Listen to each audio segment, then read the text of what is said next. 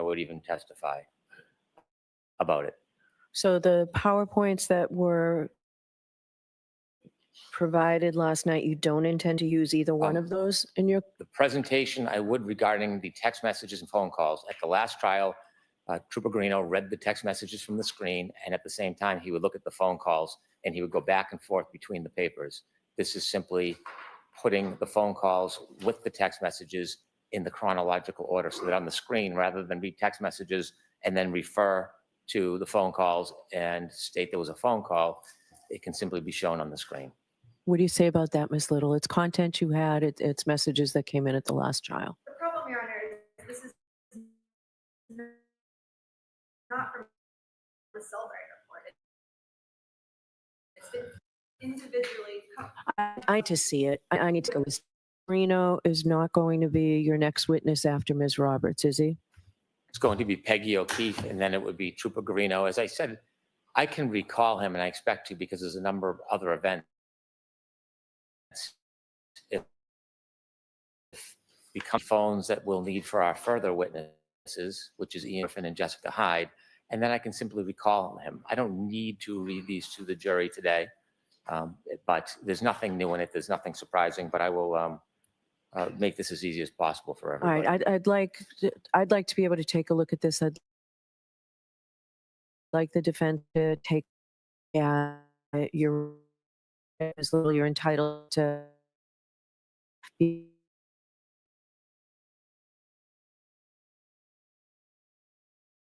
Yes, Mr. Lally's copy. So if you can get me, Mr. Clerk, would you give this back to Mr. Lally? If you can get me another copy today, that would be great.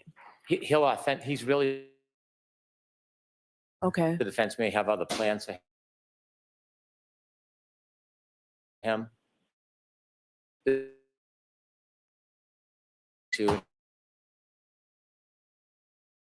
any of today through Trooper Garino. Okay. He will be not only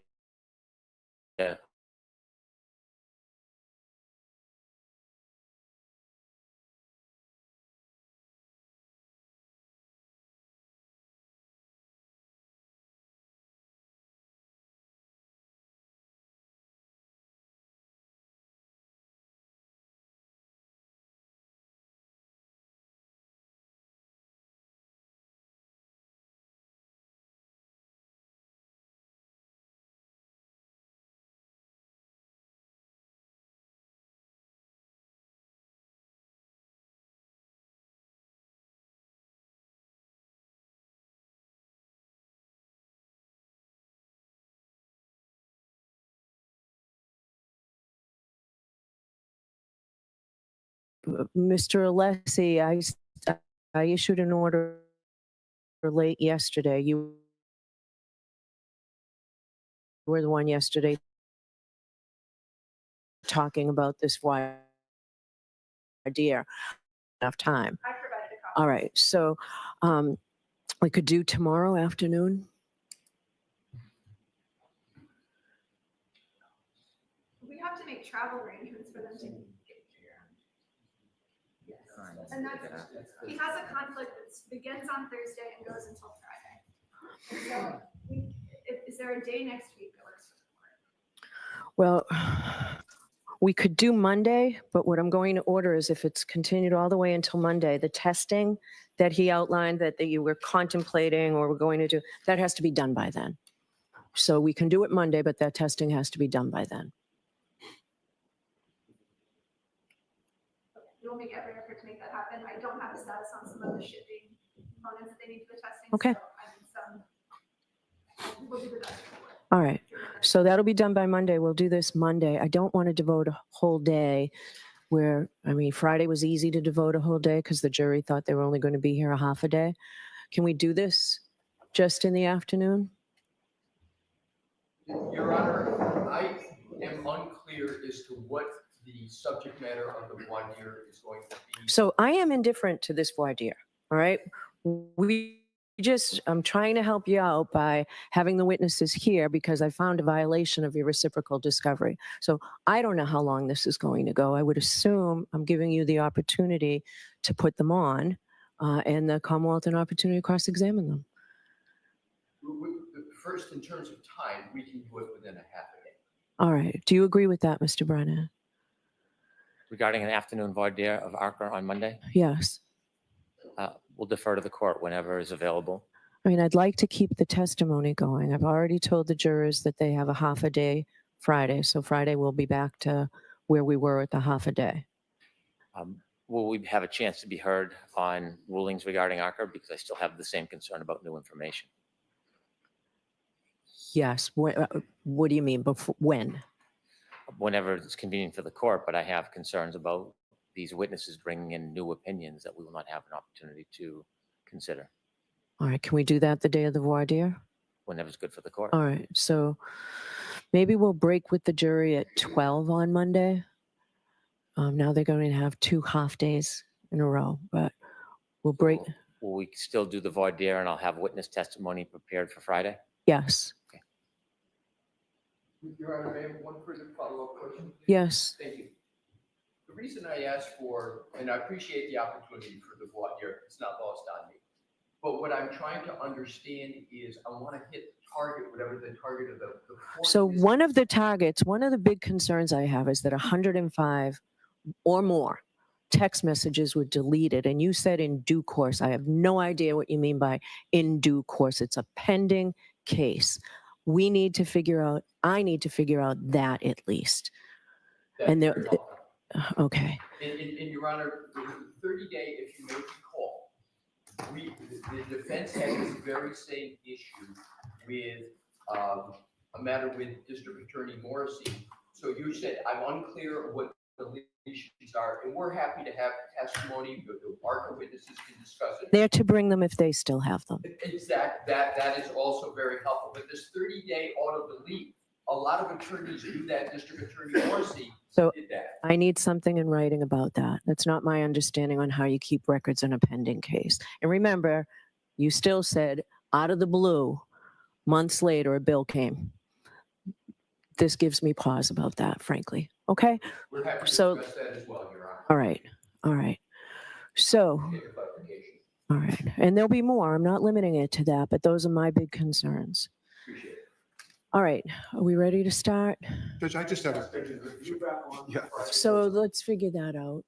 Do you want to, you know what? Let's see counsel at sidebar about schedule.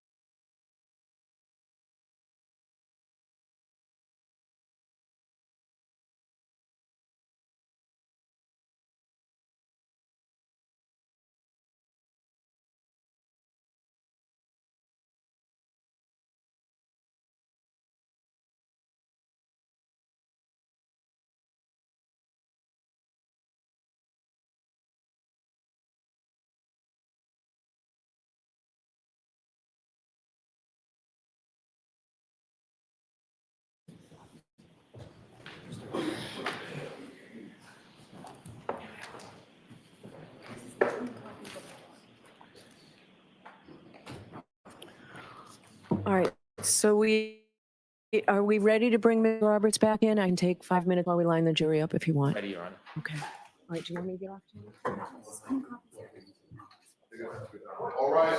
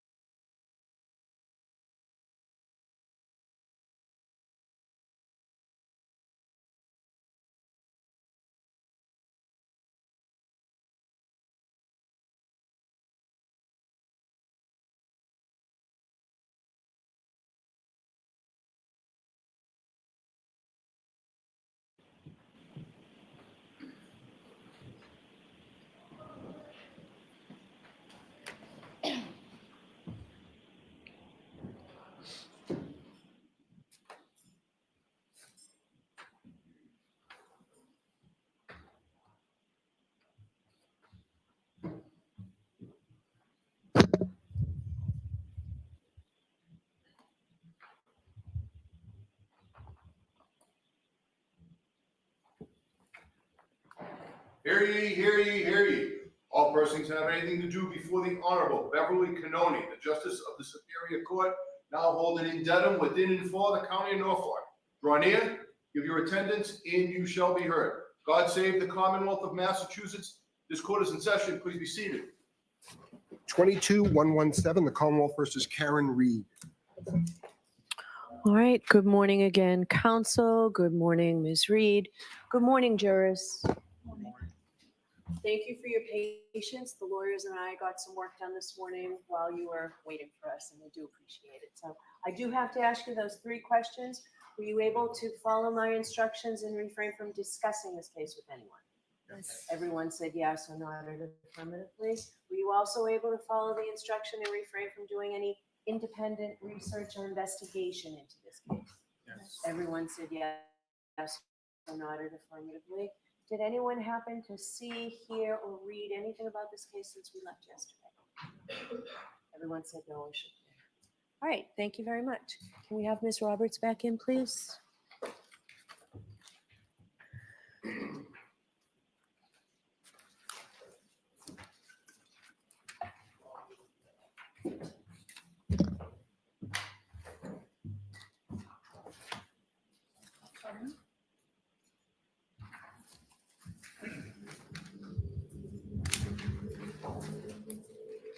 Mr. Roberts, I'll remind you, you're still under oath. You may take the stand. Thank you. Good morning.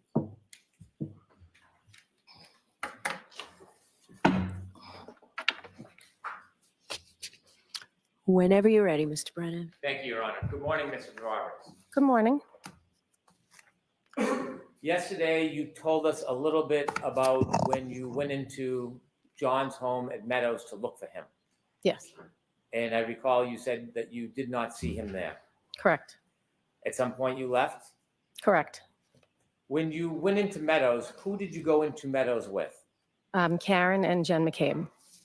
Have you ever seen any video from a Ring camera depicting you and the defendant and Miss McCabe going into the home? Yes, I have.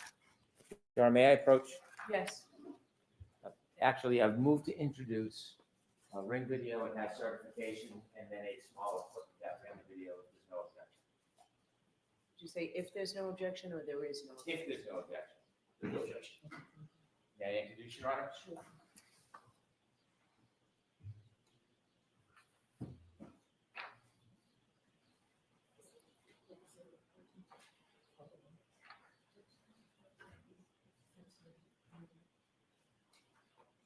Exhibits 12A and 12B.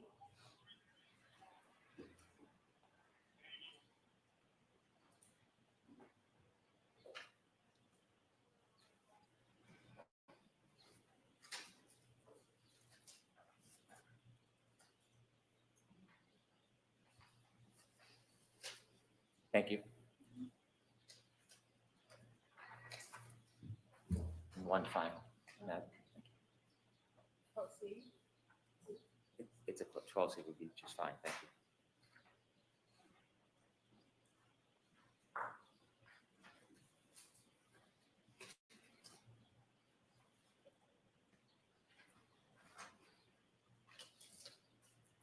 Your Honor, if I may note, 12A is the Ring video from 12 Meadows. 12B is the certification from Ring. And 12C is a clip of a piece, a portion of 12A. That's accurate. Yes, thank you. Thank you.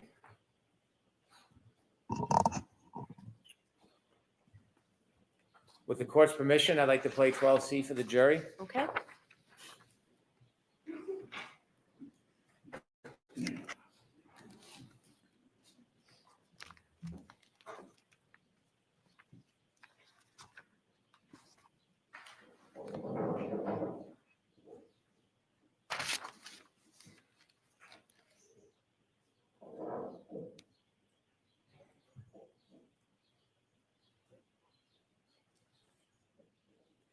Thank you.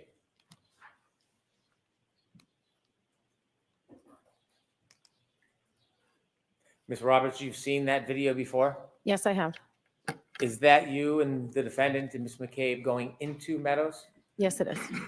When you came out of Meadows, did you have a chance again to look at the defendant's tail light on her Lexus? Yes, when we left the house, she pointed it out to me. Did you stop and get a closer look? Yes, I did. I want you to describe to the jury your best memory of what it looked like. Karen pointed out and said, look, my taillight. And she said, do you think I hit him? And I said, no, I don't think you hit him. What are you talking about? Let's just go find him. But the taillight itself, the piece was missing. And as you got closer, there's a metal sort of square, and one of the pieces was sort of sticking out. And I only remember it because I thought if someone walks by that, they're going to catch their jacket on it. How long of a time did you have to actually look at the taillight? Under a minute. How close were you to the taillight when you looked at it? I was in front of it. I could see. And when you talked about the taillight, you said a piece was missing. Is this the left side or the right side of the Lexus that you saw the piece of the taillight missing? It was the right side, so it was the passenger taillight. May I approach? Yes.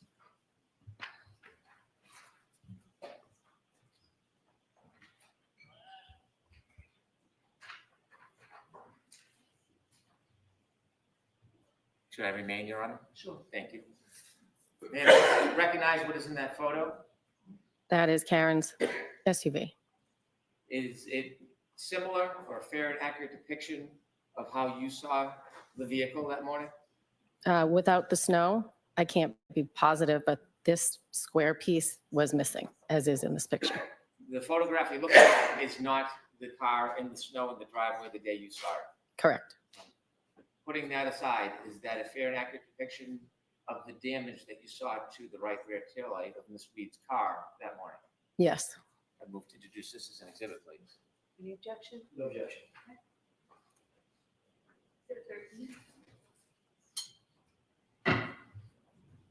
Thank you. With the court's permission, I'd like to publish Exhibit 13. Sure.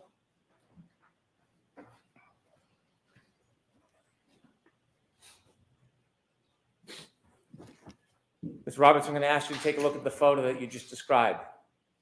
Do you see the white area in that photograph? Yes. Is that where the taillight had missing part? Yes. And where was the metal in relation to that white part that you see? If you look at the white part, it's the upper left. It's sort of like a rectangle, but it's vertical, sort of. And that's the metal part that you were concerned about? Yes, one of the side, it's almost like an encasement, but the right side, I think it was the right side, was sticking out a little bit, like out from the car toward me. Did you express any concern about the metal sticking out? Yes, because I thought at that height, it could clip someone's coat or something if they were walking by. You mentioned the defendant asked you if you thought she hit somebody. Correct. How many times did she ask you that? She asked me that in the driveway. How many times? She said, do you think I hit him? Do you think I hit him? And my answer was, no, I don't think you hit him. I'm sure you hit something because your taillight's broken, but I don't think you hit him. Why would I think that? Did you have any reason to think at that point that she hit anybody? No. Did she ever repeat that phrase or question in the same or similar manner again that night? She did at the scene where we found John, Before or after you found John? after we found John. Okay, so we'll get to that then. Could we please take that picture down, Ms. Gilman? How far of a ride is it from Meadows to Fairview? I don't know, maybe 8 minutes. So when you left John's house at Meadows and you traveled to Fairview, you said you were driving. Yes. Was there any comments or conversation from the defendant on that ride? There was talk of Bella's mom, who lived near Jen's sister. There was talk, and I said, where is Fairview? And Jen said, it's off of Chapman, so it was near Spring Lane. And I knew of somebody previously that John had dated on Spring Lane, so I brought it up thinking, could he have gone there if he was walking home? I don't know. I didn't know where he was or why he was missing. Describe the mood in the car. Well, it was scary driving, and Karen was, frantic, and she was yelling. I don't even remember at this point what she was yelling, but she was yelling. She had an elevated voice. She would be in between us while I was driving, and she would sit back in the back seat and be in between us. Did you have any words with Miss Reed? I told her to shut up several times because I was trying to drive. I couldn't concentrate. I told her to sit back and buckle up because it was bad driving. I didn't want to get into an accident and her not have a seatbelt on. How often was the yelling on the way to Fairview? Oh, several times. It was like you couldn't control her. And I was trying to drive in a blizzard. You went down Spring Road before you get to Fairview? No, Spring Lane is before Fairview off of Chapman. And did anything remarkable happen on Spring Lane? I'm sorry? Anything remarkable happen on Spring Lane? No. More of the same? Yes. Now, you mentioned yesterday that when you got to Fairview, the defendant began kicking your door. Yes. When you looked out, you didn't see anything. I did not. And at some point, you ran over to where Miss Reed was. Yes. Tell us what your first observations are when you get close to the defendant. Well, it was a shape of a body, like the length of a body, shape of a body. She ran over and I said, oh my God. I jumped out of the car. I ran over and she was lifting up his shirt to try and warm him, I guess. So I went over to his head and I began to dig his head out of the snow. Can you take us back and describe for us what you're seeing? His body was completely covered, but his head was completely covered. So I started to dig around his face and his eyes, and his left eye was fine, but his right eye looked like it was huge, like he had something happen to it. And after that, I told Karen to get off him. We were going to start CPR. I had been certified at work through the American Red Cross, so I knew chest compressions were more important. So I started to do chest compressions, and I yelled to Jen and told her to call 911. Karen was trying to do mouth to mouth. I don't know if she knew what she was doing, but I knew chest compressions were more important, so I concentrated on that. I yelled for Jen. I carry blankets. I have 2 kids, so I carry blankets in the car. So I yelled to Jen to get the blankets. I don't know what I thought I was doing with blankets, but I wrapped them around his head, just thinking we're trying to warm him up. He was covered in snow. When you first ran over, you mentioned that his head was covered in snow. Was his head fully covered in snow? Yes. When you look down, could you see who it was at first? At first, no, I had to dig him out. When is it that you realized that this was your friend John? When I cleared the snow off his face. Did you feel his skin? Did I feel what? His skin. Yes, And could you tell us how it felt? it was cold. Like he had been there in the elements for a while. You mentioned that his head was covered with snow before you brushed off the snow.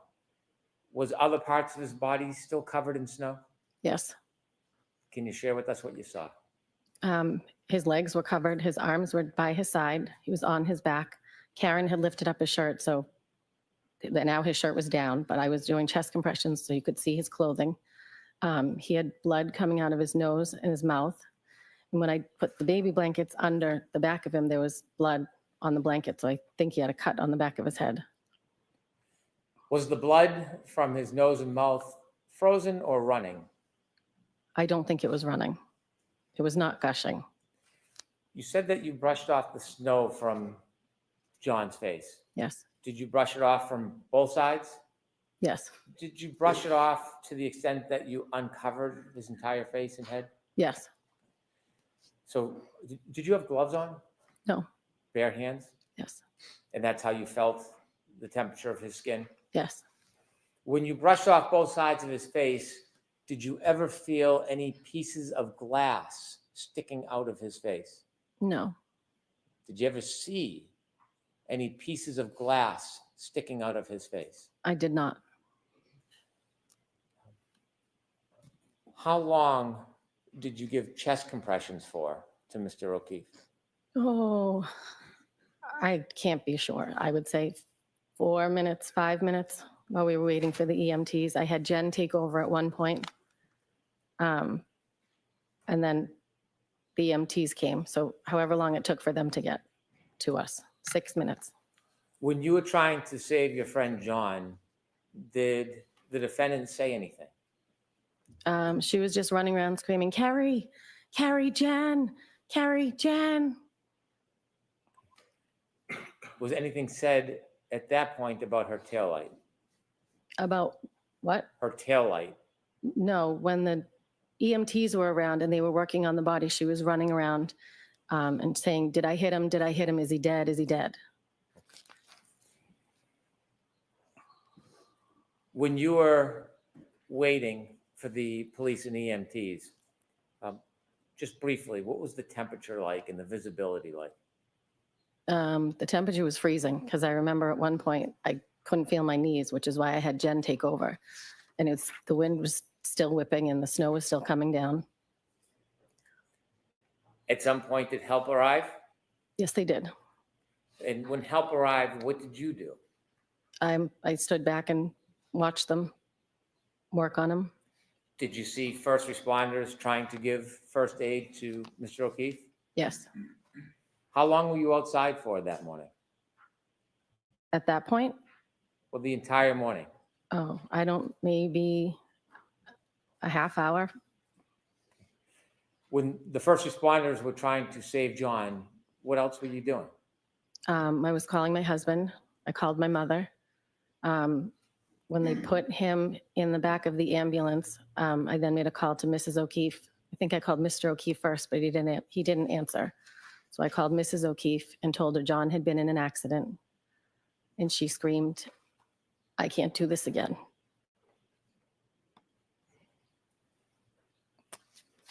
What did you do after that phone call? The police put Jen and Karen in the back of a cruiser. And I was looking in the ambulance to see what was going on with my friend. So I was standing outside of the cruiser. They were inside. I was standing outside just watching. And Karen was saying, is he dead? Is he dead? Is he dead? And I said, no, they're working on him. I can see tubes moving. I can see them moving. If he was dead, they wouldn't be working on him. She grabbed the front of my shirt and said, are they working on him? And I said, yes, they're working on him. At this point, I think I was in shock. I didn't know what was going on. I didn't think he was dead. I thought they could save him. I knew he was in the EMT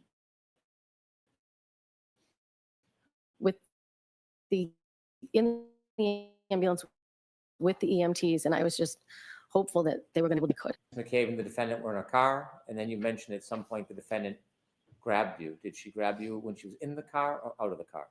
She was in the car. I was outside of the car. At some point, did the defendant, Ms. McCabe, get out of the car? Yes.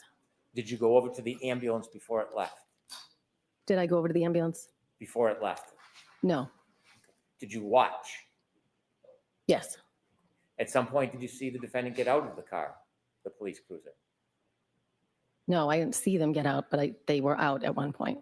They were what? They were out of the vehicle, but I didn't watch them get out. I was watching the ambulance. At some point, you saw them out? Yes. And did they watch, or were they near you when you were watching the ambulance? Did what? Were they near you when you were watching the ambulance? I don't know. I wasn't concentrating on either one of them. I was concentrating on my friend in the ambulance. When you were trying to save Mr. O'Keefe, did you ever see any signs of life? I did not. And I checked his pulse. No, I did not. After the ambulance took John to the hospital, tell us what you do next. I left. I told Mrs. O'Keefe, I said, I'm going to come get you. She said, well, I'm going to have Braintree Police take me to the hospital. As we're driving, she was on the phone with her mother. And I think when we were driving, we got all the way to the elementary school. And Karen said to me, if anything happens to John, I'm going to kill myself. You're going to have to take care of the kids. And I said, nobody's dying. Nobody's killing themselves. Let's not think about that. And then one of the officers called me and said, do you have Karen Reed with you? And I said, yes. And he said, could you please turn around and bring her back? Her parents are saying that she's suicidal, so we're going to take her to the hospital and section her. I said, okay. I didn't get far, so I turned around, went back. At some point, she was on the phone with her mother, and I got on the phone with her mother and said, I'm going to be heading to the hospital. Let me give you my phone number.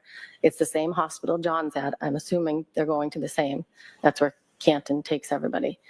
And her mother said, please make sure that they don't let her have her bag. There are things in her bag, medicine I don't want her to have. So I said, okay, I will.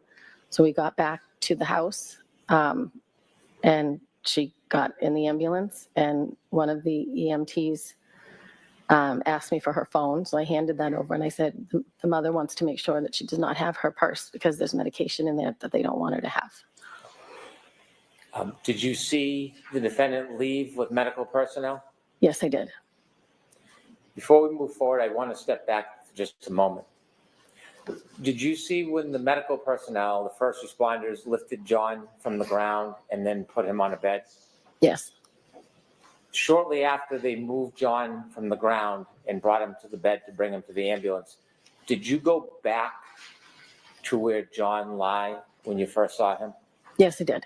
Why did you go back to the spot where John was lying when you first saw him? When they lifted him up, there was grass underneath him, and I could see his phone. So I went over and picked up the phone and the 2 baby blankets that were left on the ground. So let me ask you, when you went back to where John was lying on the ground, you said you saw grass. There was not snow under him? No, there was not.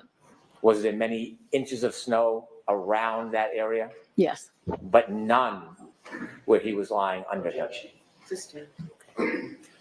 You said you picked up a couple of items. Yes. Could you repeat that again, what you picked up? I picked up John's phone and 2 blankets, the blankets that I had Jen get out of the car. What did you do with John's phone when you picked it up from the ground? I put it in my pocket and gave it to a first responder when they came over, or I handed it off to a first responder. And the blankets you picked up, were they in the ground area or on snow as well? They were, I don't remember. Okay. How long after you put the phone in your pocket, do you remember when you gave it to a first responder, how long you had it for? I don't remember. Do you remember the time that you picked up the phone? I do not. Have you seen video of that event? Yes. And does that video have times when you went over and picked up that phone? Yes, but I don't remember. Somewhere around 6:12, 6:19. And you don't know how long you kept it in your pocket before, until you gave it to a first responder? I do not. At some point, did you get in your car during that morning before you left and drove from the scene? Yes. Do you know if John's phone was still in your pocket when you first got into your car? I don't know. Was your car heated that morning? Did you keep Yes. it running? Yes. And was the heat I on think I it? kept it running the whole time. I don't even think I shut it off. I see. I want to now step forward to where you left us when you said that you had spoken to John's mother, Peggy. And did you decide what you were going to do next? After I dropped Karen back off at 34 Fairview to get in the ambulance, I then made my way to Braintree, barely. I was on the highway. I was the only one on the highway. I spun out a couple times. Can you describe right what you mean by spun out? near, the driving was, no one else was on the road. The driving was horrible. So I spun out almost at the Braintree exit to get to their house. And then I got to the O'Keefe's house and I said, we are not taking the highway back to Brockton. We're going back roads, which is a much longer way, but there was no way I was putting us in the car on that treacherous. When you went to the O'Keefe's house, you mean Peggy O'Keefe and John O'Keefe Sr.'s house? Yes, John's parents. That's different than Meadows Road. Correct. When you got to the home, did you go in?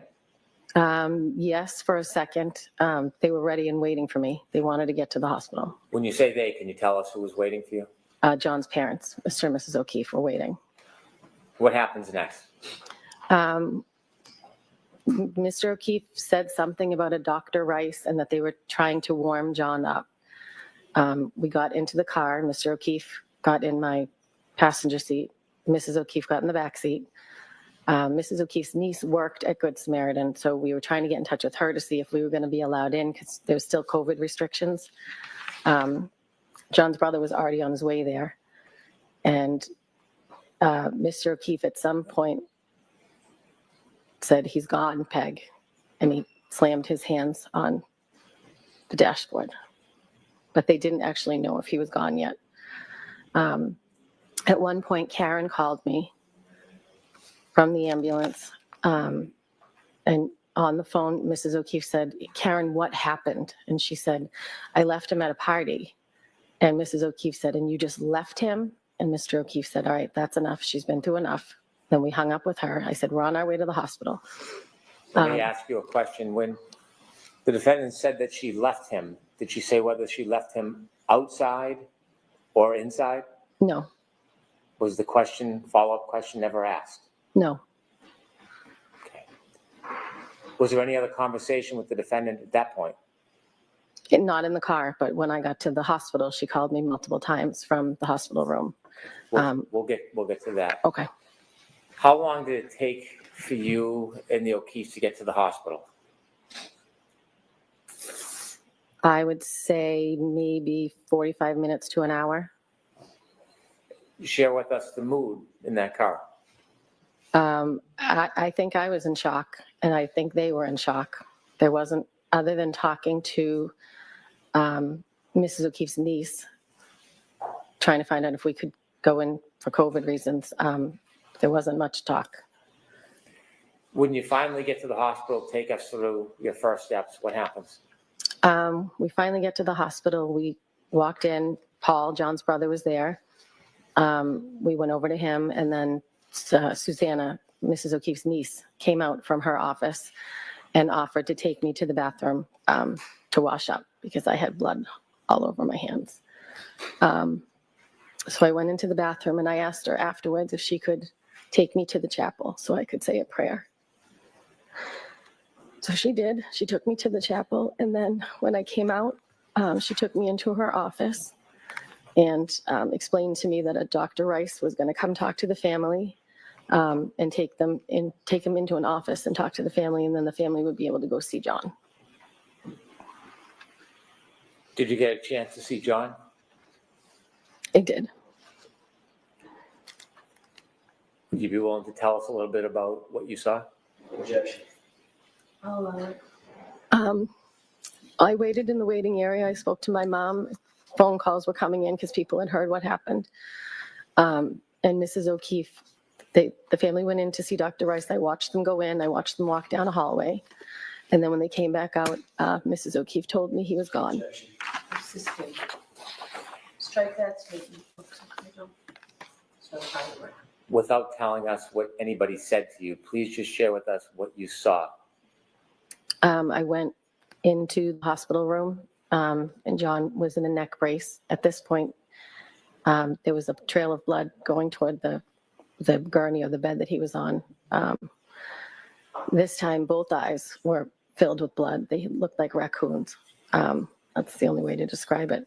I thought he was going to look better seeing him in the hospital because he had been worked on, but he was not. There was much more blood. Were there any other ways that John looked different in the hospital? First brushed the snow off his face in the front of Fairview? When I brushed the snow off his face, his left eye was fine. It had an ice cube on it that I pulled off, but the right eye was out to here, like a golf ball. When I got to the hospital, both eyes were swollen with, it looked like blood. They looked purple. Your Honor, may I approach? Yes. May I quickly approach sidebar? Okay.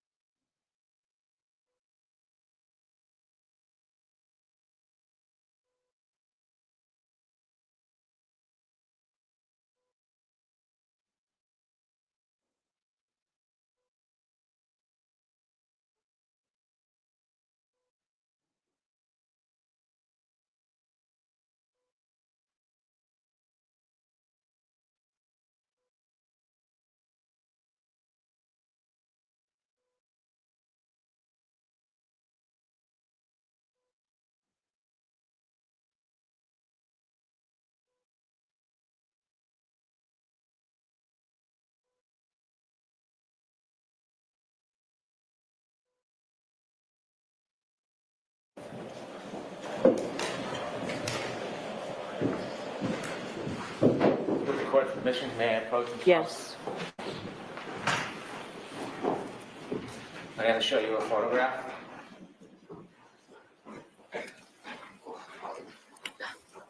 Yeah. Recognize it. Yes, I do. Is that how John looks? Yes, he did.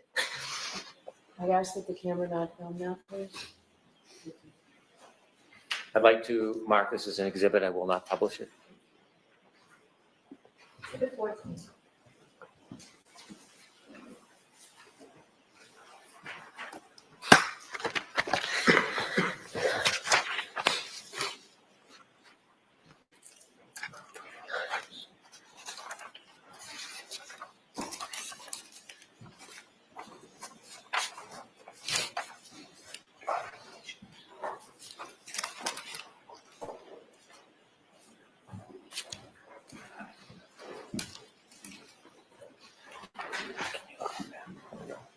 May I approach her? Yes.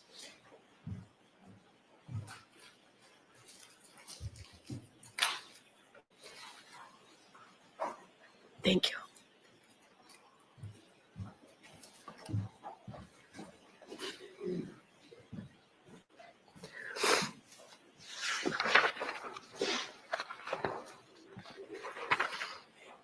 Are you ready? Yeah. Okay. After you last saw your friend John, what did you do? After the hospital, I'm sorry, ma'am? yes, I drove. Well, we went back into the corridor with the family. And Karen at one point called from the hospital asking me, she said her father was on his way and could I go over and greet him or bring him to the O'Keefe's when he arrived? And she described him. Her father did arrive, so I went over and said, "Are you Mr. Reed?" or something of that nature. And I said, "Mr. O'Keefe would like to speak to you." So Mr. Reed went over and spoke to Mr. O'Keefe. And Paul and John's parents and I, we didn't know next steps. We were waiting to see if we could leave or if we have to give information. And eventually we were able to leave. So I drove Mr. O'Keefe home and Paul drove Mrs. O'Keefe home to John's house. Before you left John, did you take a bracelet from him? When Mrs. O'Keefe and I went in to see John in the hospital, there was a bracelet that was on his right wrist. It was a blue, like rubber bracelet. And that bracelet was made when his sister passed away and her husband, and he wore it all the time. Mrs. O'Keefe still wears it to this day. Did you drive the O'Keefe back to their home? I drove Mr. O'Keefe back to John's house, and Paul drove Mrs. O'Keefe back to John's house. You went back to John's house on Meadow. Yes. When you arrived at Meadow with Mrs. O'Keefe, did you go in? I arrived with Mr. O'Keefe, and no, I did not go in. What did you do next? I went home.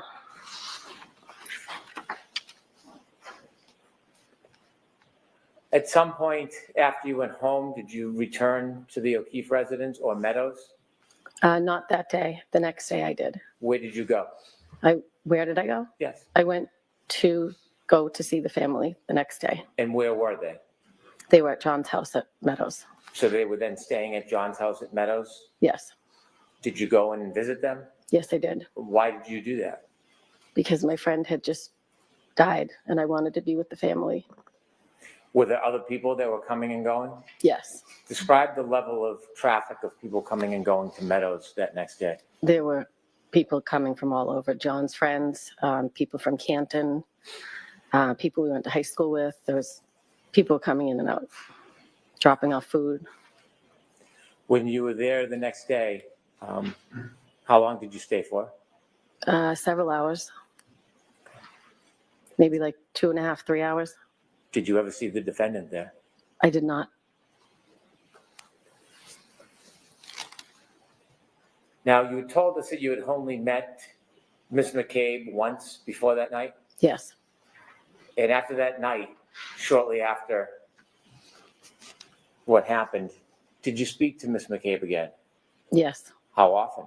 Very often. We wanted to know what happened to our friend, so she would call me. I'm going to allow that.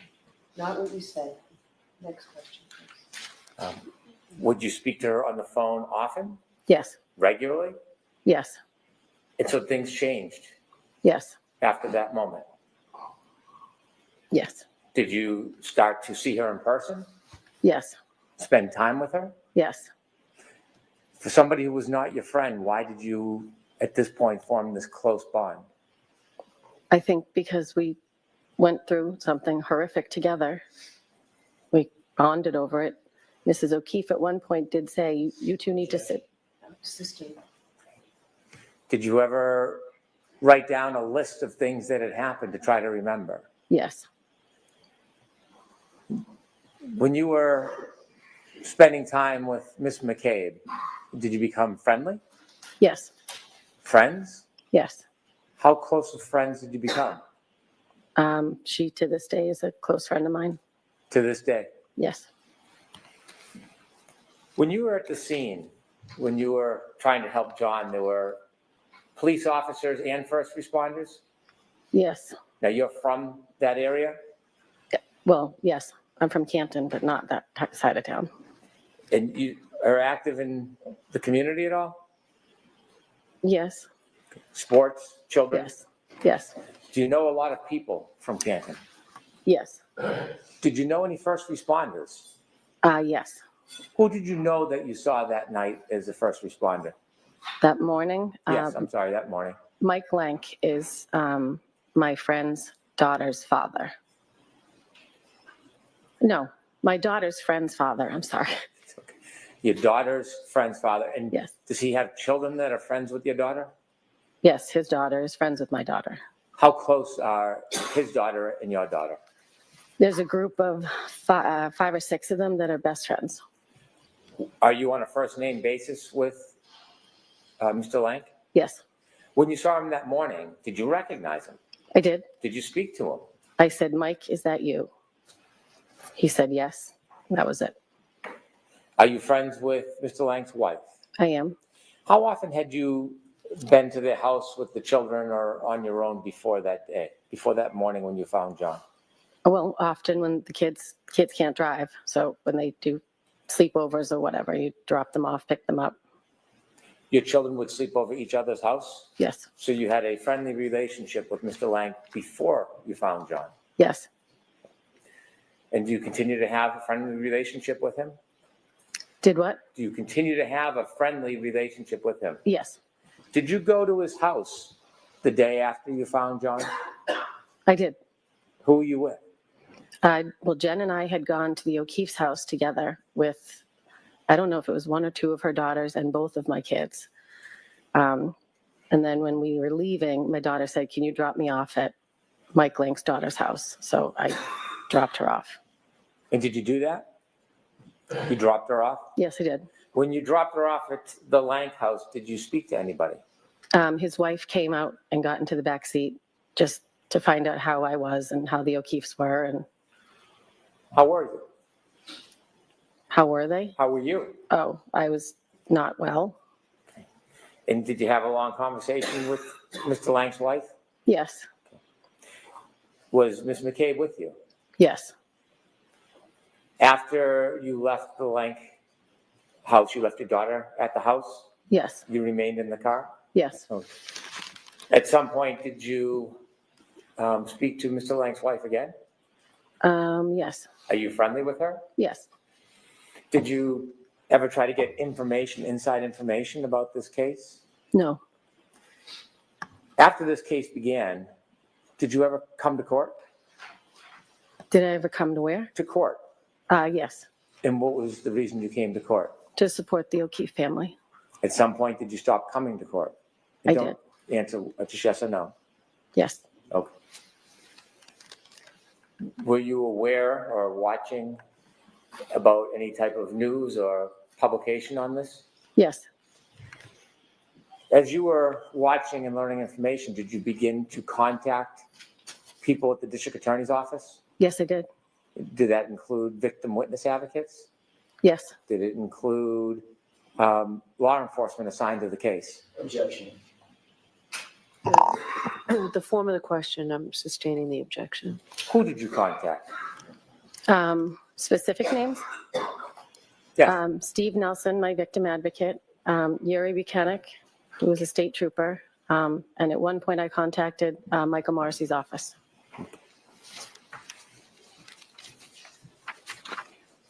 Do you remember at any time being interviewed by police officers or state police about this case? At my house on January 29th. So that same day you found John, you were interviewed? Yes, Do you remember who interviewed you? I do not. Do you remember your mental state at that time? I was not well. It was in the evening at some point. Were you interviewed at a later time by any other law enforcement? Yes, Okay, where were you at that next interview? I think I was at Jen's house. We were making a timeline together when 2 law enforcement showed up to question her. But I happened to be there, so they took us in separate rooms and questioned both of us. Were you sober at that point? Yes. And what was your mental state then? Still, we hadn't even had a funeral. So I was still, I couldn't believe what was happening. And after John's passing, did you still continue to help out with the children? Yes.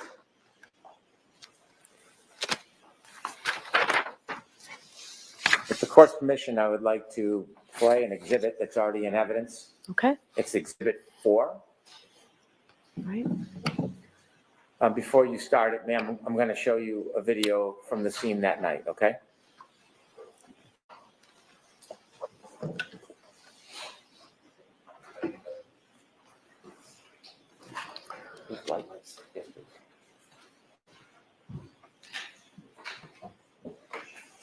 Ms. Gilman, is this sound? Thank you. Could we start at 6:09:50, please?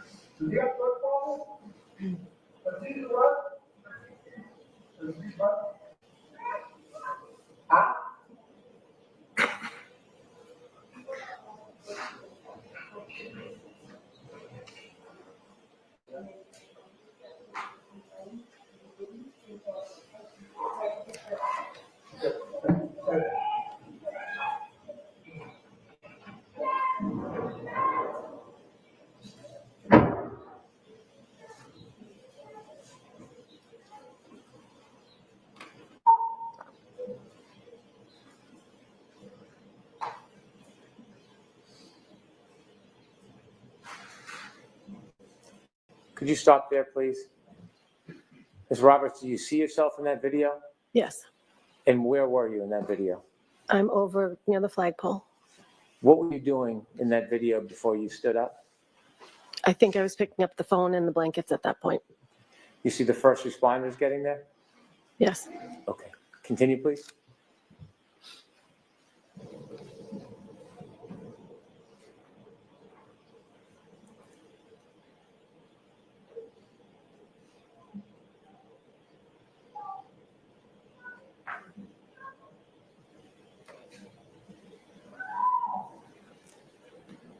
Is that you with the fur on the hood? Yes.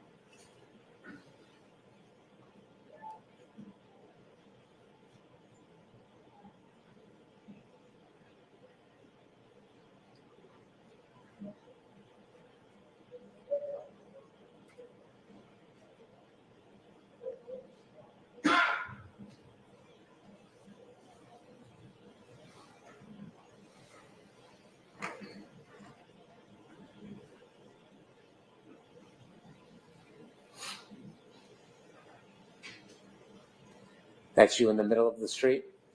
Yes, I'm to the right of the car.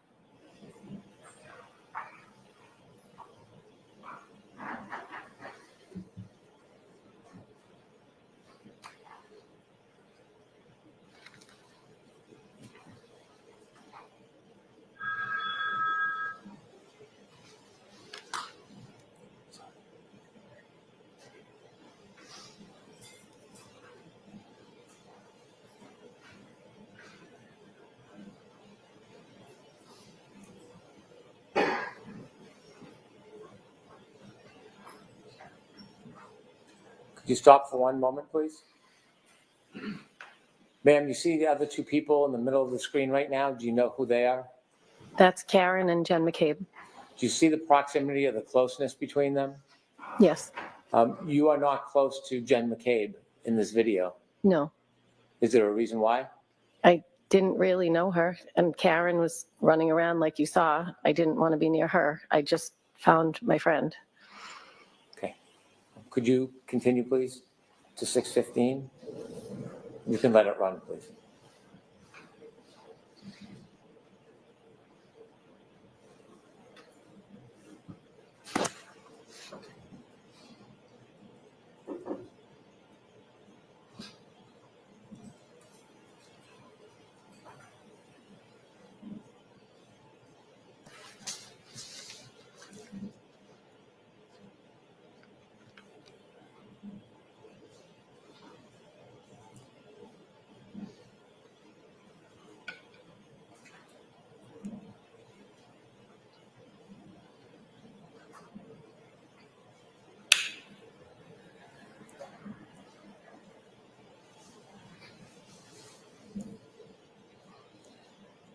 Stop, please.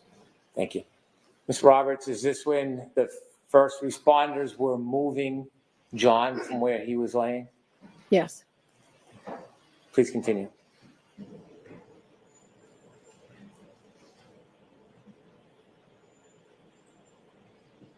Could you continue to watch the area near the flagpole, please?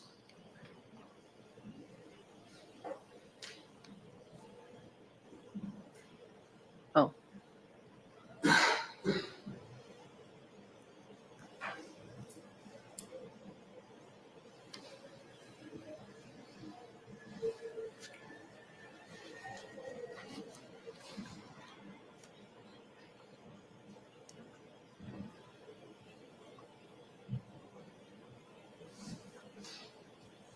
Stop, please. That last 15 or 20 seconds of video, did you pay attention to that, Ms. Roberts? Yes, that was the moment that I picked up the phone and blankets. Not before. I don't know what I was doing before when you asked me. And that location where you picked up the phone and blankets, was that where John was lying? Yes, it was. And is that where you saw the ground that did not have snow? Yes, it was. At that point, had you put the cell phone in your pocket? Yes. If there's no objection with the court's permission, I'd like to watch a little more of the film, but if we can double speed it, so we get an opportunity to view it, I want to get to another moment in it. Okay, any objection? Okay. Thank you.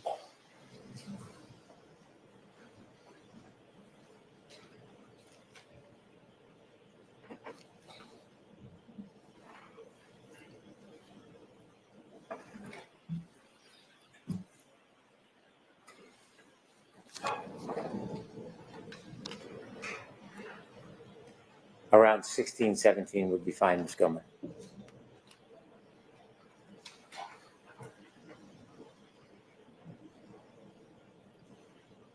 Stop, please. The person in the blue jacket, do you know who that is on the right side of the screen? That's Jen McCabe. And well, you can't see you now. Do you know where you are at this point? I don't know where I am. Continue, please.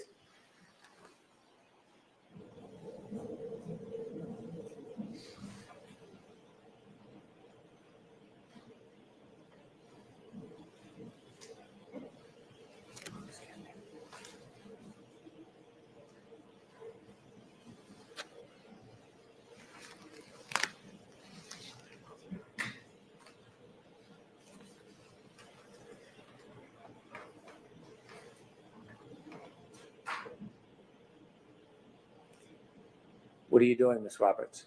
Cleaning off my car.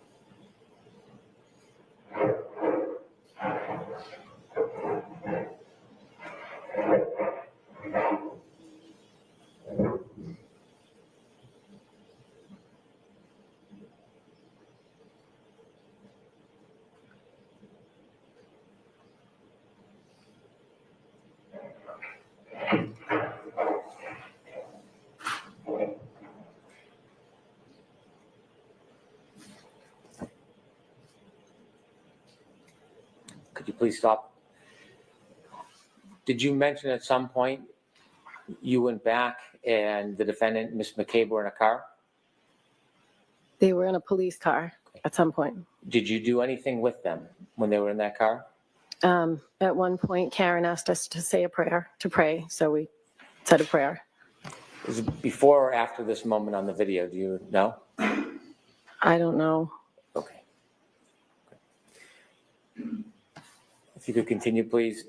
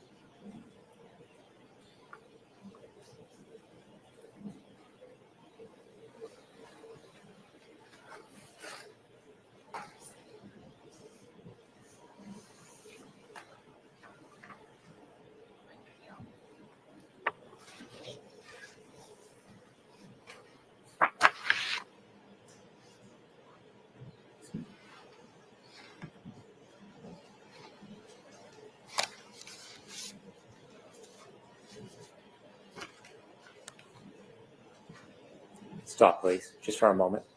Do you know where you are at this point, Ms. Roberts? No. Okay. If you can continue, please.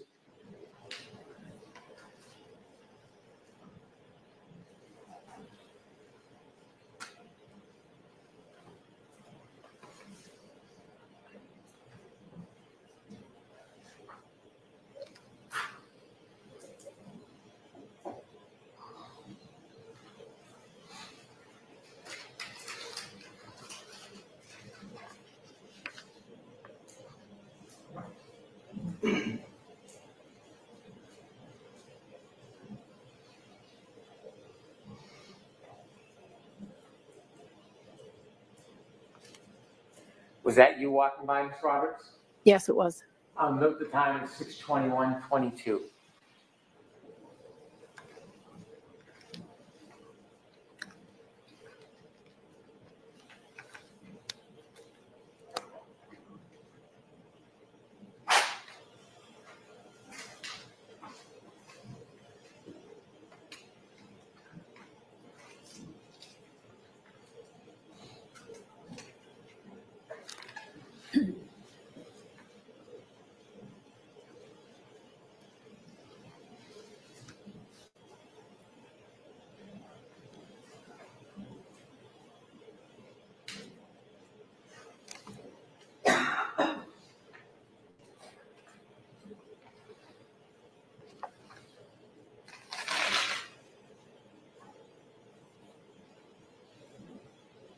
Do you know where you walked? No, I Are do you not. behind this car, this dash cam view? Say that again? Are you behind the view of the dash cam? I think it looks like I went over to the right of the vehicle. Okay.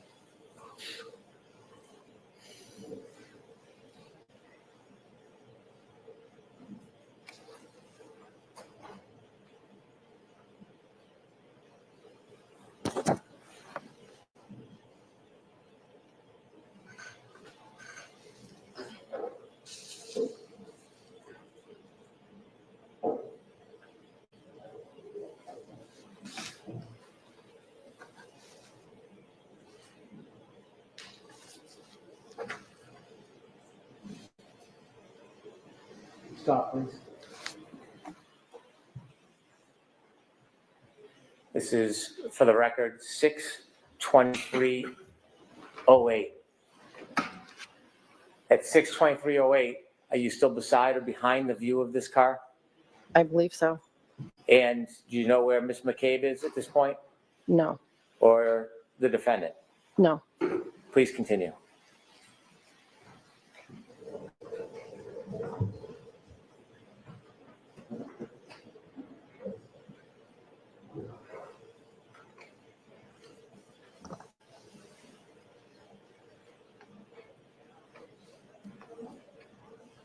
Ms. Gilman, when it reaches 6:24:18, if you would stop again.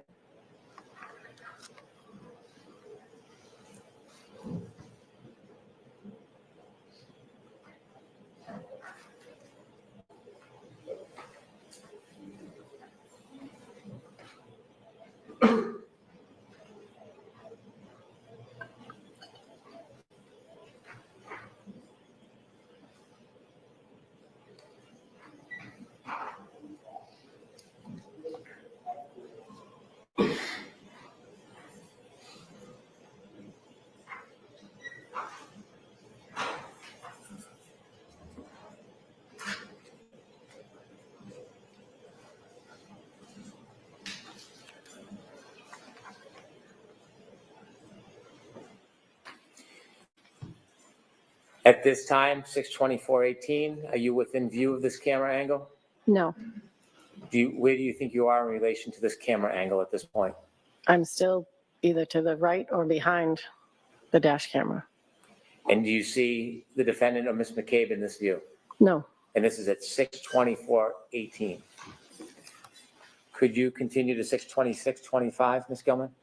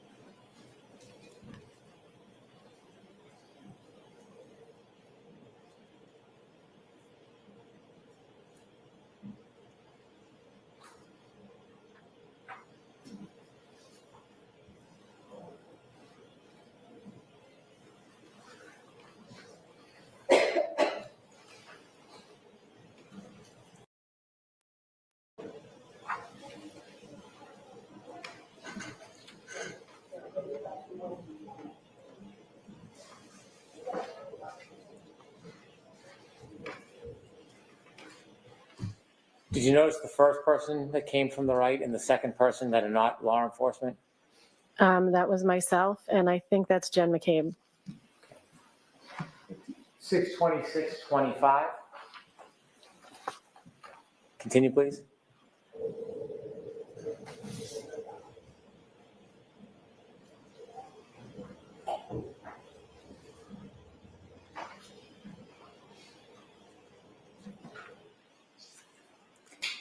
And do you know who that is on the right with the police officer? That was Karen. Do you know where the cell phone is at this point, Mr. O'Keefe's cell phone? I don't know. I could have handed it to a first responder at this point, or it could still be in my pocket. I'm not sure.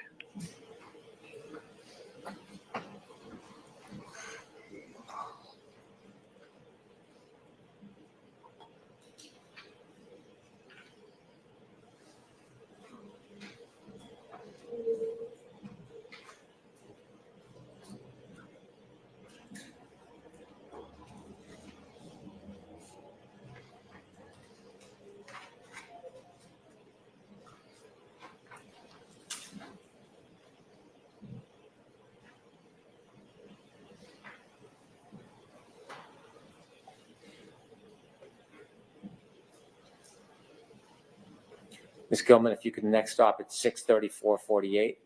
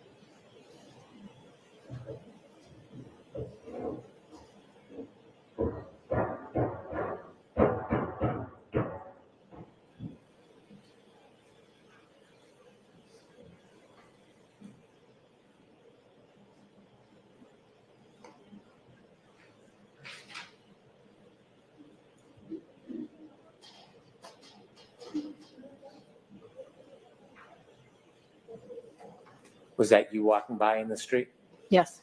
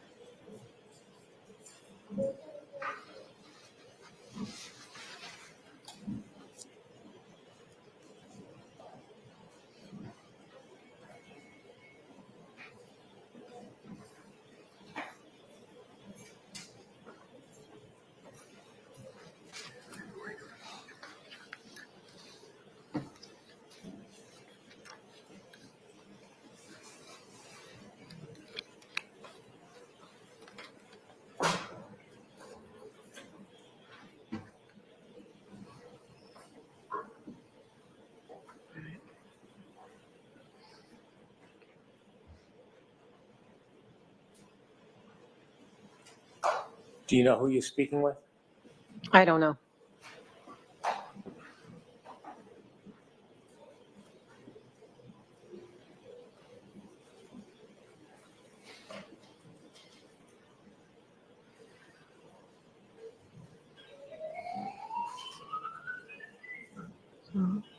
Mr. Brennan, at this point, can we pause this and take our morning recess, please? Yes, Your Honor. Pause, please. Thank you.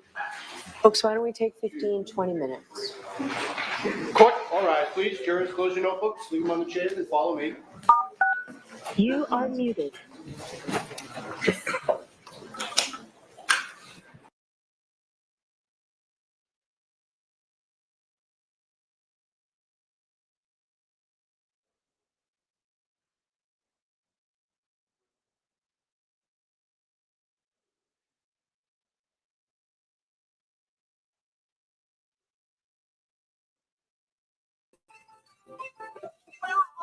Hello, my favorite people.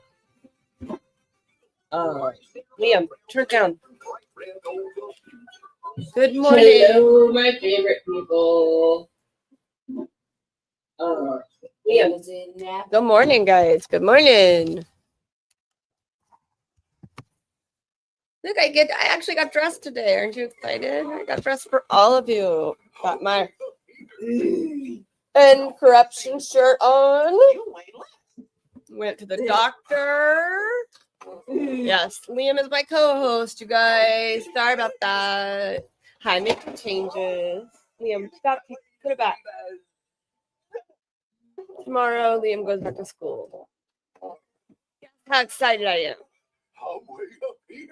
Oh, You don't weigh the same as the elephant. it's like the angels are singing. Anybody have anything they would like to say about Miss Liam? No, sir. Come here, say hi. Come say hi. Come say hi. You guys want to meet Liam? You don't weigh the Want to same meet as the Liam? elephant. You weigh Liam, come less. say hi. You guys, this is my baby. Nope. Say hi. This is my 11-year-old Liam. And Liam has nonverbal autism, he also has cancer, he has epilepsy, and he's legally blind.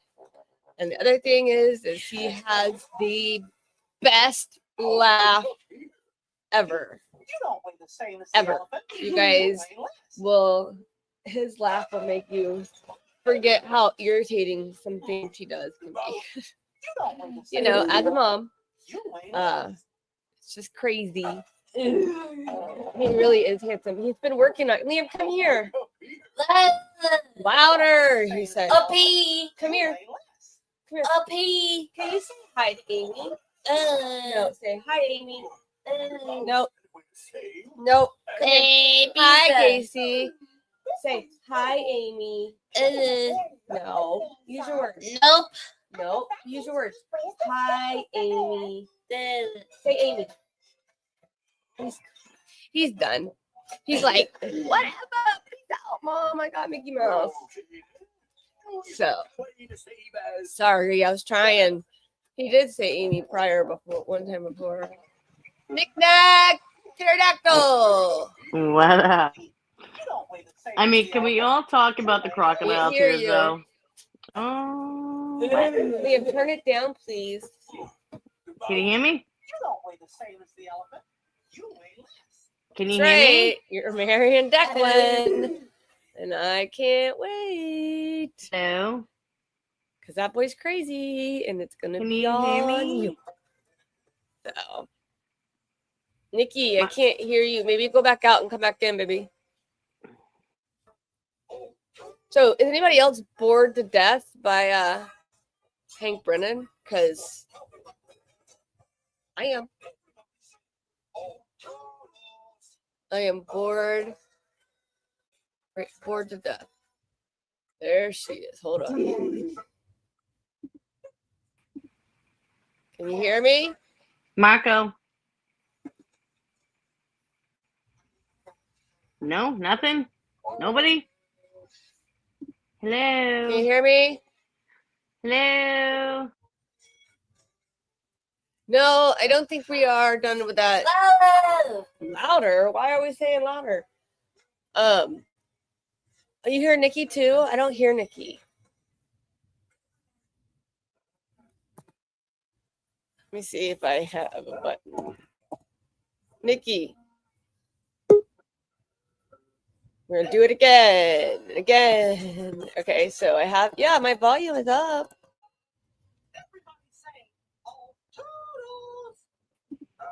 Hello. I can hear you now. Jesus Christ. I'm like, I couldn't hear you at all. Everyone's like, I hear both of you. I'm like, I can't hear nothing. But oh, Lucas is here. Hi, my favorites. Yo, how's it going? Good. How are you? Yeah, not bad, not bad. Nikki, are you joining again? My bad. What's I going hit- on? I hit the X. My bad. I'm Can gonna- you hear me? Yeah, I can hear you. Why am I seeing double of myself? Well, because I had to remove the other one. It was still up.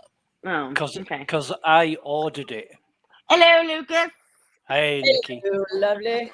Hey, Nikki, go down the mall, walk my fucking dog. No, you can't do it. I keep telling you that. And Don't it's not- forget- we don't say fucking here, by the way. Don't forget the cannoli. I'm sorry if you guys hear Mickey Mouse in the This isn't- background, this but isn't you New have York. to hear. You have to hear what I hear, okay? So Mickey What? Mouse on the Well, agenda. Yeah, but Mickey Mouse also can cause copyright strikes too, so there's also that. Yeah. Well, I can't really control my son. Turn it down, Liam. Come on, Liam. Yeah. Louder. You So- guys see what I live with? What Yeah, did you I've seen. What did you think about Kerry Roberts this time round? Oh my god, I think can't. Spraying out her ass and adding a bunch of shit to a story. Lucas, she you didn't say. said she had the same story as last trial. Well, I think you're wrong. It's You a wrong, little Lucas.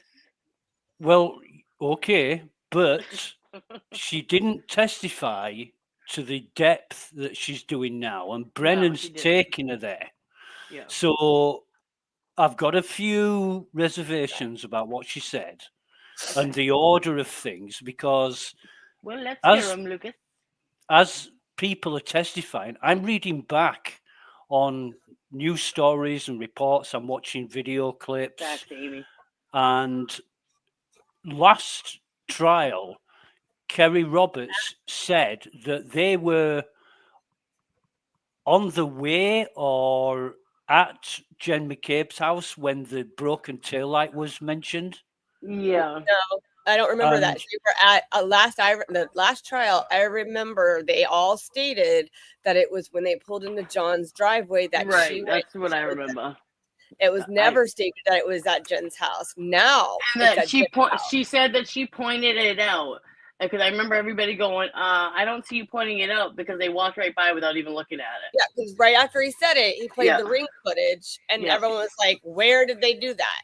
Right. And then exactly. they were like, after they were leaving when she did it, and they don't have that video. That video is missing.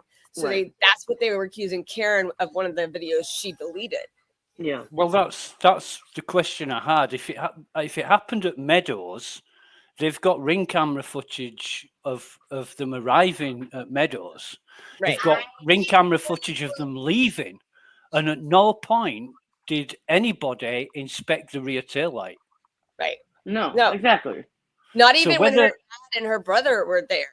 Her dad was wiped off the back of the car, and he never even saw Yeah. anything. Yeah, but If there whether was it was out. whether it was mentioned at Oh, guys, Jen we've been streaming McCabe's for house. 1 hour 43 minutes. So 143. I love you all. I Sorry. love you too. Keep going. whether it was mentioned at McCabe's house or whether it was at 34 Fairview, it was definitely before they got to Meadows. So yeah, I've got questions about that. And She all also the said when he picked up her phone, when she picked up his phone, that story does not match either. yeah, I remember her saying she put it in a pocket and she yeah. gave Then it she to handed one it of off the to Lang. paramedics. Right. but now she doesn't know how long. I kept thought she it handed it to pocket, Lang. and she has been walking around with it this whole time, and so that's explaining why his phone was moving now. Yeah. All of that is different. No, the timeline doesn't match. The timeline just, if they're, and I know where Brennan's going with this, because there's oh God, Amy, what do they call it? It's the thermal something or other on mobile phones. It's an application software that you download to your phone, and it gives you a readout of your battery.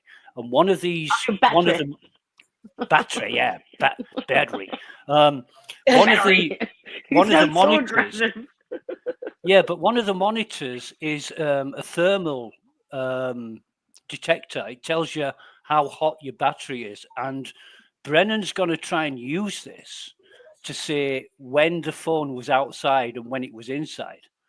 Also, he's going to try and say that because Kerry Roberts had the phone in her pocket, that accounts for the movement. You know, the Right. 234 steps or whatever. Yeah. But the But that's timeline, it's not up and down the stairs. yeah, but the timeline doesn't match because this is like 6 a.m. Right. in the morning. Right. And him taking 234 steps was whatever, at midnight or whatever. Yeah. So, and you'll notice that Brennan loves to present evidence without any timelines or metadata. Oh, of The course. other thing That is- metadata doesn't exist in this case. Yeah, in So, this case, we don't have metadata, but in every other case, it yeah, matters. well, that's the all important factor because you get file creation, modification, usage, you get all the timestamps with that. And without any timestamps, it's just open season. You can say it happened whenever you wanted it to happen. Right. Well, the other thing that she said is that Jen took over compressions, and Jen never once did. Yeah. once Yeah. touched Yeah, it. Nope. exactly. And that's a huge lie. And she said it. Make sure it's like twice. Karen was the main one doing CPR, period.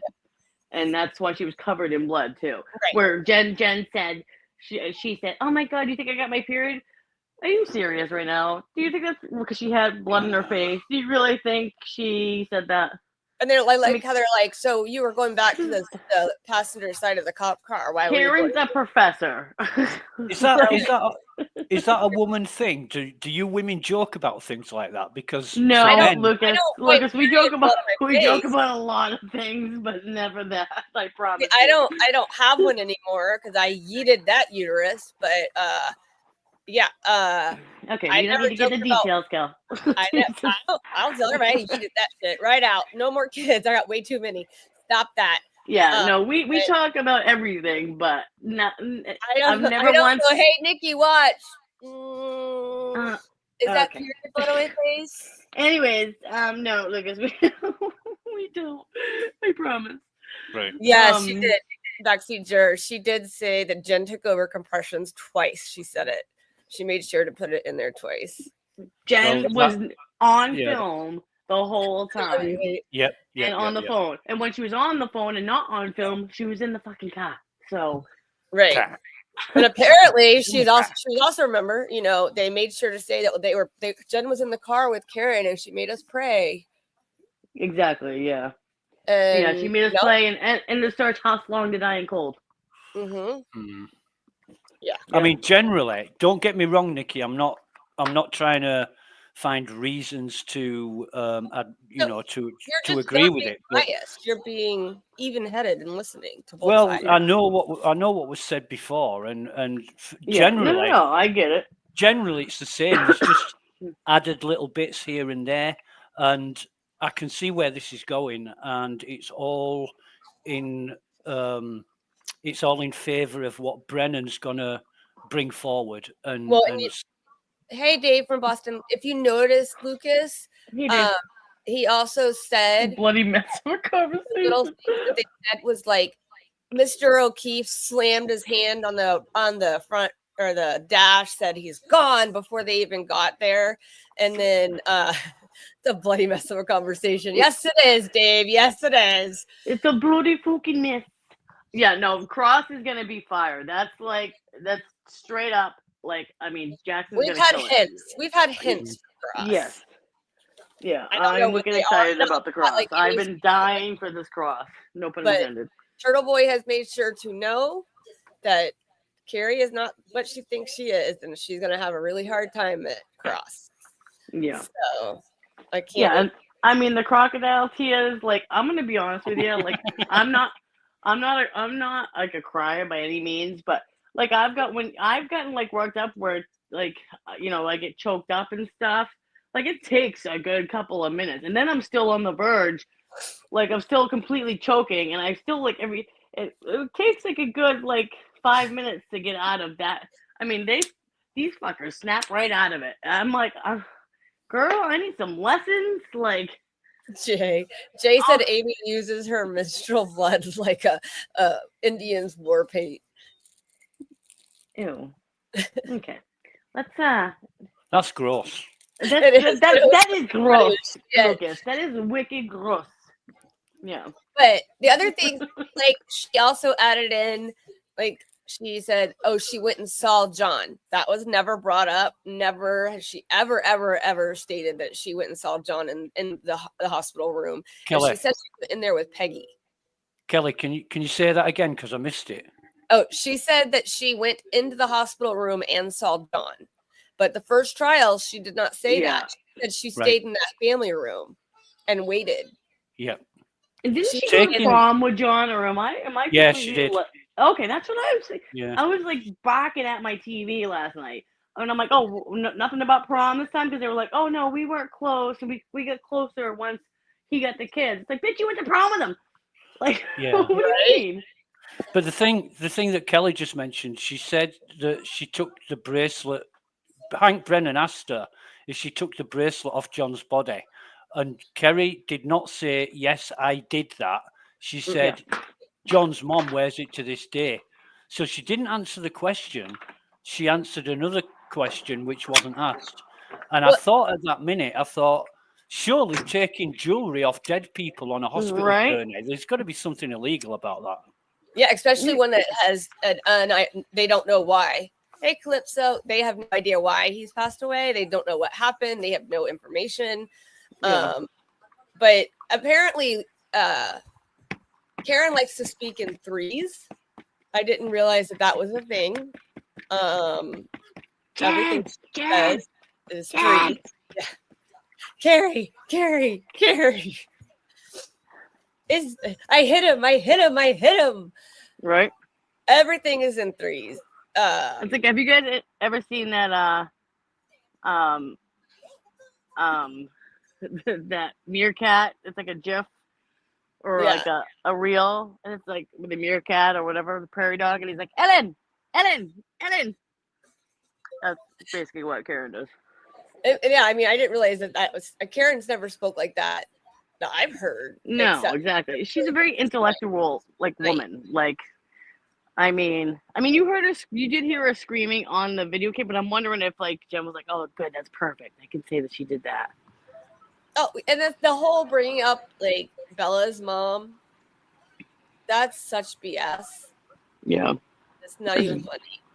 Like they're making up the things that what Brennan is doing is he's taking the holes that was in the story in the first trial, and he's trying to fill it and adding testimony in different spots of what she supposedly did to make it fill those spots so it looks like there's no holes.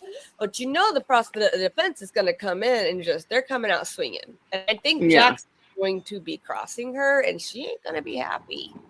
Yeah.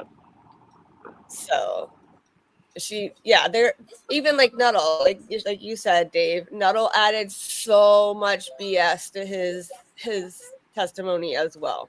And tell me, how often did they sit there and get their script and to be told to like how long have they been practicing that script? Because Oh she's my still God. messing up. She's still I ain't mean, doing it. This was on the timeline. I'm sure. You got to say this, okay? Then Carrie, then you say this, and then I'll say she said Jen. Nah, you're doing the voice all wrong. Oh, sorry. You got to talk like Moe from The Simpsons. Oh, will you show us how to do it? Well, it's a bit like this, and you know, we're gonna do it like this way and that way. And is that okay, Your Honor? And John! I'm gonna get some more beer for Homer. Oh my gosh. I have to say, I've talked more about The Simpsons this week than I've ever talked about them in my life, just so you know. And rubber but- sheets. In rubber sheets, yes. My husband died last night with that. Oh my god, He I was dying. Sean was like, okay, you need to go. You need to go out to the living room or go to bed. I was like, okay, lady, take a goodbye. I had to put my earpiece in so I could listen to the rest of it. The rubber sheets and the dust. Amy, what'd you call it? And I love that Mark. The thinks dirty duster. This is just a messy fun because I had to go to the doctor and I didn't want to mess with it. And I was like, oh, I got to get dressed. I woke up to a lot of work this morning. Special needs children are very hard sometimes. So today was one of those mornings. Oh dear. Hey, Leah. you don't listen. You leave Steve alone, okay? Okay, not special needs husband is not what I said. I love I Steve. said so. special needs child. I was just kidding. I The said- dirty, Yeah. the dirty duster. That's what it was. The dirty Oh. duster. Kill it. Yes. Oh my god, I can't. Remember yesterday, you asked me why I thought Brennan was playing videos in between calling witnesses. Yes. I was on Carl Steinberg's channel. Oh, I love Kyle. Yeah, he's great. And I asked him the question. I said, why do you think Brennan's playing videos in between witnesses? And he said, who knows? Maybe it's to influence the jury. And I thought, Yeah. Well, yeah, I listened why not? to Peter Tragos this morning. You know, my Of boyfriend course you did. doesn't know he's my boyfriend. I was listening to his account of it this morning, and he said that is always allowed because it's her words. They don't have to have a witness to say it. It's her words on tape, so they're allowed to do it. That's what he told us Right. this morning. And this is why attorneys tell you not to give interviews. Right. Exactly. Right. Because yeah. they can and will use your words against you Yeah. Mm. in any way possible. However, I also believe that, I also believe, I don't think Hank is believable. He's fucking bored me to death. First of all. None of us think he's believable. All right. Sounds like you're coming back. Yeah, Bye. coming back. Bye. See you later.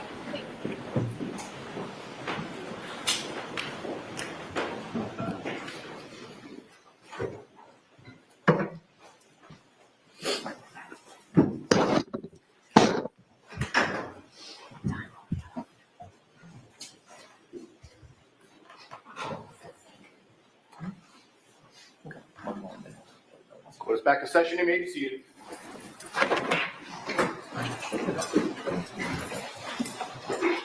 Yes.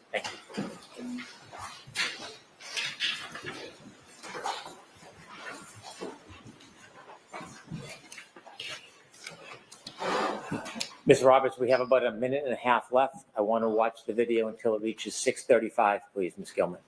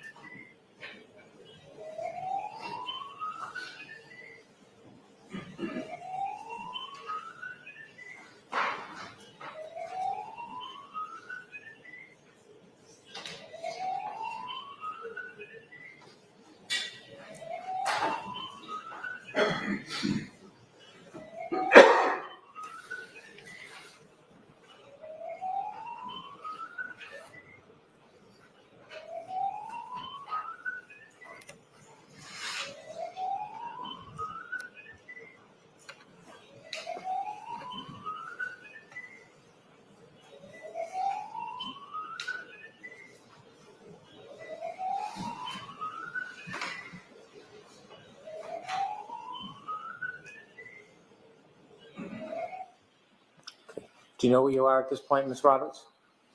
No. Could fast forward just a little bit more, please.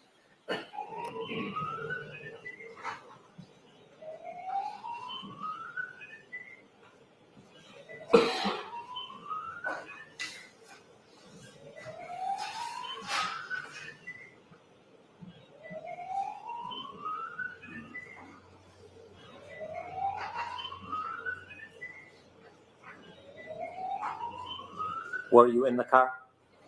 I just got out of the car. And do you remember if your car was warm? Yes.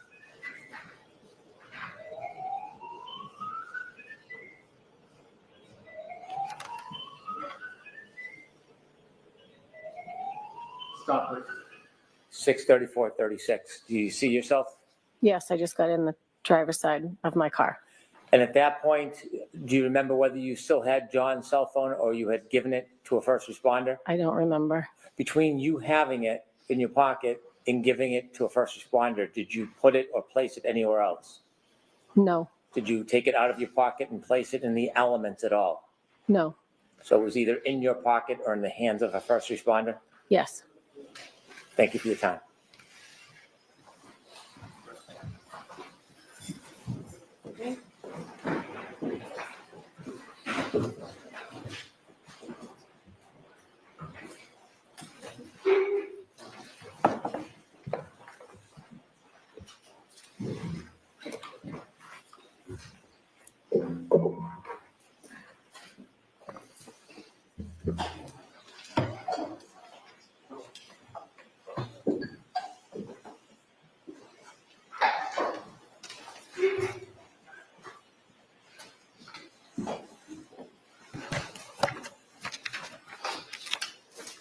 Your Honor, may I?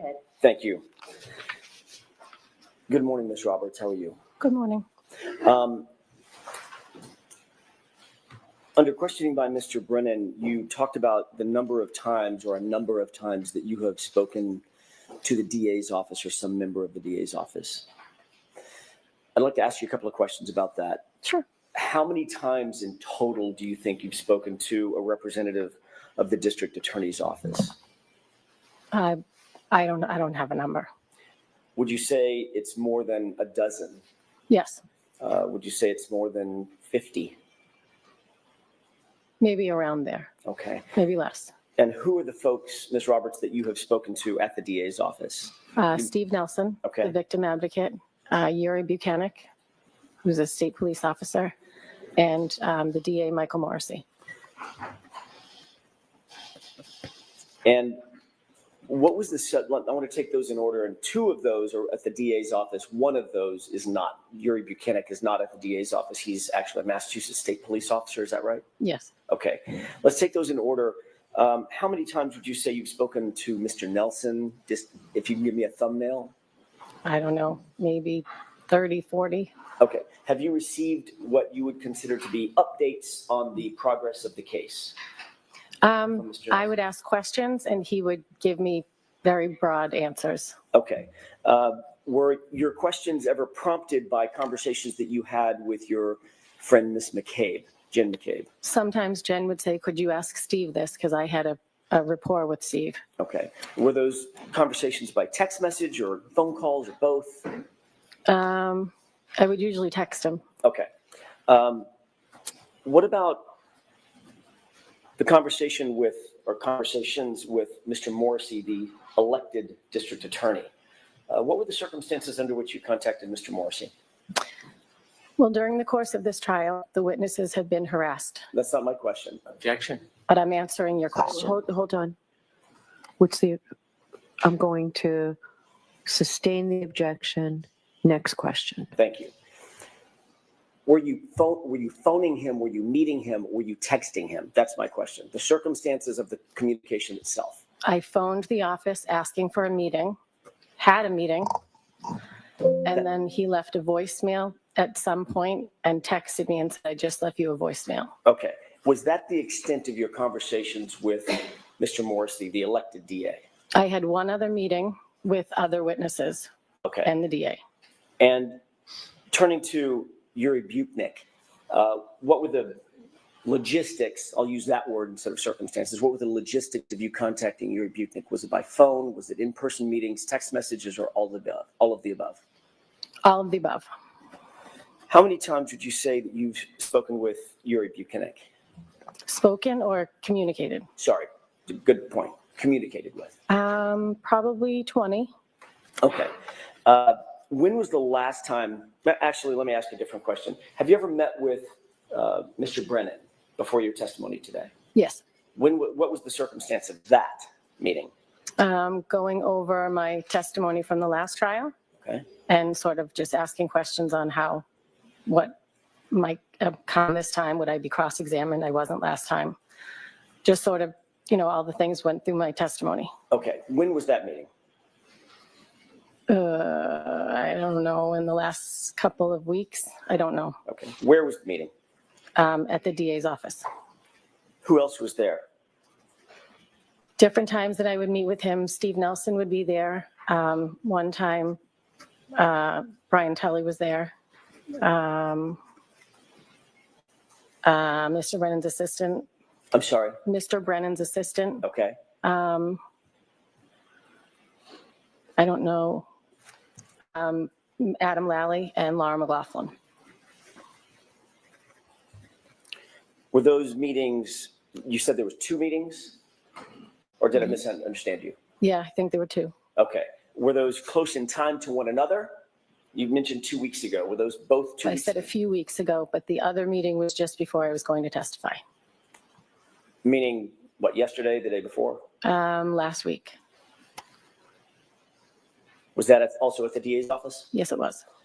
Were you shown anything at that meeting? Was I shown anything? Videos, testimony, transcripts, No, reports? no, Nothing? I don't think so. Okay. We went over my testimony on the screen. And then I just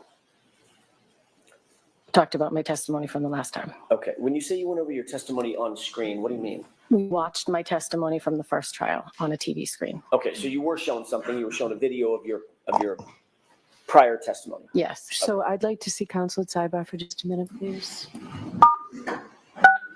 You are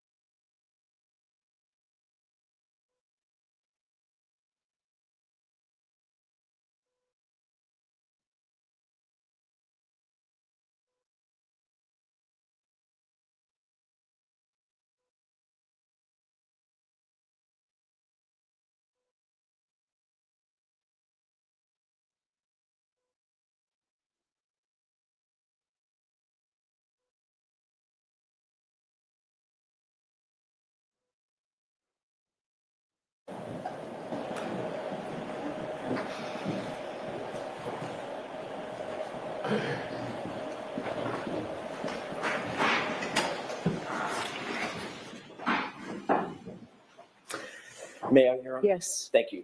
Other than watching your testimony, were you shown anything else?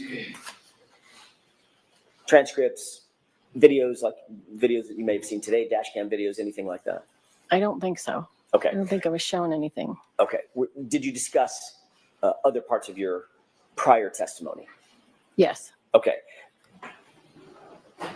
What was discussed concerning your prior testimony and how it would impact how you testify today on direct examination?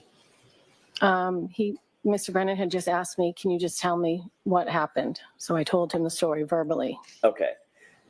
Anything come up about specific instances of how you were going to testify today No, or yesterday? no. Okay. I want to talk to you a little bit, Ms. Roberts, about the video that you were shown by Mr. Brennan. It's the dash cam video of Officer Seraph. I'm not sure if you know which officer that is. No, I don't. It's the one that you've been watching. Okay. That dash cam that shows your car in the foreground. Yep. I'd like to ask you a couple of quick questions about your memory of that incident and then perhaps show you the video depending upon what the answer is. Sure. Do you remember when the officer first arrived, you and Miss Reed specifically were at Mr. O'Keefe's body? Yes. Where was Miss McCabe at that moment? She was there too, but she was waving down the first responders because it was dark out and he couldn't see us. He had a spotlight. You and Miss Reed were both providing some level of CPR, some level of life-saving efforts. Yes, as was Miss McCabe. What was Miss McCabe doing? When I was doing chest compressions and Karen was doing mouth to mouth, Jen was either on the phone with 911 or handing me baby blankets. Okay. At some point, she did take over doing chest compressions because I asked her to. Okay. So Miss Reed was focused on Mr. O'Keefe's head, face area. Correct. You were focused on the chest. Correct. Miss McCabe was, at some point at least, she had called 911 or dialed 911. Yes. When Miss McCabe dialed 911 and was on the phone with 911, isn't it true that she was actually in a vehicle at the time? That is not true. She was outside? She was outside. That's your memory? Yes. Okay. Have you heard the 911 tape of that call? Yes. Okay. You're aware that that tape was also captured by an open line on Miss Reed's phone? Yes. That open line that phone was dropped inside the cab of an SUV? It was in the back seat, I believe. Right. So in order for that for that open line to capture sort of the background of Miss McCabe's side of the 911 call, Miss Yep. McCabe would have had to have been either at or in the cab of the truck. The back of the SUV was open. She was standing there. Got it. Okay. So she was right next to or adjacent to the cab of the SUV. She was in back of it with the back was up. I see that back hatch. Yes. Okay. Do you remember Miss Reed's statement, her initial statement to Officer Seraph when he got out of his I patrol? do not. Do you remember her saying something to the effect of, "My boyfriend, I left him, he never came home"? I do not. Okay. Have you listened with audio to that dash cam at the moment that Officer Seraph arrives at the scene and y'all flag him down? We just watched it. Right. Have you listened to it for the audio side? I mean, in other words, instead of Oh, focusing on the no. video. No. Okay. I'd like to ask you to do that with the court's permission. This is it's been previously marked as Exhibit 4. And with the court's permission, I'd like to play that from runtime about 3:50 and ask the witness to concentrate most readily at about 4:07, maybe Okay. 10 seconds into it. I'm going to give a little run up and then ask you to listen very Okay. closely to the audio. Yep. With the court's permission? Yes. Okay, Evan?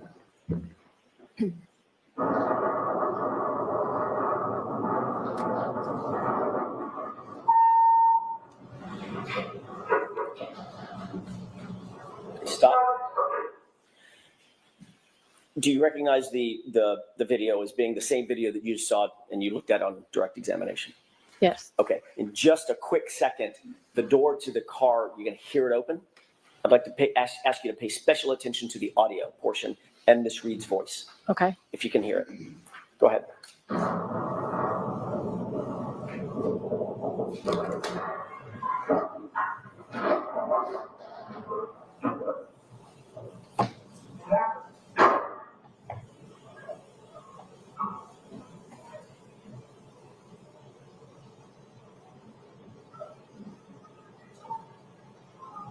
Stop. Did you hear that statement? No, Did you hear a woman's voice kind of faint in the background? I heard a voice, but I didn't make out what she was saying. Okay. Did it sound like she said, my boyfriend, I dropped him off and he never came home? Objection. Could you hear that, Ms. Roberts? No. Okay. Next question. That's all I have for the video. We can take that down.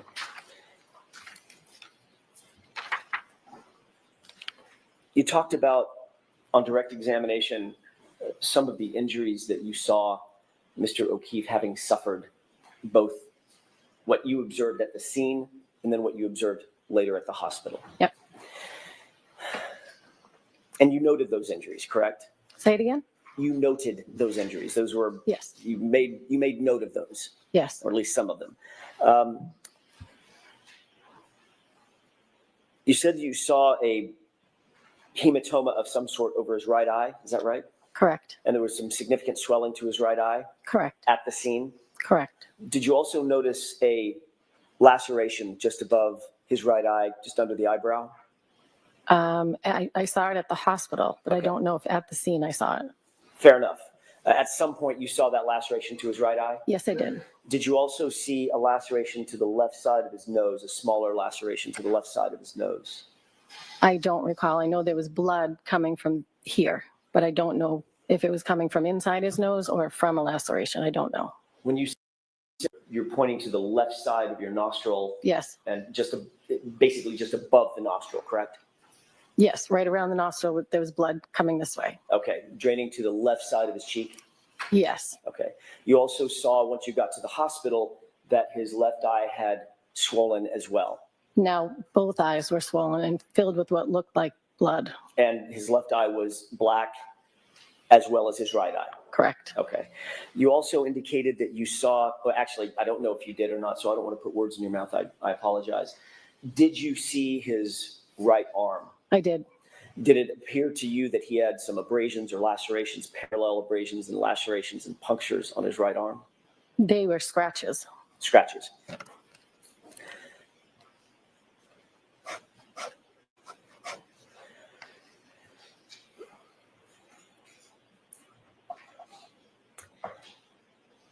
Ms. Roberts, you've previously testified that when you arrived, let me take you back instead of jumping right into it.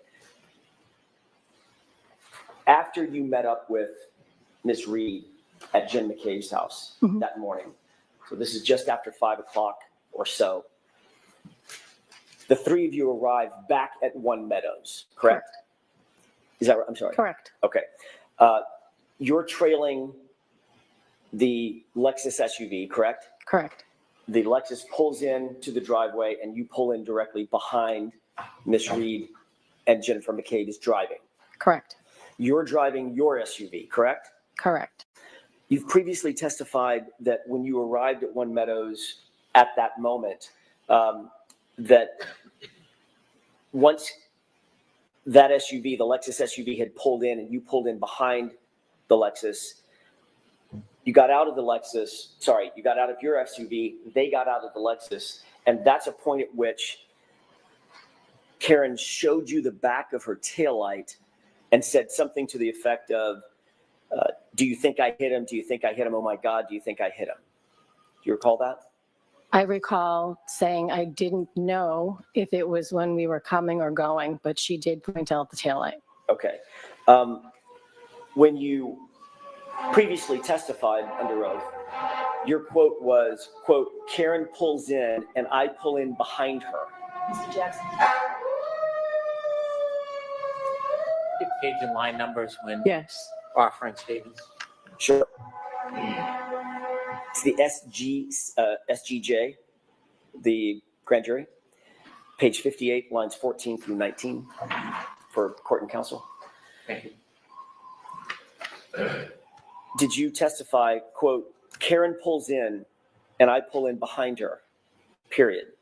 When we get out, and Karen is now showing us the back of the car saying, my taillight, do you think I hit him? Do you think I hit him? Oh my God, do you guys think I hit him? Question mark. End quote. Is that how you testified? May I see it? Sure.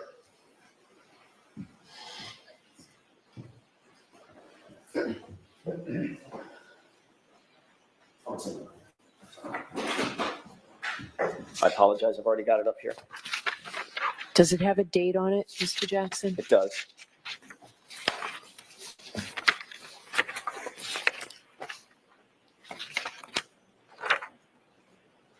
(4/26/22). May I approach? Yes. Thank you, sir. Thank you.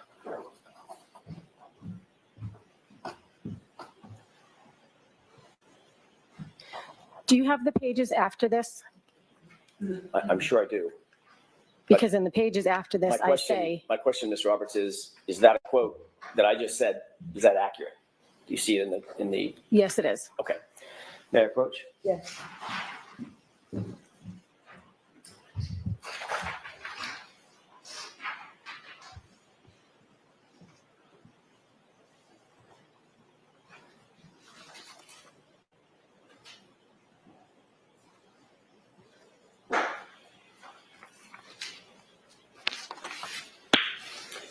Your Honor, may I approach Yes. one more time?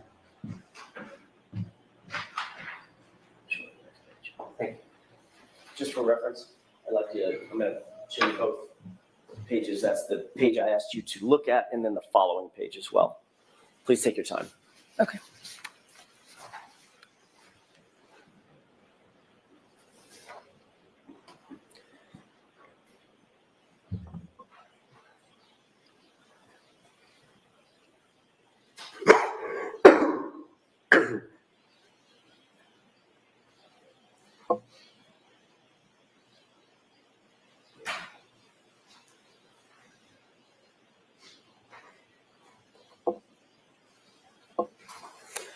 May What I? I'm looking for is still not here, because I did say I wasn't sure if it was Yes. before or after. Ms. Roberts, you do have to wait for a question.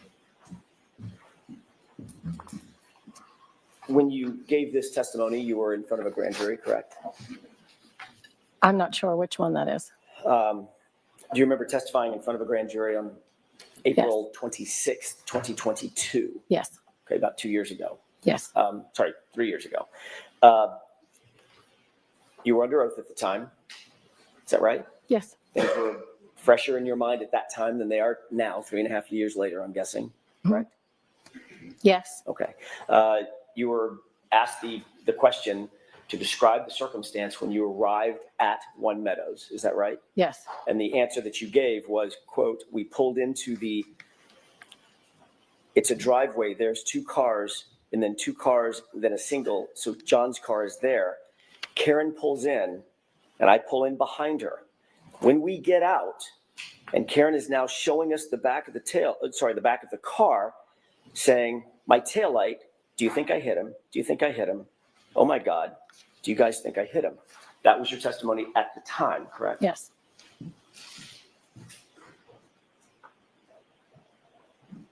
And just to be clear, I'd like to take a look at a quick video that you may or may not have seen before. We'll find out. Your Honor, I'd like to have this. Actually, this has already been previously marked as Exhibit 12C as in Charlie, Okay, and it's a short clip. So I'll play the entire clip with the court's permission. okay. Let's go ahead and take a look at that video.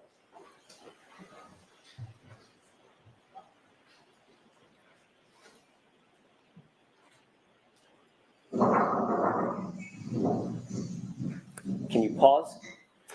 Do you recognize what's depicted in the video? Yeah, that's when we arrived at John's house. Okay. And who's the person with the plaid red pants? That is Jen. And who's the person that's just rounding the back of the car in front? That is Karen. What is the car in front? That's Karen's SUV. That's the Lexus SUV. Yes, it is. Behind that Lexus SUV, Ms. Roberts, is there another car? That's my car. And who's getting out of that car? I am. Okay. And this is the point that you were describing in your, at least in the grand jury testimony at that time. Yes. This is the time that you're describing. That I thought it was when we walked in. This is the time that you were describing, right? When you arrive at the scene. Yes. Or, sorry, arrive at One Meadows. Yes. Okay. Let's go ahead and play this through.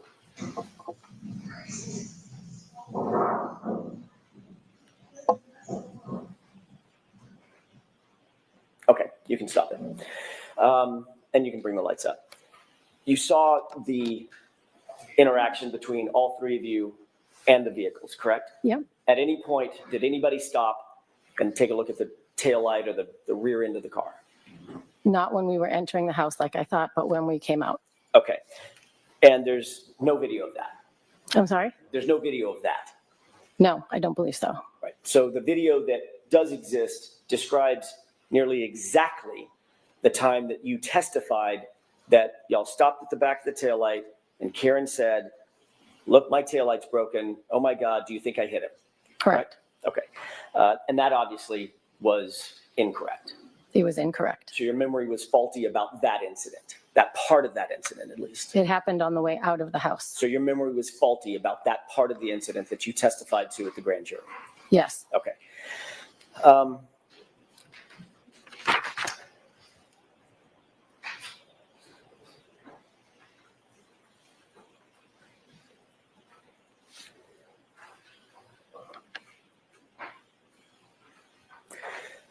You were interviewed on January 29th. You've already testified to that, correct? By Yes. Troopers Dunn and, my memory's failing me now. There were two. I don't know who they were. Okay, I'm sure it's in my notes somewhere. Two individuals that interviewed you on January 29th, correct? Yes. Obviously, things were very, very fresh in your mind at that point.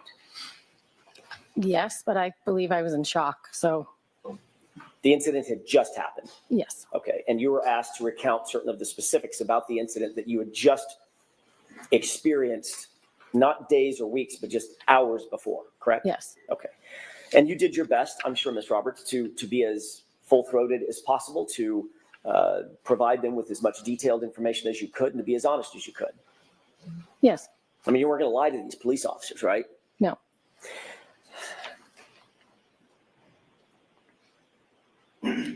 In your very first conversation with those two troopers on January 29th, you didn't mention anything about a taillight or a cracked taillight, or No, even I did having not. seen a cracked taillight, did you? No, I did not. Okay. I You didn't then- want to accuse anybody of anything. You were then interviewed on February 1st, 2022, a few days later, correct? I don't know. Does that I don't sound know the right? exact date. I was interviewed again, but I don't know the exact date. Okay.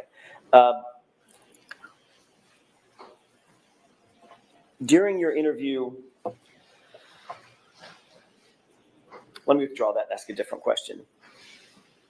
On February 1st, or whatever day it was, the subsequent time that you were interviewed just a few days later, you did then, for the first time, describe the taillight that you saw, correct?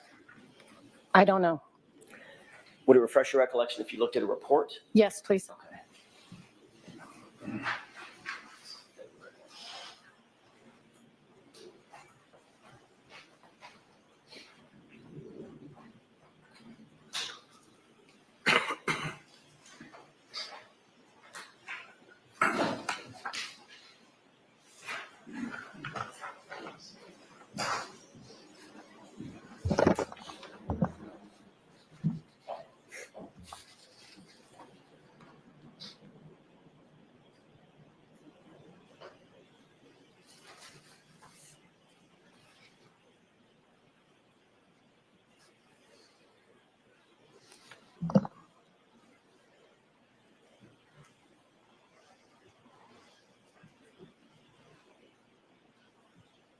Let me have just a moment, Your Honor. Sure.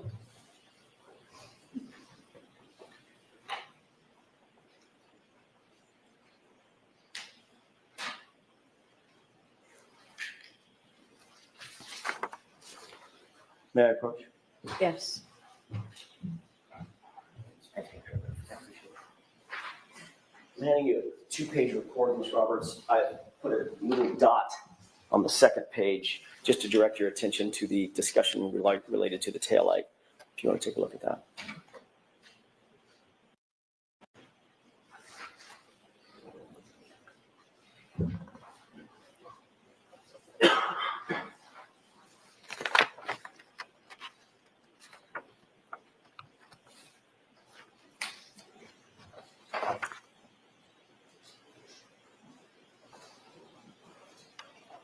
Okay. Okay.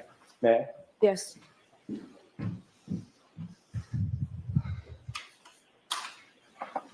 Does that refresh your recollection that you were interviewed on February 1st, 2022 by a trooper by the name of Connor Keefe and a trooper by the name of Kathleen Prince? Yes. Did Connor Keefe write that report? I'm sorry? Did Connor Keefe write that report? Trooper Kathleen Prince wrote the report. Okay. Does that matter? No? Nope. Okay. Does that refresh your recollection that you did discuss the taillight at that time? Yes. And did you tell Trooper Prince and Trooper Keefe that you noticed the back right taillight in the middle, quote, in the middle, your words, was broken and a piece of the metal encasement was pushed forward? Yes. Okay. You didn't say that the taillight was completely shattered, correct? Correct. You didn't say that the entire lens was missing, correct? Correct. You said it was broken in the middle. Is that Yes. right? And then you described today that a square piece was missing. Yes. That's the piece I was referring to in the middle. Just in the middle of the taillight, though. That was how you described it. Yes. Okay.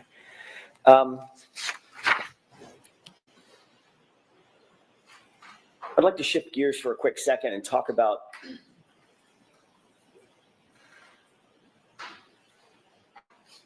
a March 7th, 2023 text message with victim witness advocate Steve Nelson. Do you remember communicating? You don't have to know the exact date, but if you do, fine. Do you remember communicating in March of 2023 with victim witness advocate Steve Nelson about the Ring camera at One Meadows? I don't know the exact date, but yes. Okay. Is it true that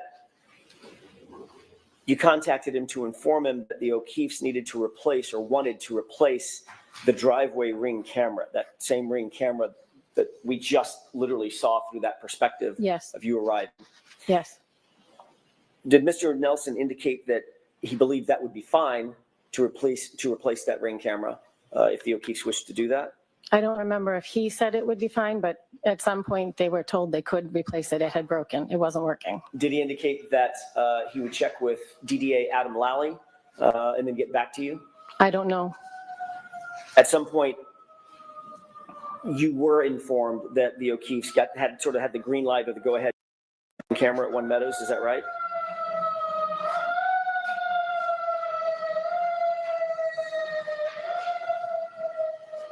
Yes.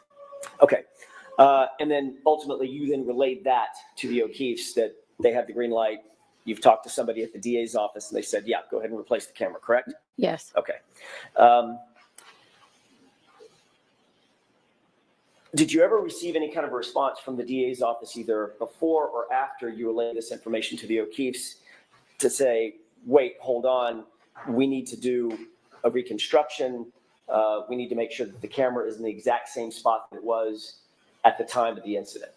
No. Any communication like that? No. So the communication that you got was, yep, go ahead and replace it, it's no big deal. Correct. Okay.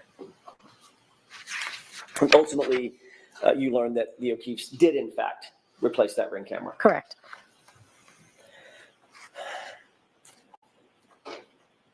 You have already described your relationship, at least in part, with Canton Police Officer Sergeant Michael Lang, correct? Yes. He is friends with you? His daughter is friends with my daughter. Your friend Lee with the family? Yes. Okay. And you're aware that he's also friends with the Albert family? No. Well, no. Were you aware that Michael Lank grew up with Chris Albert? I was not. Have you ever been in a social setting with both the Lanks and the Alberts? No. You're aware, obviously, you were at the scene. He was the first officer to respond to the crime scene at 34 Fairview on January 29th after Officer Seraph and after Mulaney arrived. Right? Then it was Sergeant Lank. I don't know which order. I did see Sergeant Lank there, yes. Was he the, excuse me, sorry.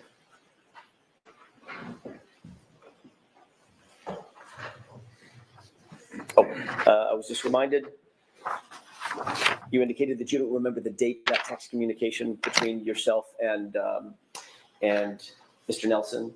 No, I don't remember the date. Would it refresh your recollection if you looked at a text message between the two of you about the subject of the Ring camera? Sure. Okay. Do I need to know the date? May I approach? I need to know the date. Oh, okay. Sorry. Thank you. Thanks.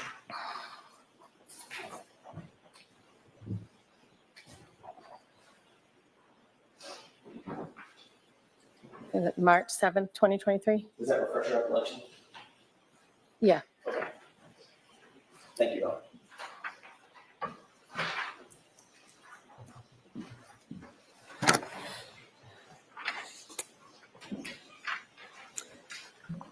You indicated that you did recognize Sergeant Lank at the scene. Yes, I did. You had a conversation with him. No. I said, Mike, is that you? He said yes, and that was it. All right. Following that, the next day, you did go to his house. You've already described that. I did. You indicated that you went to his house to drop off your daughter for a play date. Is that right?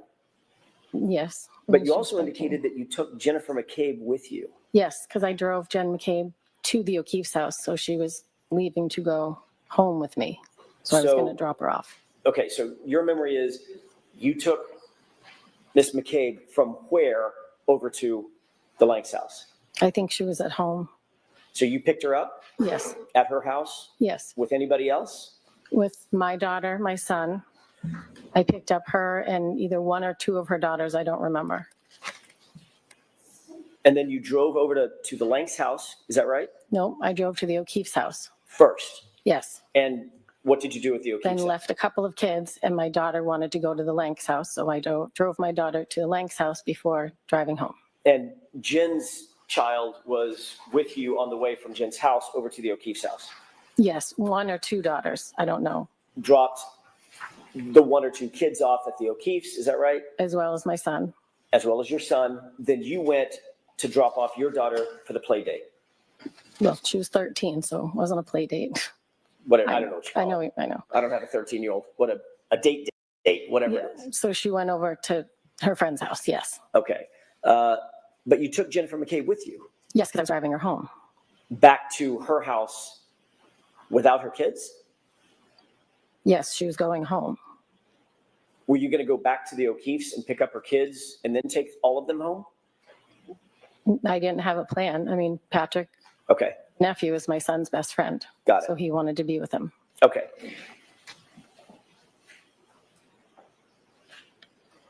Did you, I think you just answered this, but I want to make sure I'm clear about it. You didn't take separate cars. You all went in the same car, is that right? Correct. Okay. Did anybody stop by or go by 34 Fairview during that roundabout? No, Nobody stopped off at 34 Fairview either on the way or on the way back? no. I don't believe so. That wouldn't be the route in which to get to my house. Right, exactly. You indicated that you stayed, even though you were dropping off your daughter, y'all stayed, you and Miss McCabe stayed at Sergeant Lank's house for some 45 minutes. Does that sound about right? Yeah, And Sergeant Lank's wife, you indicated was in the backseat of your car? yes. Did y'all ever go inside the house? Jen went in to go to the bathroom. Was Sergeant Lank there? I don't know. I didn't go in. You didn't have any communications with Sergeant Lank? I'm sorry? You didn't have any communications with Sergeant Lank himself, Mike Lank, on that trip? No, I did not. But you don't know whether or not Jen did? I don't know whether or not Jen did. She went in the house to go to the bathroom. Okay.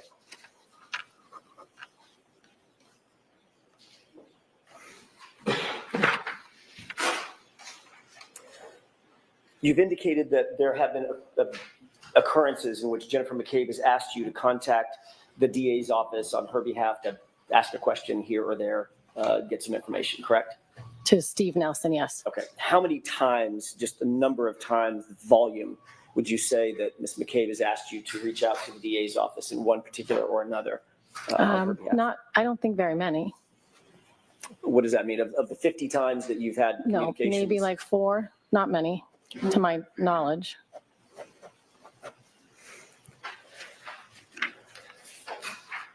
When you would, on these 4 occasions or 4 or so occasions, when you would reach out to the DA's office, gather information, whatever that information may be, would you then report that information back to Ms. McCabe? Yes.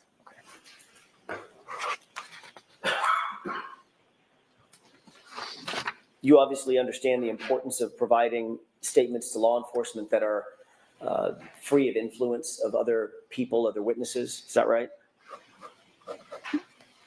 Say it again? You understand the importance of providing information to law enforcement as a witness to law enforcement free of influence from other people. Yeah. In other words, you want to be as accurate and as independent as possible. Yes. And that's because if your statement is somehow, or if your communications with law enforcement are somehow influenced by others, it might call into question the credibility of the person providing the statement. Objection. Can you answer that question, Ms. Roberts? No. Okay, next question. Sure. A statement that's been colored by influence from someone else would lack credibility, right? Objection. Sustained. I want to talk about the statements in the prior testimony that you have provided in this case, Ms. Roberts. There's been several of them. The first time you told your story to law enforcement was on January 29th. We've already established that, correct? Say that again? It was on January 29th, the first time you relayed your story to law enforcement. Yes. And that was to Trooper Dunn and Trooper DeChico. That's the name I couldn't remember. I don't remember. But you do remember Trooper Dunn. I remember 2 troopers. I don't know their name. Okay. Where did that interview take place? In my dining room. And who was with you when you gave that interview, if anybody? My husband was home.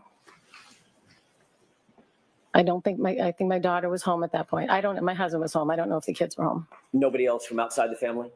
No. Okay. Who contacted you about doing that interview? How did they know to come to you at your home? I don't remember. They may have just shown up. I don't remember. Okay. Do you remember what time the interview was? Maybe around dinner time, maybe around 5, 6.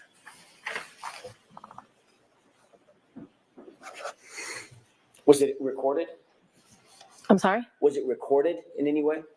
Tape I don't- recorder running? I don't think so. The troopers were taking notes, obviously. I believe so. During your conversation with, and I'm jumping around a bit, so I apologize. During your conversation or conversations with Mr. Brennan and the DA's, members of the DA's office in preparation for your testimony, were any of those interviews recorded? No. Was anybody taking notes? No. No, none of the DAs were actually taking notes, the ADAs? I didn't look around the table to see if anyone was taking notes, but I didn't see them taking notes. No pads and pens on the table? There's a lot of stuff on the table, but I didn't see anybody taking notes. Okay.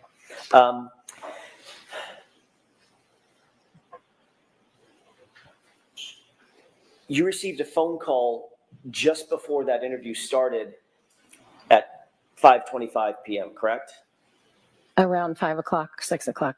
Is this the night of the 29th, you mean? This is the night of, I'm jumping back to the night of the 29th. Yeah, I'm not following you very well. That's okay. On the 29th, Yeah. when you were interviewed around 5:25 p.m., maybe just a little bit before that, Yeah. you received a phone call just before that, correct? I do not know. Isn't it true that Jen McCabe called you and spoke to you just before that? I spoke to Jen McCabe the entire day. Okay. Including just before that interview. I don't know. Did you tell Jen McCabe that you were about to be interviewed? No. Did you tell her at some point did you text her and tell her that the officers had arrived? I don't think so. Did she text you back and say, call me right after? I don't know. Okay. During the course of that interview, when the incident was still pretty fresh in your mind, You indicated that at about 5 a.m. you got a call from Karen Reed indicating that John never came home and that she was worried, correct? Correct. You also indicated that she was worried that John may be walking and may have gotten hit by a plow. You relayed that to the officers. Yes.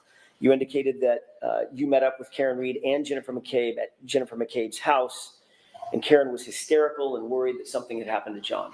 Yes. You also indicated that once you were at 34th Fairview, once y'all had made your way over to 34th Fairview, Karen saw John and ran to him, although you and Jennifer didn't see him initially, correct? That's correct. You said that Karen was repeating the phrase, "Is he dead? Is he dead?" over and over. Is that right? That is correct. You also indicated that she said that if anything happened to John, she'd kill herself, correct? That's what she said to me. Object. So the objection sustained. Did you indicate at any time, I'm sorry, let me ask it a different way. Did either of the troopers indicate to you after your initial interview that if there was anything further that you could recall that would be useful, please provide it? Please give it to at that time. I don't know. Okay. Would it refresh your recollection to look at that January 29th report? Sure.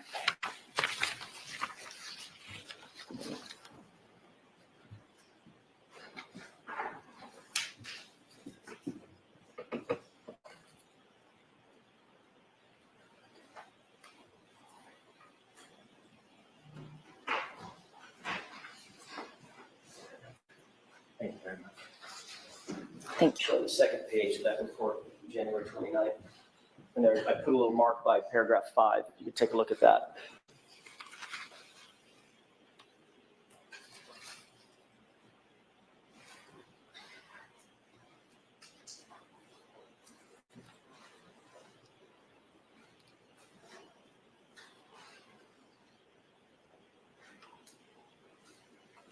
Okay. Ma'am, Yes. during this interview with Trooper Dunn and Trooper DeChico, they indicated after you gave your statement that if you wish to provide anything additional, now's the time to do it. Objection. Sustained. Were you informed that you were limited on time in that interview? Meaning, we got to get this done, we're leaving, we're out of time. No. They didn't cut you off, correct? No. They didn't tell you that they had a limited amount of information that they wanted and then they were just going to leave, correct?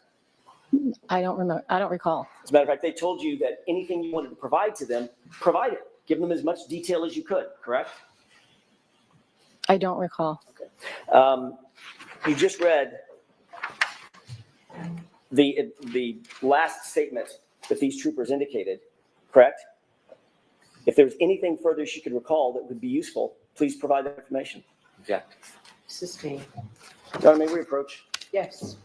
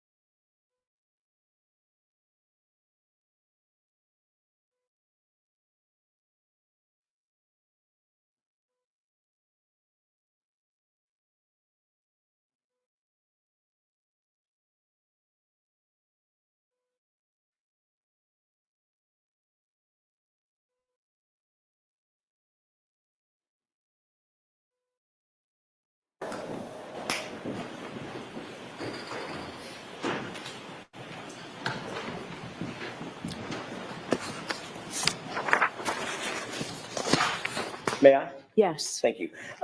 Having looked at the No, report, no. Bring it to her and show it to her again. she's just, it's the same thing that I just showed her. Having looked at the report, does that refresh your recollection about what Trooper Dunn and DeChico told you at the end of the interview? I don't recall. It's not refreshing. I'm not remembering it. Even reading it, I'm not remembering it. I see. Okay, fair enough. So as you sit here, the details about what you told or what those two officers told you are not fresh in your mind and nothing's refreshing your recollection about that. Right. Okay, but you do remember the basics of what I just described in that conversation with those two troopers? I mean, they asked me what happened. I told them, but I was also in shock. You never said during the course of that interview that my client called you at 5 o'clock in the morning, just hours earlier, and said he's dead and then hung up, correct? No, I don't believe I said it at that point. I did not remember that until a couple of days later. I see. And in fact, when you were asked about that particular statement, I'm sorry, when you were asked about that particular series of events, that never came to your mind. No. That literally the first words out of Karen Reed's mouth, according to you now, is he's dead and then hung up. Correct. When you heard that, you didn't take that to mean that she killed him. No. Of course not. She was panicked, correct? Yes. You did add that, I'm sorry, one other thing that you didn't add in your initial statement to Trooper Dunn and Trooper DeChico is anything about the taillight either, correct? Not. Okay. And you also didn't say anything about any sort of a Google search or the praying that you talked about in the back of the patrol car, anything like that? No. Okay. I don't know. I don't remember.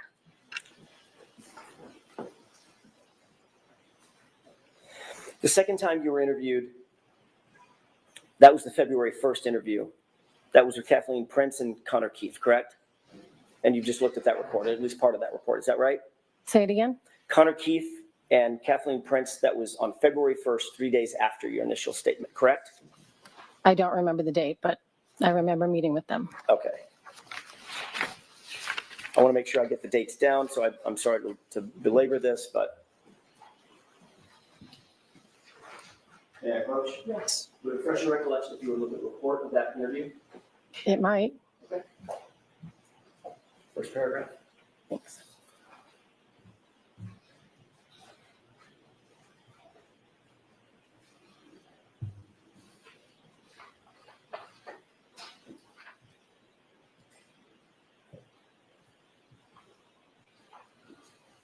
Am I reading the whole thing or just the part where you dotted? Just if it refreshes your recollection. Oh. Oh, for the date, yes. May I approach? Yes. What date was it that you met with me? February 1st.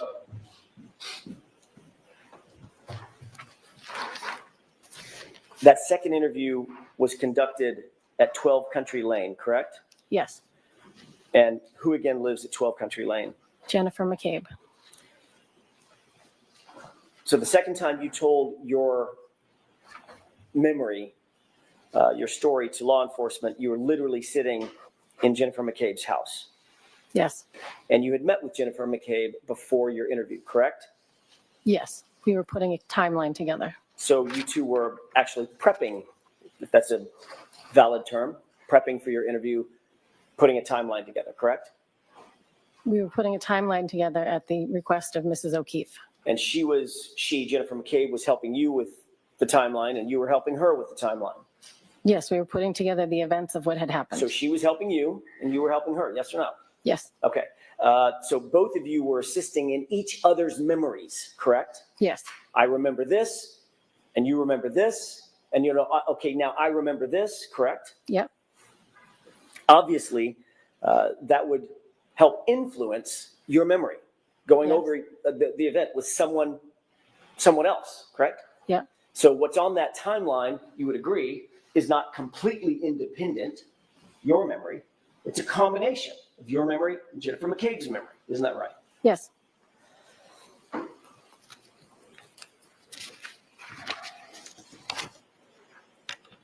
May I have just a moment, Your Honor? Yes.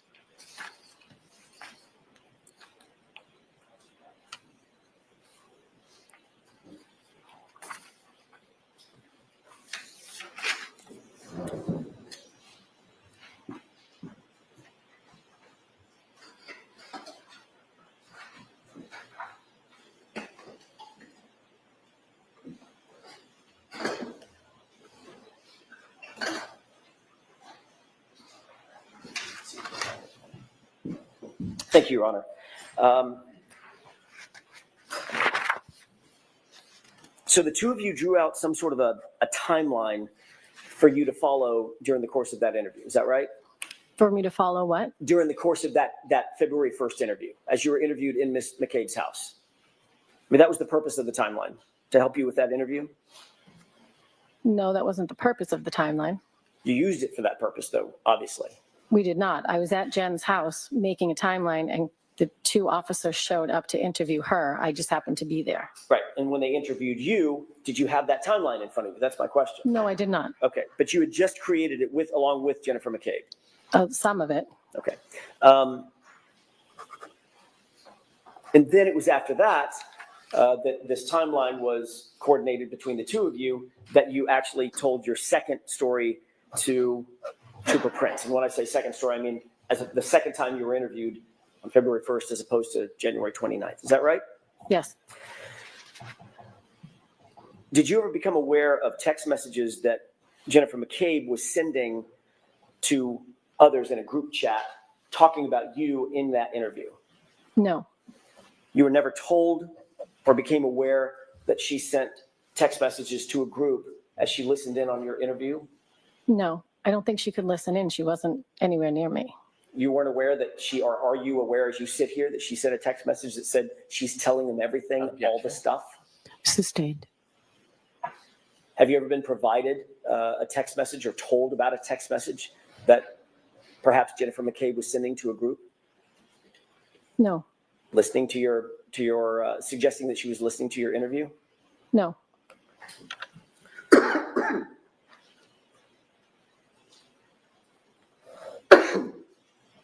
The third time you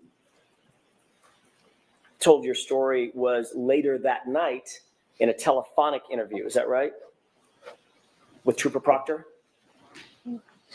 I requested to speak to Trooper Proctor because I had remembered the very first time I spoke with Karen that morning, and I wanted to make sure it was recorded. Okay, that wasn't my question. My question was, did you have another telephonic conversation with Trooper Proctor, yes or no? You said that night, but it wasn't that night. When was it? I think it was earlier that day. Okay. Meaning, but it was after the interview with Trooper Prince. I don't think so. I think it was beforehand?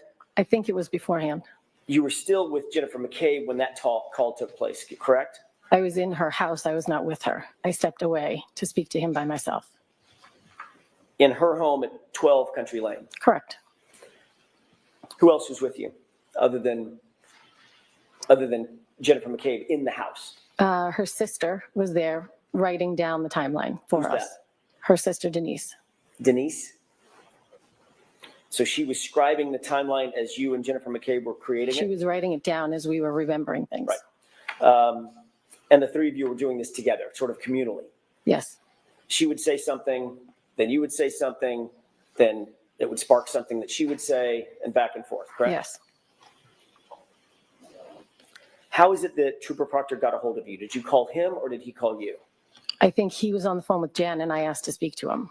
So Trooper Proctor got a hold of you through talking to Jen McCabe. Well, I asked to speak to him, but yes. Right.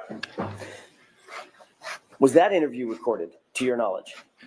I don't know. The fourth time you met with police was February 2nd, the very next day, at about 12:08 p.m. Is that right? I don't remember. Do you remember signing a consent form for your phone? Yes. Was that the next day after this interview with Trooper Prince and Trooper? I don't know what day it was. It was right after Karen was arraigned for the first time. Jen and I met with them and both handed our phones over willingly. So you just answered my question. So when you met with police, whatever the date was, it was a few days later, you met with police. You had a fourth time, you were still in the presence of Jennifer McCabe when you met with police. Yes. And handed your phone over, is that right? Yes. She handed her phone over, is that right? Yes. And the two of you were together when you signed your consent forms, is that right? Yes.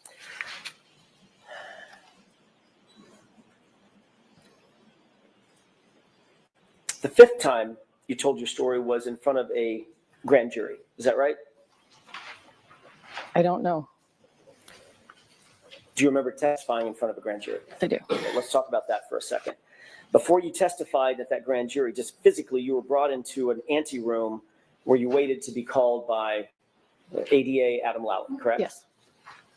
Who was in that anteroom with you just before you gave your testimony? My husband and Jen and Matt McCabe. So Jennifer McCabe was with you yet again just before you gave Yep. official testimony under oath concerning this case and concerning the incident. Correct.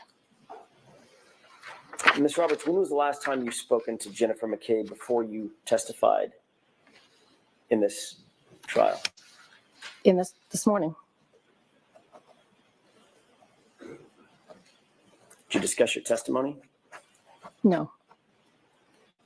So you and Ms. McCabe, who became friends because Correct. of this incident, Correct. talked as recently as this morning before your testimony. Correct. And your testimony now is that you did not discuss anything about what you're doing here No, or what you're I going to did testify not. She to. called to wish me good luck today.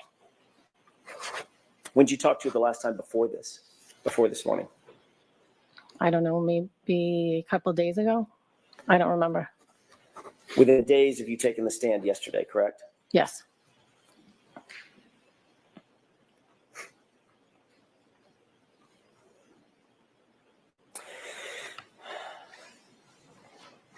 Did you ever?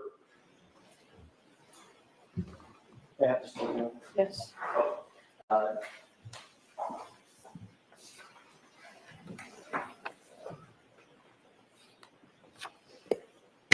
Ms. Roberts, I'm going to ask you.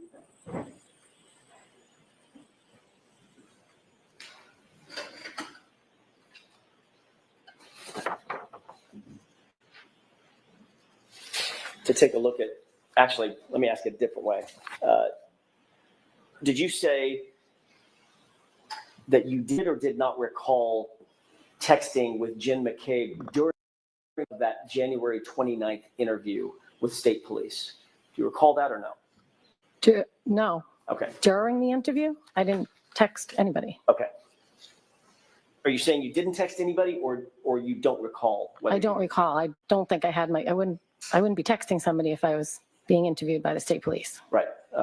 Okay. Would it refresh your recollection to take a look at a report of text messages? Sure. May I approach you? Yes.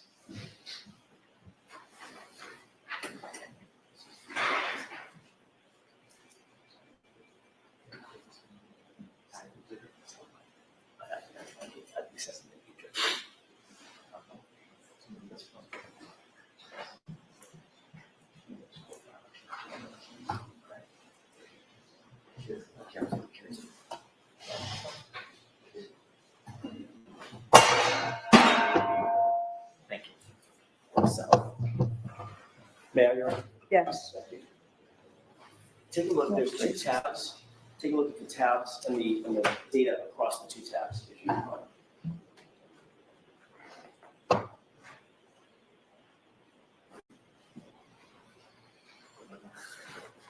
Okay.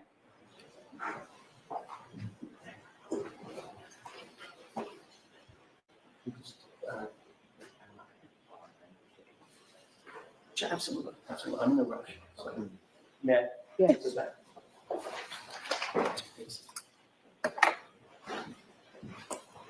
Well, of course, you mentioned, Mr. Brennan, Okay. Jurors, feel free to stand up and stretch if you'd like. And I forgot to tell you, anytime we're at sidebar, please feel free to stand up and stretch, okay?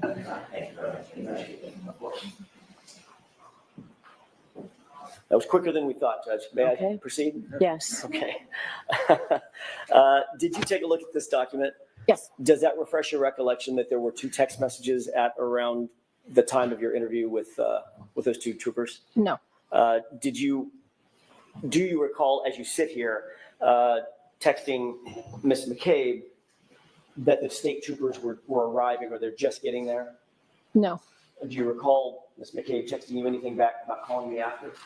No. Okay. Did you, in fact, different question, did you, in fact, call Ms. McCabe right after the interview and talk to her? I don't know.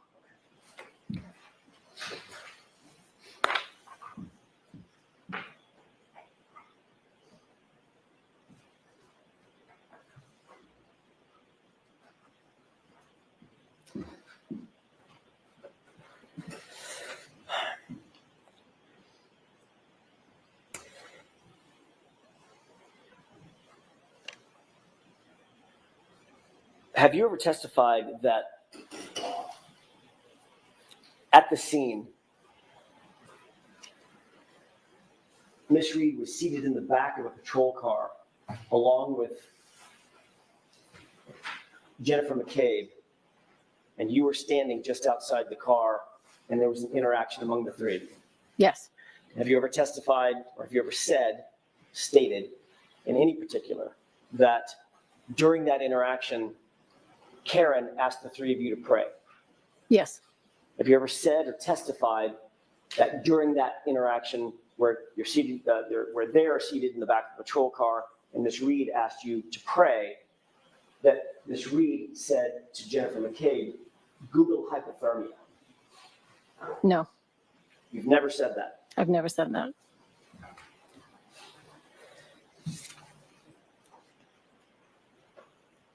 You testified at the grand jury on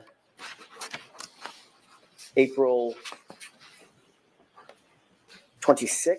Is that right? April 26th, 2022? I do not That day know. right?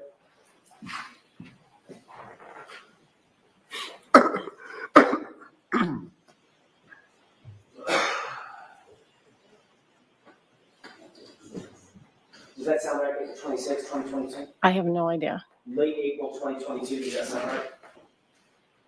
I don't know. It was 2022. You testified under oath, correct? Yes. Swore the same oath that you swore here. Yes. Tell the whole truth, the whole truth, and nothing but the truth, like guilty of perjury. Is that right? Yeah.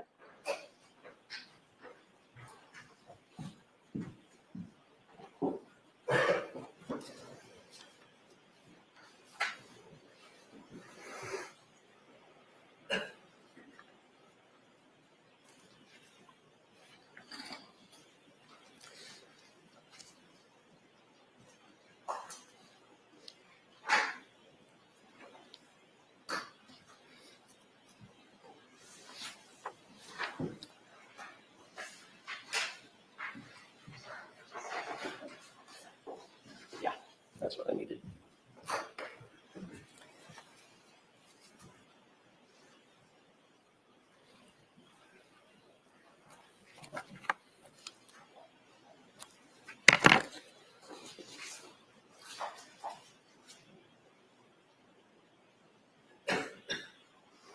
Is it your testimony that you have never said that Karen told Jen to Google hypothermia, or that you don't recall saying that? I don't recall saying that. Would it refresh your recollection to look at portion of your grand jury testimony from that day? It might. May I approach? Yes.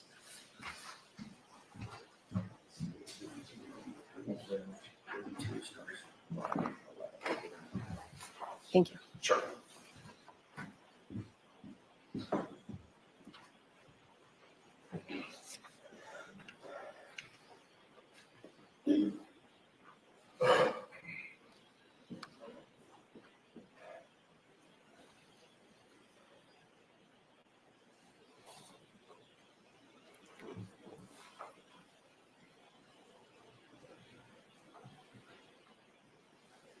And if you can read on to page 83 as well.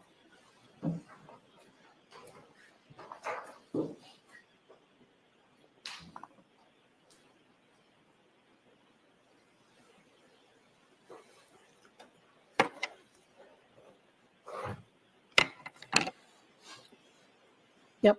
I testified. I didn't hear it, but I was told that she was asked to Google it.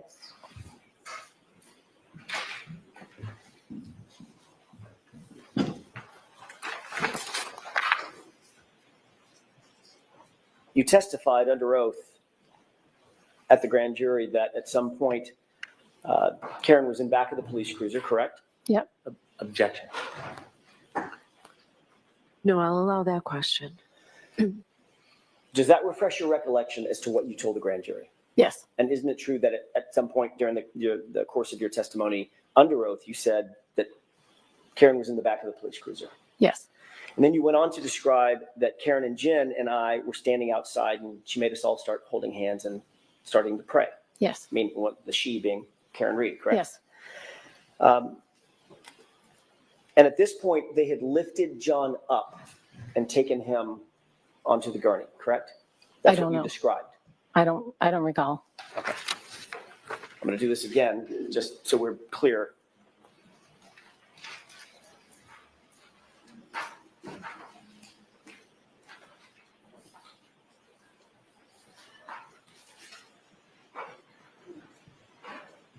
May I approach? Yes. Sure. Thank you. Just a portion at the bottom of the page, At the bottom? at the bottom, last couple of paragraphs. Okay.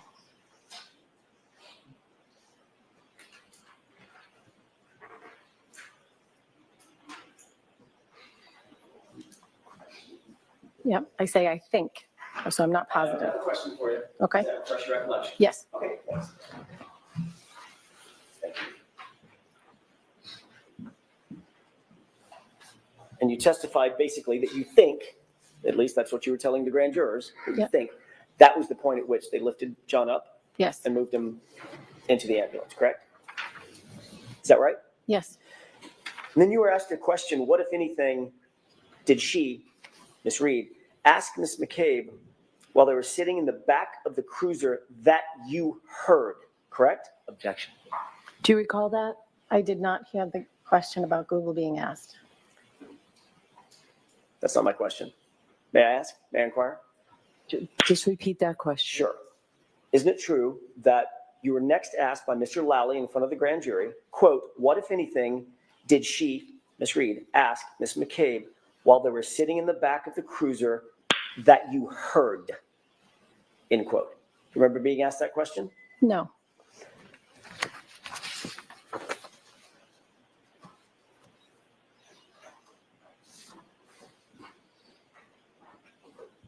May I approach? Yes. Thank you. Thank you. So we're going to look at lines 16 through 18.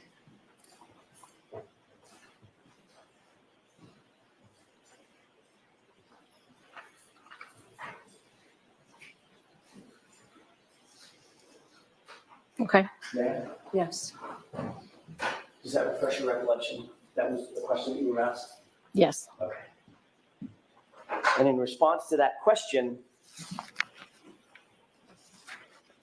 you stated, quote, at one point she asked her to Google hypothermia and how long Google hypothermia, correct? Mhm. I'm sorry? yes,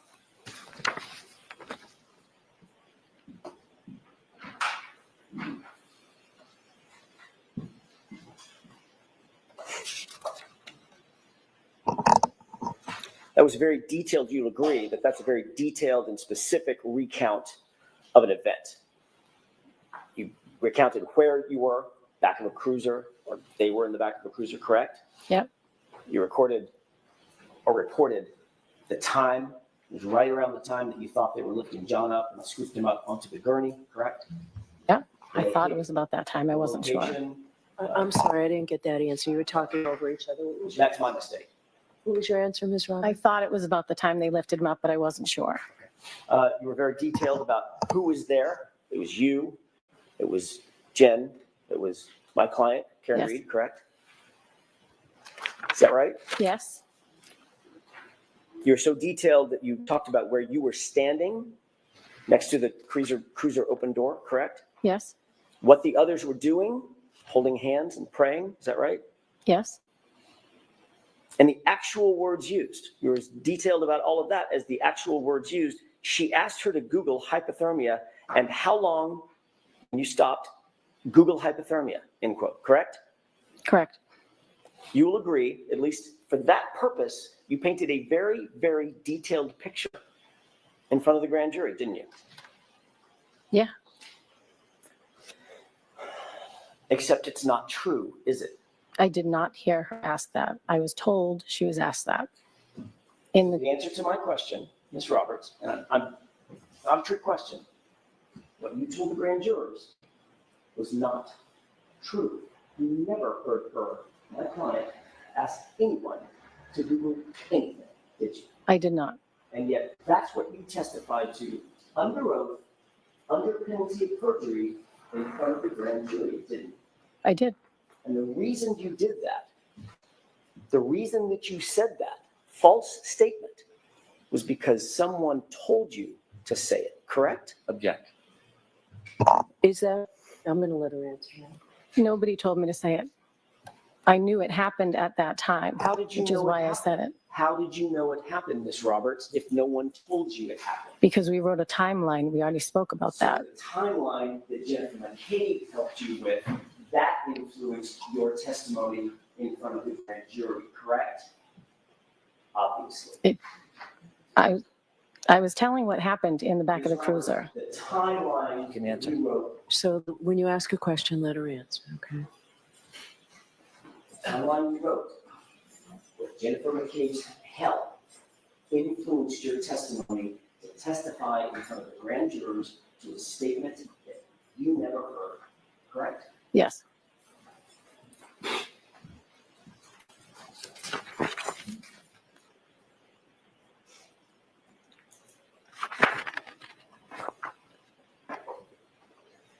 You were later asked about that statement in another investigation, by another investigator or set of investigators, correct? I don't know. Were you interviewed by a different law enforcement agency, a separate law enforcement agency from the Massachusetts State Police at any time? Yes. And you were told that to lie to those agents would be a crime, correct? Yes. Punishable by prison, correct? I was not told that. They asked you whether or not you heard Karen Reed ever say anything to Jennifer McCabe about Googling anything, correct? I don't know. Isn't it true that you told them what you've just now told us, which is, I did not hear Karen Reed ask Jennifer McCabe to conduct any Google searches? I don't recall. Would it refresh your recollection to look at a copy of that interview and that report? Sure.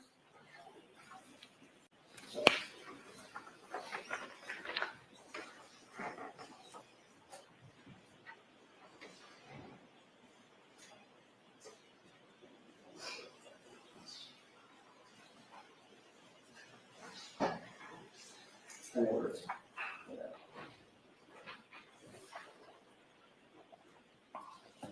Can I approach? Yes.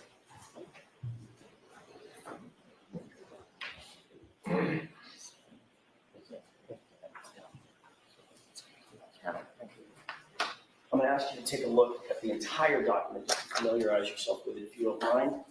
Go to the front page. And don't answer anything about the document until I ask you a question, if you don't mind, please. Sure. Thank you.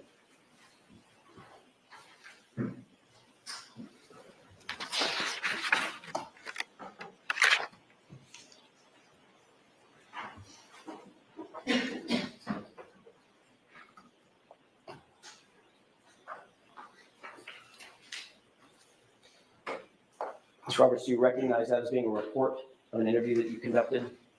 I've never seen this before, but Understood. Yeah, you may never have seen it, but does it remind you that that's yes. a report of a conversation you had with another law Yes. enforcement agency? I'm going to ask you to turn to page 7 of that report.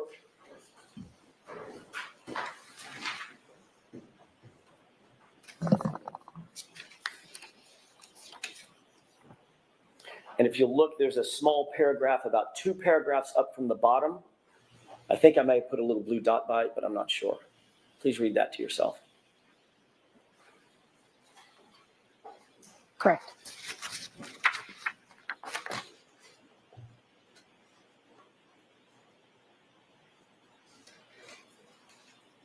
Done? Yep. Thank you. May I approach? Yes. Thank you. Ms. Roberts. Ms. Roberts, does that refresh your recollection about what you told these investigators? Yes. And what you told them was you, quote, did not hear Karen Reed ask Jennifer McCabe to conduct any Google That is search. correct. And you went on to say you saw McCabe on her phone. I'll allow it. You saw McCabe on her phone, but you did not hear Karen ask Jennifer to Google anything. Correct. So what you told the grand jurors was in fact false. I misunderstood Mr. Lally's question. Got it. Thank you, Your Honor. Okay. Mr. Brennan, any questions? Thank you. Thank you.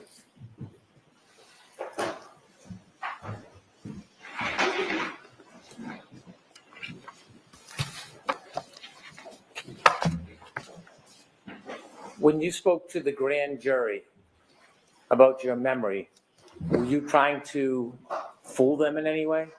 No, Were you trying to, Watch the form of your questions. were you trying to mislead them in any way? Objection. Sustain, watch the form of your questions. When you spoke to the grand jury, were you honest? yes, When you were asked the question, what, if anything, did the defendant ask Ms. McCabe? Did you begin your response by saying at one point?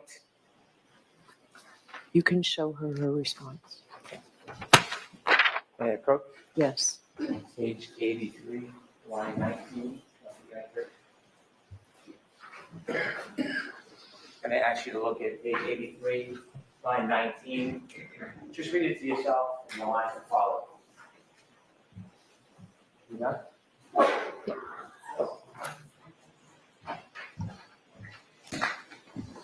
When you were asked that question by Mr. Lally at the grand jury, did you ever say you specifically, personally heard that statement?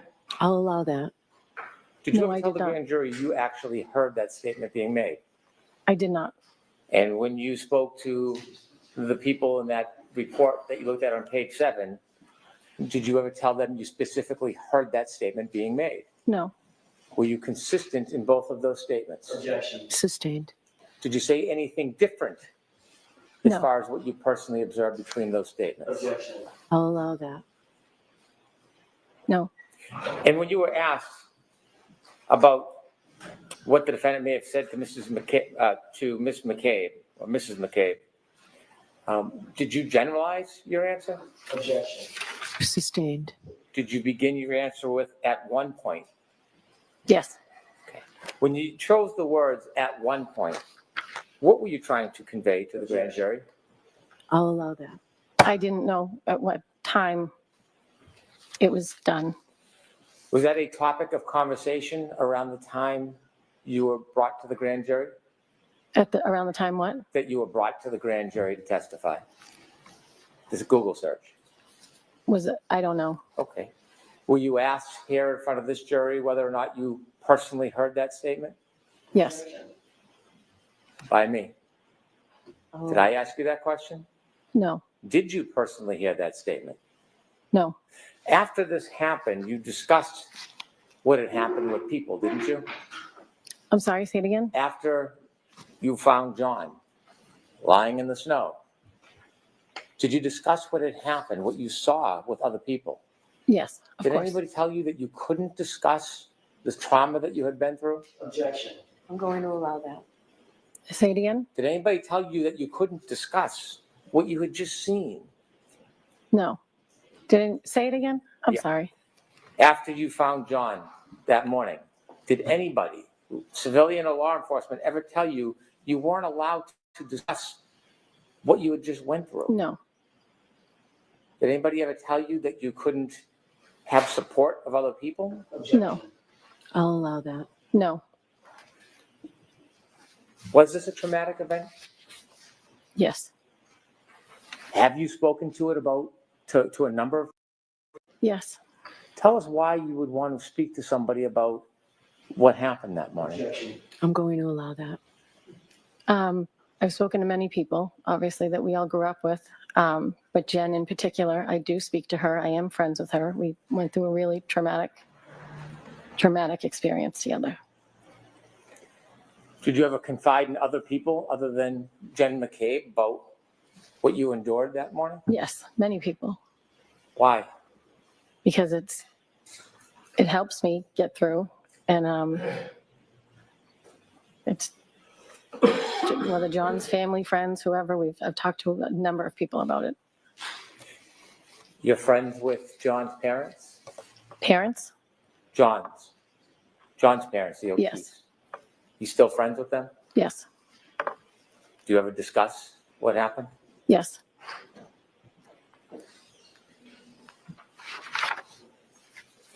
You were asked by law enforcement if they could have your telephone? Yes. Was there a warrant? Objection. Sustained, ask it differently. Did you feel like you had any obligation, legal obligation, to give your phone to law enforcement? Objection. I'll allow it. No, they asked for my phone. I handed it over willingly. Did you think you had to? No, but there was no reason not to. When they went through your phone, do you know whether they saw all of your phone calls that were on that phone? Objection. Do you know that? I don't know. They cloned my phone, so I assume they saw everything. Objection, please. I'm going to strike that answer. So the answer is I don't know. What type of information did you have on your phone when you voluntarily gave it? Objection. I'll allow that. Text messages, phone calls, call logs, pictures.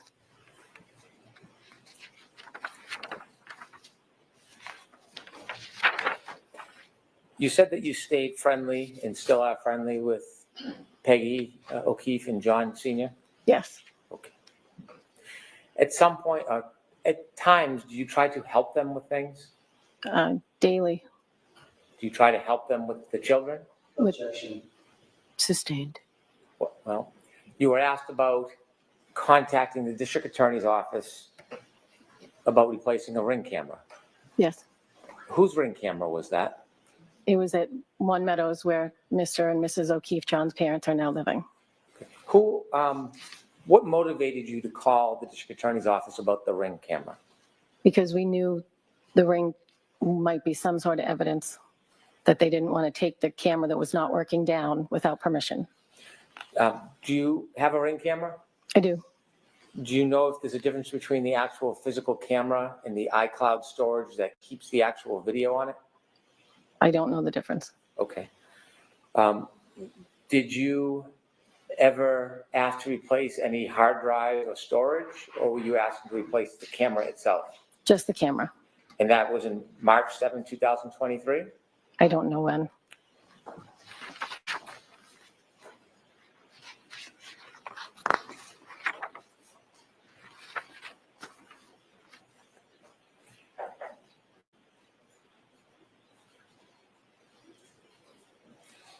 You were asked questions about what the defendant said that morning when you were trying to help Mr. O'Keefe. Yes. You were asked whether you heard any comments about her, from her, about dropping John off. Say that one more time. You were asked whether you heard any comments about her saying she dropped him off. In the car on the way to the hospital. Okay. She said it to Mrs. O'Keefe. When you were outside trying to help John, were you ever told where the defendant dropped John off? No. Were you ever told where he was left? No. Was it ever suggested that he went into 34 Fairview? No. Was it ever suggested that he went into any house whatsoever that morning? No.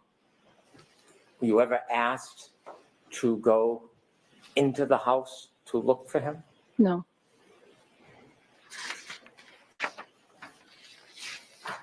When you were being interviewed by law enforcement, did you ever refuse to be interviewed? No. Were the interviews all the same or different? They were all different. They were all different.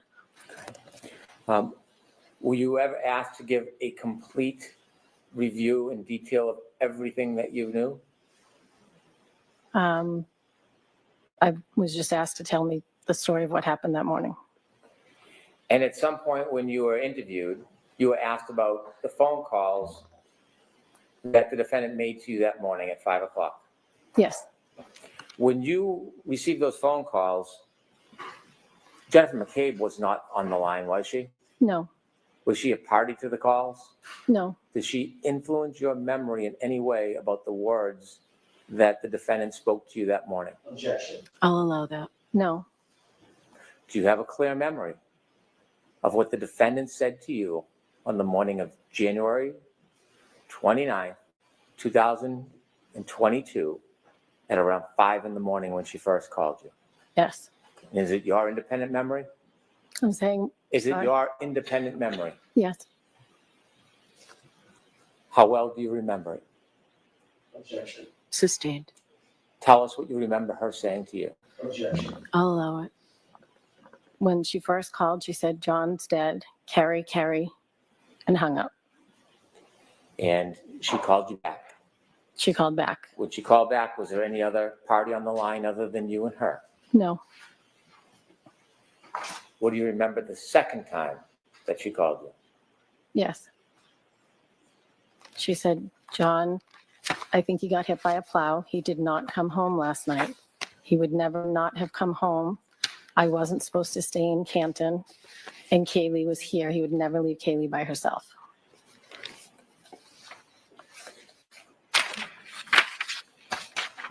Did anybody ever ask you to lie No, or exaggerate?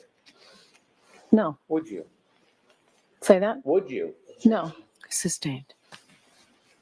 You were asked whether or not you told people on January 29th about the missing pieces to the defendant's taillight.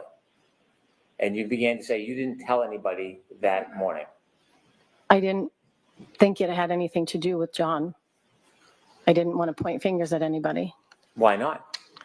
because I had no idea what had happened to him. I wasn't going to point fingers at his girlfriend. Was it in fact broken with missing pieces that morning? Yes.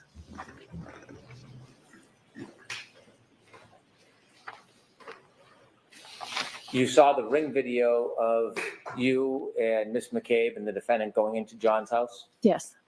Had you seen that video before today? Yes. Had you been shown it before in Yes. other proceedings? Yes.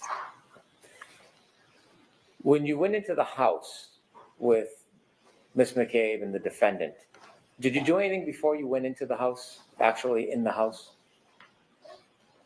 When I Take took any- off, we took off our shoes You took off your shoes? Jen and I both took off our boots Why did you take off your boots? because you had to take off your shoes to go into John's house. Well, you say you had to. Explain to us a little bit of the background on that. John was a neat freak. You were not allowed to wear shoes in the house. Had you ever worn shoes in his house? Oh, Had you ever seen anybody wear shoes in his house? no. You and They Miss do McCabe? now. They do now. Let's see. You and Miss McCabe took your shoes off? Yes. Did the defendant take her shoes off? She did not How do you remember that? because Jen and I were standing there for about a good 2 minutes trying to get our boots off and she had already gone in the house.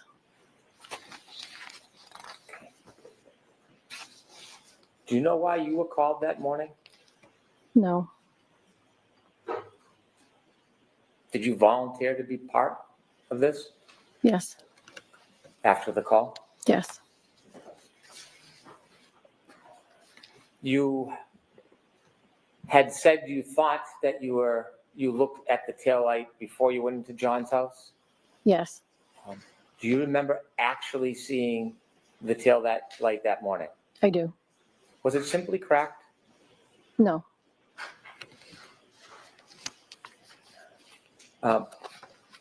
Do you know that the portion of the ring video from when you came out of the house with the defendant, Miss McCabe, do you know that that portion is missing? Objection. Sustained.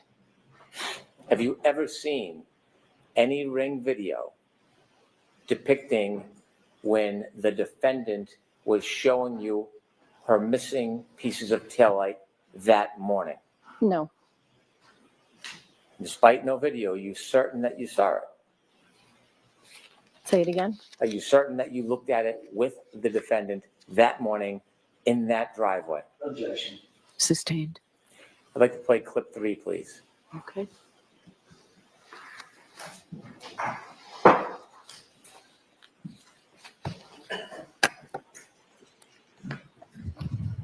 Objection. Okay.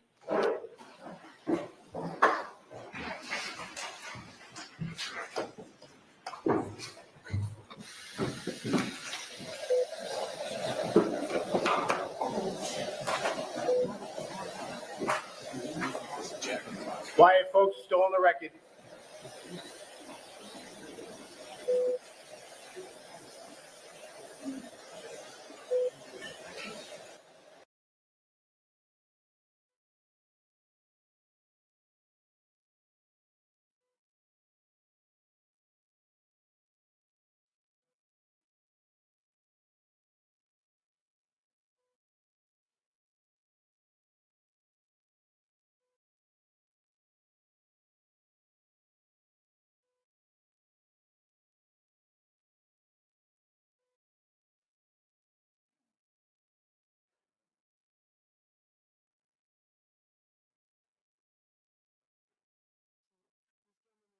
This now.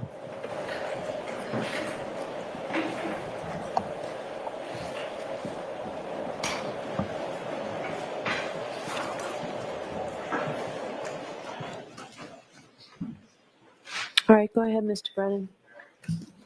When you first got to John and you were trying to save him that morning, do you have a distinct memory of it? Yes, Counsel had asked you if it was your story. Was this a story? say it again. Was it a story that you told? A story? Yes. It's what happened. Do you wish it was just a story? Objection. Sustained. There's no further questions. Okay, so recross. Just asked, just a few minutes ago.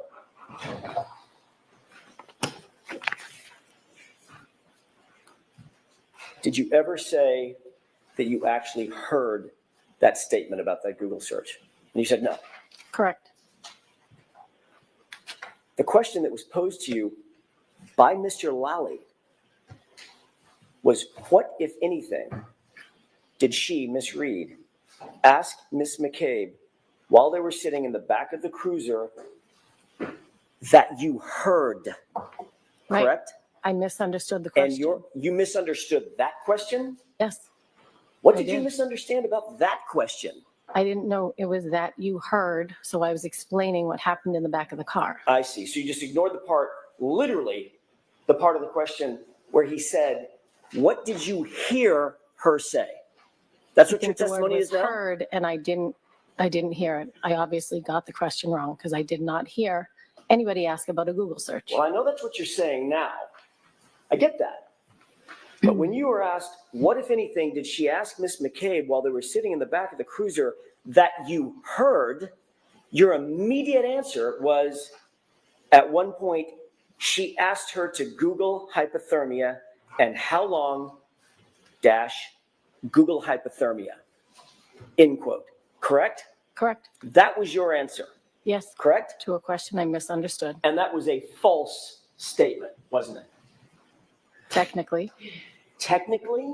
yes, It's like being a technically. little bit pregnant, Ms. Roberts. Okay, so remember, jurors, I said earlier, comments of counsel are not evidence and you're to disregard them. Ask a question. Thank you, Your Honor. What do you mean technically? Technically, I was under oath and I did not hear Karen asked Jen to Google it, And yet under oath. but I you- knew it happened at that And yet time. under oath, you said you did. Correct. And that was a lie, correct? Objection. Was that a lie? Did you lie? I did not intentionally, But you did. And, not intentionally. okay, that's the end of Understood this. the question, Mr. Jackson. All right, is there any other question or is that it? I didn't know what you just said. I said I misunderstood the question, Mr. Jackson. That's what you're saying now, correct? That's what happened. All right, Can I ask one more question? okay. In that quote, you said, at one point, she asked her to Google hypothermia and how long? Then you corrected yourself and finished with Google hypothermia. What did you mean by how long? What were you about to say? I don't recall. Had someone told you something about a phrase that started with how long? I don't recall. Hypothermia? I don't recall. Like, for instance, how long to die in cold? I don't recall. Okay. All right, Ms. McKay, I'm sorry, Ms. Roberts, you're upset. Thank you.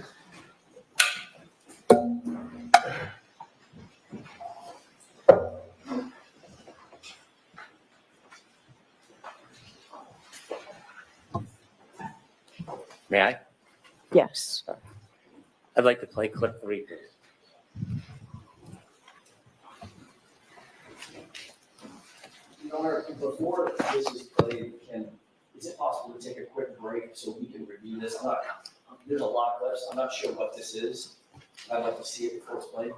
All right, how long a clip is this? Probably about 10 seconds, 15 seconds. All right. Jurors, we're going to ask you to take a break, and we'll bring you back in, and we'll see a 10-second. All right, we'll give you a 5-minute break. That's fine. Thank you, Your Honor. Court, all rise, please. Jurors, close your books. Follow me.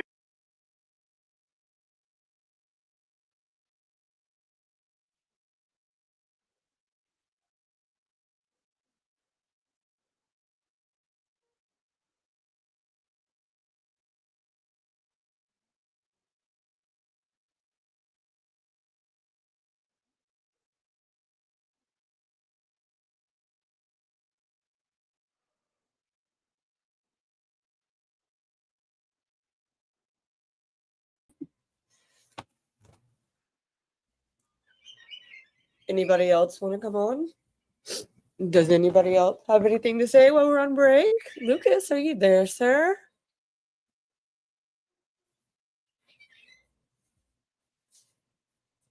So, who gets technically pregnant?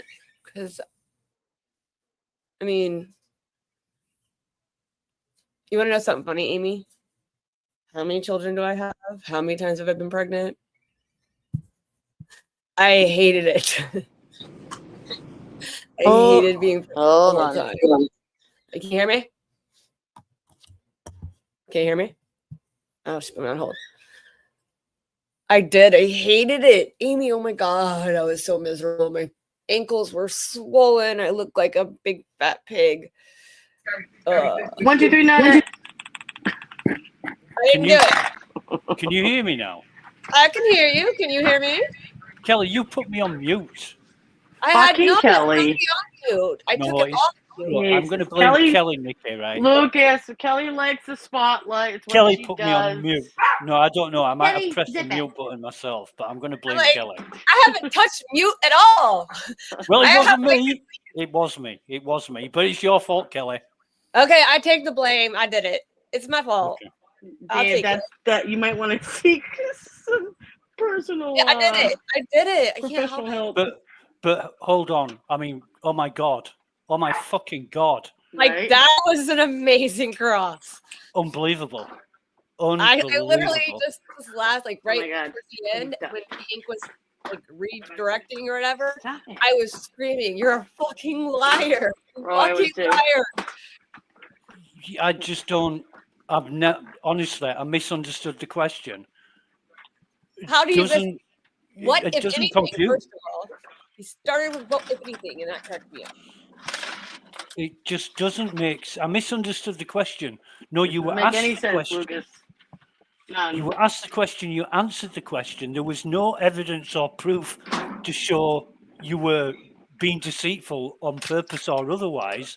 But now there is. Right. Dude, she looked And- guilty as fuck. Oh, absolutely. I can't even lie. The snapping, like Oh, her people eye that, rolls at the oh end. my God, people that get wicked snappy like that. Oh my God, Jen you has caught them made in the lies. The perfect person. Jennifer McCabe has worked on her for 3 years. And Yep. she sounded and acted and looked just like the bitch. Sorry. Yeah, I wouldn't go that far, Kelly, but yeah. Bev called her McCabe. Yeah. Bev Oh, even God. said, "Thanks, Miss McCabe." She was like, I mean, Miss Roberts.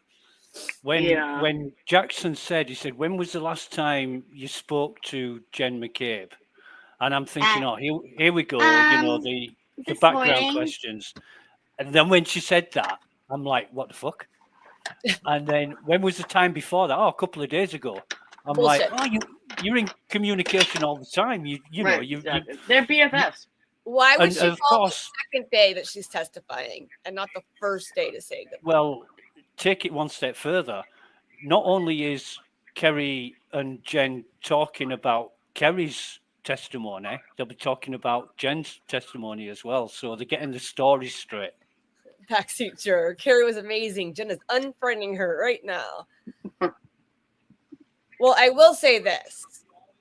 Jen's the talker, okay? It's Jen that's the talker because Jen was all over law and crime. Kelly, chat stop. yesterday. Just stop. Just stop. What? You don't say it right. Well, She was it's all not over how I what? say it. She was all over. We law don't say and talk. We crime. don't say talk here. This isn't. We ain't Scott Sure. from Long You're not Island. there. You're in Texas. It doesn't count. Hey, Just stop. Lucas, hold on. I gotta mute somebody. Lucas. Sorry, Nikki. I love you. Yeah, she was all over the law and crime chat yesterday during opening statements with her real name and her picture, and then Carrie Lama was right after her. They could just be trolls. I don't know. A lot of people had it up on what? Nikki, where are you? Yeah, I true. brought you back up. I literally muted you for less than 2 seconds. So you do mute people. You fucking muted me, you did. I did not mute you. I muted Nikki.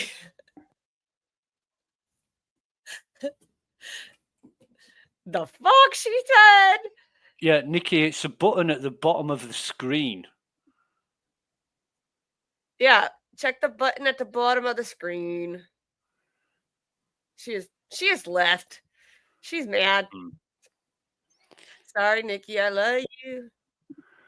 Oh, she's back. Kelly, don't make me get the hose, bitch. Flashlight. It puts the lotion on its skin, or else it gets the hose again. Yeah, I think Kerry's got not a lot of explaining to do, but a reputation and credibility and trustworthiness is non-existent now. That, and I think this is a perfect or prime example of how Hank cherry picks what he wants to say and ask them, and then when the fence comes in and grabs the stuff he didn't say, just like he did with the opening with Proctor, he failed to mention Proctor in his opening. I think that's when he gets caught up, and I think the jury's going to see that. Yeah, I watched Vinnie Politan yesterday, and he was going through the things that were missed out by both defense and prosecution. And I see. Vinny sees our side now. He's starting to get it. He said yesterday, I love how the attorneys framed their conversations, and he said, no, I'll put the link in the chat here, and you can come on. You just hit the link and then follow the instructions. Hey, you just hit the link. Okay, put your earbuds in if you got them. Turn down any TV or background noise, and then you literally just set up. You keep your mic muted and your camera off too, but you allow them. Like, don't worry about muting because Kelly takes care of that. I'm the muter. I just Right? mute people. That's all I Such a do. I bitch. don't do it. I am a bitch. I know I'm a bitch. I learned from you. I learned it by watching you, Dad. I'm just saying. Have you met my No. friends? To be honest, what I think happened is when we all went back to watch the court stream and you disconnected us all, I think it automatically puts you on mute. I'm guessing. When I put No, you Lucas, backstage. listen, You were still Lucas. backstage. Lucas, she booted me, okay? I did not boot Don't you. defend her. Kelly's not innocent. She is so full of crap. All right, you know what? You guys run the shit. I'm out, okay? I'm out. You can run the stream. And how about that? I'm good. No, I do want to say, Amy, if you can come up at like 3:15, 3:30, I have to leave by 3:30. I have a doctor's appointment at 4 with my hematologist. So I'll have to, the last half an hour, I'll have to have someone come up. All right, Yeah, Kate, I'll pray I for went. you. I did actually go do some checking on what Kerry said about the tail light. I'm not going anywhere, Hate. Yeah, and, you got to, Lucas. Got to go all the way back, but The testimony is exactly what she said last time. I think we're back. we're back. We're moving you guys to the stage.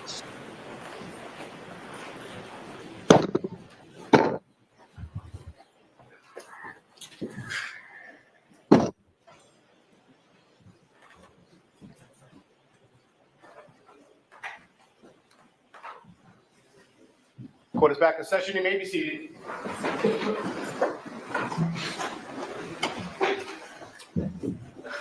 All right, Mr. Brennan, whenever you're ready. I'd like to play clip 3, please.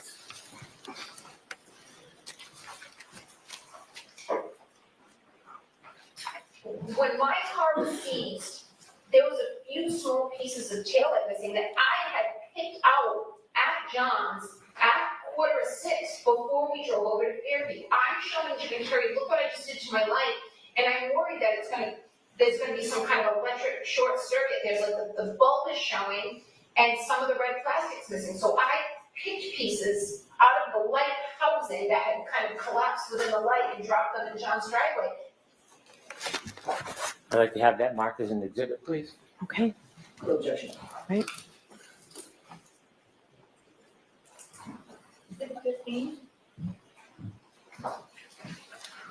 All right. Rather than calling your next witness, who it'll take 10 minutes to bring a witness in and do all of that. Yes, Your Why don't Honor. we take the lunch and recess? I'm sorry, is the food here? Okay. Folks, we'll take a 40-minute lunch and recess, okay? All rise for the court, please. Jurors, close your books, put them on your chairs, and follow me.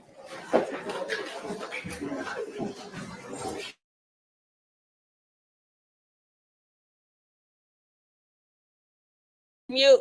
Unmute. Okay. And I'm going to put This the is link- some bipolar shit right here. That was the stupidest. These clips that he's playing, they mean nothing. Yeah, I'm gonna play a clip for 2 seconds and then we're gonna go to lunch. So Lunchtime, fools, go to lunch. Now that sounds like, oh God, what's her name? Bart's sister.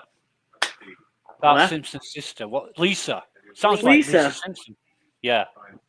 All right, Yeah. I'm going to put into the chat the StreamYard link for anybody who would like to come up and hang out. Well, not anybody, but yeah. Well, I have We're to gonna mute Grant people a Smithello's lot, coming up. apparently. Let's settle, so let's settle down about the anybody. I happen to mute people a lot, but anybody in the chat wants to come up and hang out, go ahead. You hit the link I put in the chat, and then it's going to tell you that you're a guest, and then put your name, and then you hit enter studio, and that will take you backstage, and then I will see you, and I can pull you up to the And stream. people, make sure you have your cameras. Like you have to accept, allow camera and your voice thing, the fucking thing. It will have your camera on if you don't want it. Camera, yeah. No, you don't need to show your face. I can't put my camera on because I sent a picture of myself to Nikki and it Yeah. broke her screen. Yeah. So I Yeah. can't put my Screen. camera on. He did. Oh man, Well, that's why you crazy. didn't send it, Nikki. I thought Amy and I sent fucking Lucas bathing suit pictures of ourselves fucking or a year ago, two years ago. that just went crazy. So I had another YouTube up. Look who's here. Oh my god, I'm so special. Oh god. I had another YouTube up. Look who's here. Hey, What's bitch. up, bitches? Yeah, you gotta mute your shit. Come on. Kelly, can you mute Kim, please? I am. Hold on. Till she gets her shit together, Kelly. Shut the fuck up, bitch. Jesus Christ. Jesus Christ, Nikki. It changes. My hair's a mess, so I can't. Did you see my head right now? Do you see this? Come on. Uh-oh. Nikki, big bad. Nikki left. You made her leave. What did you do? Nikki. I don't know. That's so crazy. So how do you feel about it, Miss Kimmy? I was dying watching Carrie just spin out of control. Oh, she's back. I was like, keep going, Carrie. Keep You just wanted fucking to be going. under me, Nikki. Don't lie. Kelly, what the fuck? You could have just asked me to move the screen. You could be underneath me. You didn't have to go out and come back in. I would have just moved you. No, you booted me just now, so. I did Okay. not touch it. My hands are like this. Yeah. What do you that? think Peg's gonna testify to? Oh, I don't know, but Kelly, you've heard slapping around me, okay? Don't be surprised. Hey, bitches. Amy. Hey. What's up, baby? Oh, my hype man's in the back. What? Cow. Oh my god. What the fuck is happening? Nikki, when you did that voice, What? Oh, my Hank Brennan fucking impersonation. now we definitely need a talking stick. No, that was Lisa Simpson. Who did? Hold on, guys. We got another friend. It's coming. Yeah. Hey. Hey, guys. Can you really see me? Yes. I see you. Oh my god, I can see myself. I'm groovy. I get this shit. Oh, I see myself on TV. Hi. I know. I have it on too. We'll laugh I at it. think my Oh my god, phone. it's hate corruption. Hi, baby. Hi, Amy Mamas. I look like crap. I wasn't. Yes, Girl, you look beautiful. Yeah, you look beautiful. I can't see without my glasses. You all are beautiful. But I'm not sure if it's, I should cut my TV off or pause my phone. Can you hear that? One of them is behind. I would mute your TV Yeah, Mute my TV. and then talk through your phone or through your earpods. Okay. AirPods. Can you hear me, guys? Yep. Oh, and I'm all real time, right? Like not a few minutes behind like I was on the TV. Real time. Oh, I'm so excited. Now there can be a little delay sometimes between us talking because we're all Okay. spread out all over the place, but you'll catch on eventually. We tend to catch on after a while. I'm so excited. So this is my first time on well, my video on Yeah, the why don't tube. we all go around and say what we thought of Carrie, where'd she go? Well, Oh, dog mom. Hi, dog mom. Hi. How are you? Yeah, I'm oh, good, sorry, honey. I'm having a problem in my be ear. alone. Come up in the Why don't we chat. all go around and say our thoughts of the morning and what we thought of like Carrie and all of that? Hey, why don't you start? Me? Well, Yeah, you so start. I missed the early morning because I have my great nephew here. He's a year and a half, so I haven't had little ones like that. But from what I thought about Kerry, and I'm not sure if it's because I watched Turtle Boy last night. I never really thought that she was a liar. I knew she wasn't maybe telling all the truth. However, today I just find her to be like obviously coached by Jen, or like someone in the chat said today, and it is the truth. When you're telling the truth, you don't need to be showing all the documents and all that stuff. Yep, But so I facts. feel like she's a lying bitch today, and she's definitely been caught. Oh my god, hey, I love you so much. I Oh, love I'm sorry for saying bad words. I forget that you guys have the kiddies around. I'm Oh sorry. no, I have Listen. earphones in. You're good. Oh, say Yeah, all you're the bad good, words. honey. Oh, Kelly, you Even have if he was headphones around. too? We're like, the bad news bears. We're the bad words mamas. my kids are used to their aunties cussing all the time. Oh, mine too.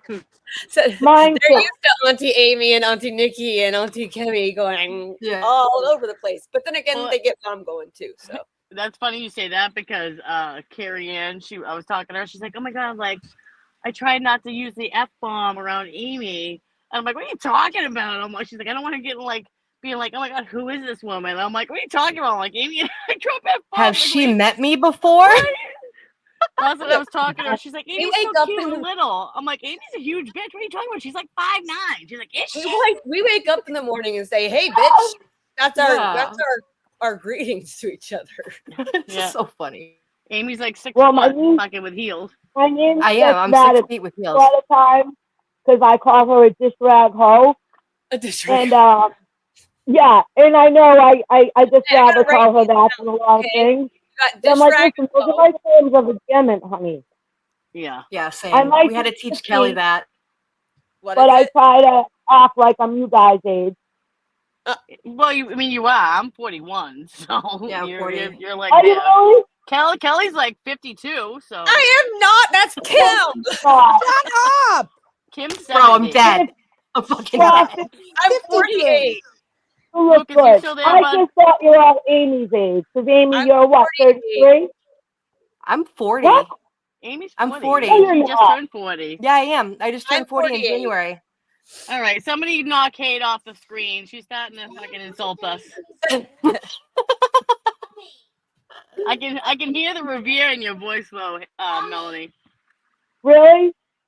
Oh, yeah. Well, I try to not sound like I'm from the city, but obviously can't help that. So my mom's whole side, which is all women, they're all the North End is. Yep. And so I'm Italian. I don't really like those Italian people who really try to be Italian and like, hey, oh, Buttafuoco over here. Yeah. So if Oh, you hear Lucas, that in my Lucas, ask her voice, where the that's how cannoli it is. sounds. Yeah, that's why I cracked up. You Italian in Revere? What a shocker. I know, right? It's weird. Well, I am originally from Everett, but when I had, I don't know, Amy, if you saw it yesterday, not to bring it up, but so my oldest son, my first husband, killed himself Oh God. when Oh, God. I was so Anthony was 4, so I was 22. Anthony, you so got I son was, Anthony? That's a shocker. yeah, I know. So Here in Revere, there is well, Shannon. his father had taken his life, and at that time I had a lot of friends from Revere. Anthony was very well, into sports and stuff like that. So I stayed in Revere, and even though it's not an awesome city for little kids and stuff, I get along with everyone. I mind my business. If I know something, I keep my mouth shut. And if I don't know something, I don't want to know. Right. But I know that these cities around here are so corrupt. Like, 100%. someday I will tell you guys a story that literally happened in front of my house 4 years ago on the news and show you the videos, and you will then understand why I have become so engulfed with not only this case, but a lot of the cases around Massachusetts. And without Flirto Boy, I never needed to know. Up until this past December, I was a DCF worker for 25 years. Oh, no shit. Yeah, some people call it DCF, DFC, DSF, I don't know. I've always just called it DCF, Department of Children and Families. DCYF, yeah. Right. And as you girls know, whether you're from Mass, Boston, I don't care where you're from, what country, shit, not everything makes the news, right? Nope. So there is so much corruption that I've known about. In fact, I think he may be related to JFK. So when my first introduction to seeing somebody being shot and was in front of Mike Casey in the North End, I was about a young teenager, and his name was Eric Kazali. And I think he may or may not be related to JFK. So this kid was a great kid, and that's all I know about him. Great kid. He had a few run-ins with the police back then. Everyone did, because police do nothing but bust balls. However, I don't know why they were surrounding him with their pistols out or whatever, but long story short, this kid, Eric, just went in his inside dungaree jacket, a leather jacket. He was pulling out a cassette tape. They blasted him away in front of everybody. And, being so young and stuff, I remember I did help his family out as much as I could. Again, my mom's whole side's from the North End, and whether you're from the North End or not, back in the day, it was different. People liked each other. They cared about each other. And his family's a great family. So I learned early back then in the court how people lie, the cops lie. unfortunately, a lot of my family is with law enforcement. My aunt in Alaska, she's like a big DEA, and I know everyone will Anchorage, Alaska. My aunt's name is Marianne Halstead. Her maiden name is Russo. 3 years. No way, really? Yeah, Kodiak Island. My ex-husband. I've never been to Alaska, but I've got a few cousins out there. Probably your age. And y'all what? How old are you? I'm 48. Okay. So yeah, a couple of years younger than me. I'm 50. So maybe my youngest cousin might be 45. They're all of their last name is Halstead. Denise, Kimberly, and then Sally. But I want to share something for you guys real quick before we get yeah, going. I'm sorry for talking so much, guys. You're good. I'm You're good. I'm a talker. I'm a talker. Oh yeah, we all are talkers, especially Kelly. Kelly understands. Stop it! You're so mean. You wrong, Nikki. You wrong. You said certain things to say, man. She's so mean to me. I don't know why I put up with it. Why don't Well, you guys? I'm sorry. I know that you have a lot of responsibility, Cal. Oh, No, she does. This is Who's that? This is Karen leaving for lunch. Oh, is that today? Just now. She doesn't look very worried to me. She looks pretty happy. No, she does. She looks amazing. Oh my God, the haters are gonna hate. She's Oh, yeah, smiling. Hey. Oh, see, look, I found my other twin. We both have 5 kids. Look at that. Jesus Christ. Oh my God. I usually don't have chins. So me making fun of Kerry today, I usually don't have chins on camera. I'm seeing I look like crap. Girl, But the next time I know I'm gonna go on camera, I'll look as beautiful as Melanie Little. Yeah, can you look a little presentable next time, please? I was gonna will. say I'm something, sorry. but- Nikki, turn your camera I'm on. sorry. Oh, bitch, you don't want to see me right That's now. what I'm saying. I haven't even I wanna showered, see so. you. Well, I've seen what Nikki looks like before. Oh, listen, I have a face. I found a filter last night, and let me Oh tell my you. God, it was so funny. I screenshot it. Oh my God. You I did think not, I literally bitch. peed my I pants. did.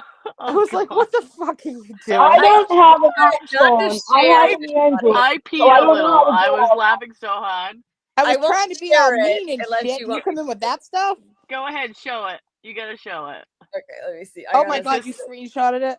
It's just, of course you did. Oh, fucking How, Kelly. Kelly, how dare you screenshot private conversations? Within our family? Oopsie. Oopsie. Oopsie. I didn't know I wasn't supposed to, but okay. Okay, hold on. You're not. And I'm gonna be FYI. nice, Nikki. I'm not even gonna cut me and Kim out. I'm gonna leave you, just all of us on the screen, because I don't want you to feel like we're. Oh no, I'm fine because I thought it was hysterical. Excuse me, Cal. Did you get If my I side? go on my porch, will my phone die out? You. If you what? No, If I you're go out on fine. my porch to have a cigarette, will my phone die? No, you're fine. You're good. Okay, so I can move around as if I was on like a Zoom or Yes. something, right? No, you must sit and stay. I'm in my truck, my boyfriend's truck right now, smoking butts. Well, I'm So- sure you guys have an iPhone. Yeah, I got an I don't have an iPhone 77. I have an Android from the year I was born, 73. A But 73. as long as I can use the tubes and do this, I feel so technical. Well, I mean, technically, you are technical. Kelly, you gotta show it. You gotta show it. It's fucking. I peed a little. I was laughing so I hard. know. Oh my I'm God. sharing it. I have to I was share it like- to You don't need to when share. she Just hold came it up to the on. hold it up to the No, I have to screen. Oh share no, it. it'll be better if she shares it, Nikki. Did you get I my have side to share it. profile? No, I have to share it to my computer from my phone. So Oh. Yeah, it'll be way better that way. Oh my god, it was so great. yeah, Oh it my has God. to. It has to be. I put one bigger. filter on and I FaceTimed Amy and she's like, "Oh my god, I love your glasses." Where did you get them? I'm like, "Bitch, it's a fucking filter." I Oh, don't think God. I laughed so hard at this face because she did it in the middle of us talking and I couldn't stop. So that's what I'm saying. I'm trying to be all mean and shit, and then she comes in with that, and I'm like, it's over. It's fucking done. I'm over it. All right, it's coming. Oh, I love that. That is awesome. Oh, look at on my TV screen. That was me laughing. I was laughing my ass. Was that your face that you put the filter on from like Snapping Chat or something? No, it was a messenger. It's on Messenger. We message. Oh, okay. Oh my god, I was fucking dead. It was hysterical. Oh yeah, like I was. You gotta like something, and I saw that face, and you can see me. I'm like, holy crap! It was such a bad day, and I like to make people laugh. So that was my. My, what beautiful teeth you have. I'm jealous. Such big, beautiful white teeth. Oh yeah, look at. You girls are probably when she Jenny turned Gaines. inside, her nose was just as big. Oh my god! In the side profile, when I. No, that's what my nose looks like always. Oh my god! Stop it. Have you The guys side ever heard anyone refer to Jen McGabe as side dry? nose, yes, Amy. The side nose was epic. Like I. Yes. Take it down. Make it stop. Oh my god, it was fantastic. Ugh. I had to make people laugh. We all had a very rough day, and I was trying to make. I know laugh. what happened. I literally took it down, and it stayed up. Hold on. Oh god. You're welcome, world. You're welcome, trolls. That's what Knick Knack looks like without a shower. Well, I am the height of a troll. I'm 4 feet 11 inches. When I got my license when I was 19, I was 5'3". Carrie's interview on what's it on, Amy? It was on Good Morning America. Oh yeah, yeah. Good call, Amy. I don't have regular cable. I have to pay for like Netflix and all that. I didn't know. When did she do that? This morning. Oh, okay. But I haven't watched Is, it yet. I'd rather watch it with you guys. I'm 6 Oh, foot Amy 8. saw that? I'm 6 foot 8 inches. Well, Amy, it's funny you say that because last time I was telling Carrie, I'm like, she's like 8'5", and I'm like, I mean 5'8". She's like 8'5". I'm like, well, in heels, yeah, maybe. No, Mama, you Alright. can't come out. Boo-boo's out here. Boo-boo's. Add it to stage. Hold on, let me remove Amy. There we go. Move Lucas too. He ain't talking. Bye, Lucas. Bye. Lucas said, these are a bunch of girls. Get out of here. All right. Carrie Roberts, John O'Keefe's lifelong friend, speaking to the media for the first time, exclusively to GMA. You're obviously one of the key witnesses for the entire case. Why are you speaking out now on the eve of Karen's second trial? I think people have forgotten John in general. He is the victim. He's lost his life. He's not coming back. And you Roberts took the stand yesterday and will continue testifying today. She is a critical witness for the prosecution because she was the first person Karen Read called at 5 a.m. the morning of the blizzard trying to find John. Can you tell me what she said, what Karen told Carrie that morning when she called? I believe she said, was that the first time she called John's dead? Yes. Carrie relayed to Brendan Kane, longtime friend of John's, the contents of. Okay, wait. Why was Brendan there? Right? Why? Like, okay, What? I understand it's Carrie Roberts, but I didn't think that. Why is he's always in the stuff? Like, So Amy, you know my friend Kelly that posted your video in the new Karen Read. That's her cousin. I grew up with Kelly's kids, her daughter and her 2 sons, and that's Brendan? their uncle. Brendan is? Oh, wow. Yep. Carrie Well, I don't like him. that morning when she called. I believe she said, was that the first time she called John's dead? Yes. Carrie relayed to Brendan Kane, longtime friend of John's, the contents of her call that morning with Karen Read. When Karen called Carrie, she was histrionic, screaming, John's dead, John's dead. I think you get hit by a plow. Carrie, John's dead. Is that right? Yep. Facts, Amy. The first phone call was John's dead. Then she hung up. So that early morning, Carrie picked up Karen and another O'Keefe friend, Jennifer McCabe. I knew of her. I had met her once, and that was it. They drive to the house where Karen dropped John off. It's dark in a blinding blizzard. It was so snowy, you couldn't see. And as we were driving, Karen would lean in between us and she was frantic. I mean, she knew John was missing, so she was frantic about it, as I would be. And then we turned to pull down Fairview and she saw him on the lawn and I didn't. Carrie quickly joins Karen on the lawn, and the two women perform CPR on John until police arrive. We went to go find him and make sure he got home okay. And when you find him and he's not okay, it was pretty hard. Carrie and Johns were friends since childhood. So was Brendan King. He was a diehard Celtics, Sox, Bruins, Pats fan. Aren't we He all, met Boston Ken? Aren't sports. we He all? was obsessed. O'Keefe became a cop like his grandfather, staying close to his family, including his sister Kristen. When she and her husband died within months of each other, John took his niece and nephew in as his own. Carrie was his right hand. It was like all hands on deck when they would go to dance recitals and stuff, father-daughter dances. I would do their hair and get the boutonniere and get the corsage, and he did a great job. This was one of my best friends. In the 3 years since Reed was arrested, the town of Canton has been transformed. Neighbors have taken sides. Witnesses have been harassed. For the crime of? Telling the truth. Answering the phone. It's my friend. I'm not going to not help. It's all about which side are you on? We're John's closest friends and family, and we're still haven't been able to grieve because of all of this. It's all lost on this circus. Why did John want to become a cop? Johnny believed in fairness. Johnny believed in justice. Really? And he'd be appalled at where we are 3.5 years later. Surgery.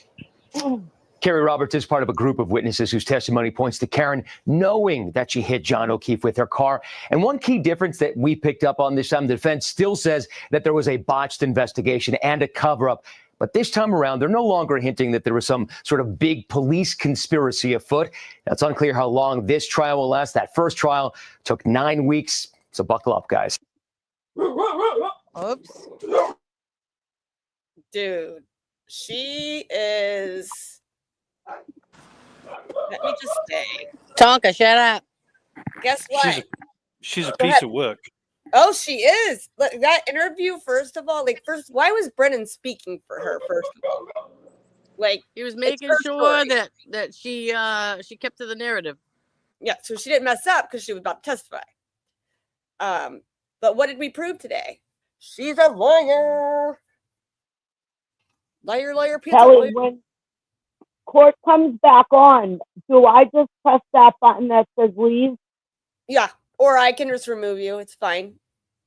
Okay, and Is what I did with I just Lucas? realized I'm not on mute. How do I Kelly's don't great see at it. removing people, so Shut she your knows what to face. do. Don't Yeah, I listen heard to her. Lucas say- Don't listen to her. We fight like sisters, so. I feel fine. Listen, I don't take anything serious. I don't No, get please don't. I like to joke, and I am the easiest person to get along with. You can say whatever you want. I am not like that. I am so happy, and you would never.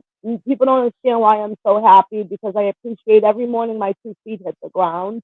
that's right. This right here, I've Noodles. had said it. operations, and John though I only have 3 real children, I raised 5 because I had to take custody of my 2 nephews, and my youngest nephew is autistic, and though he was easy in a lot of ways, he was very, very hyper, and it was very hard. Him and my daughter are 6 months apart.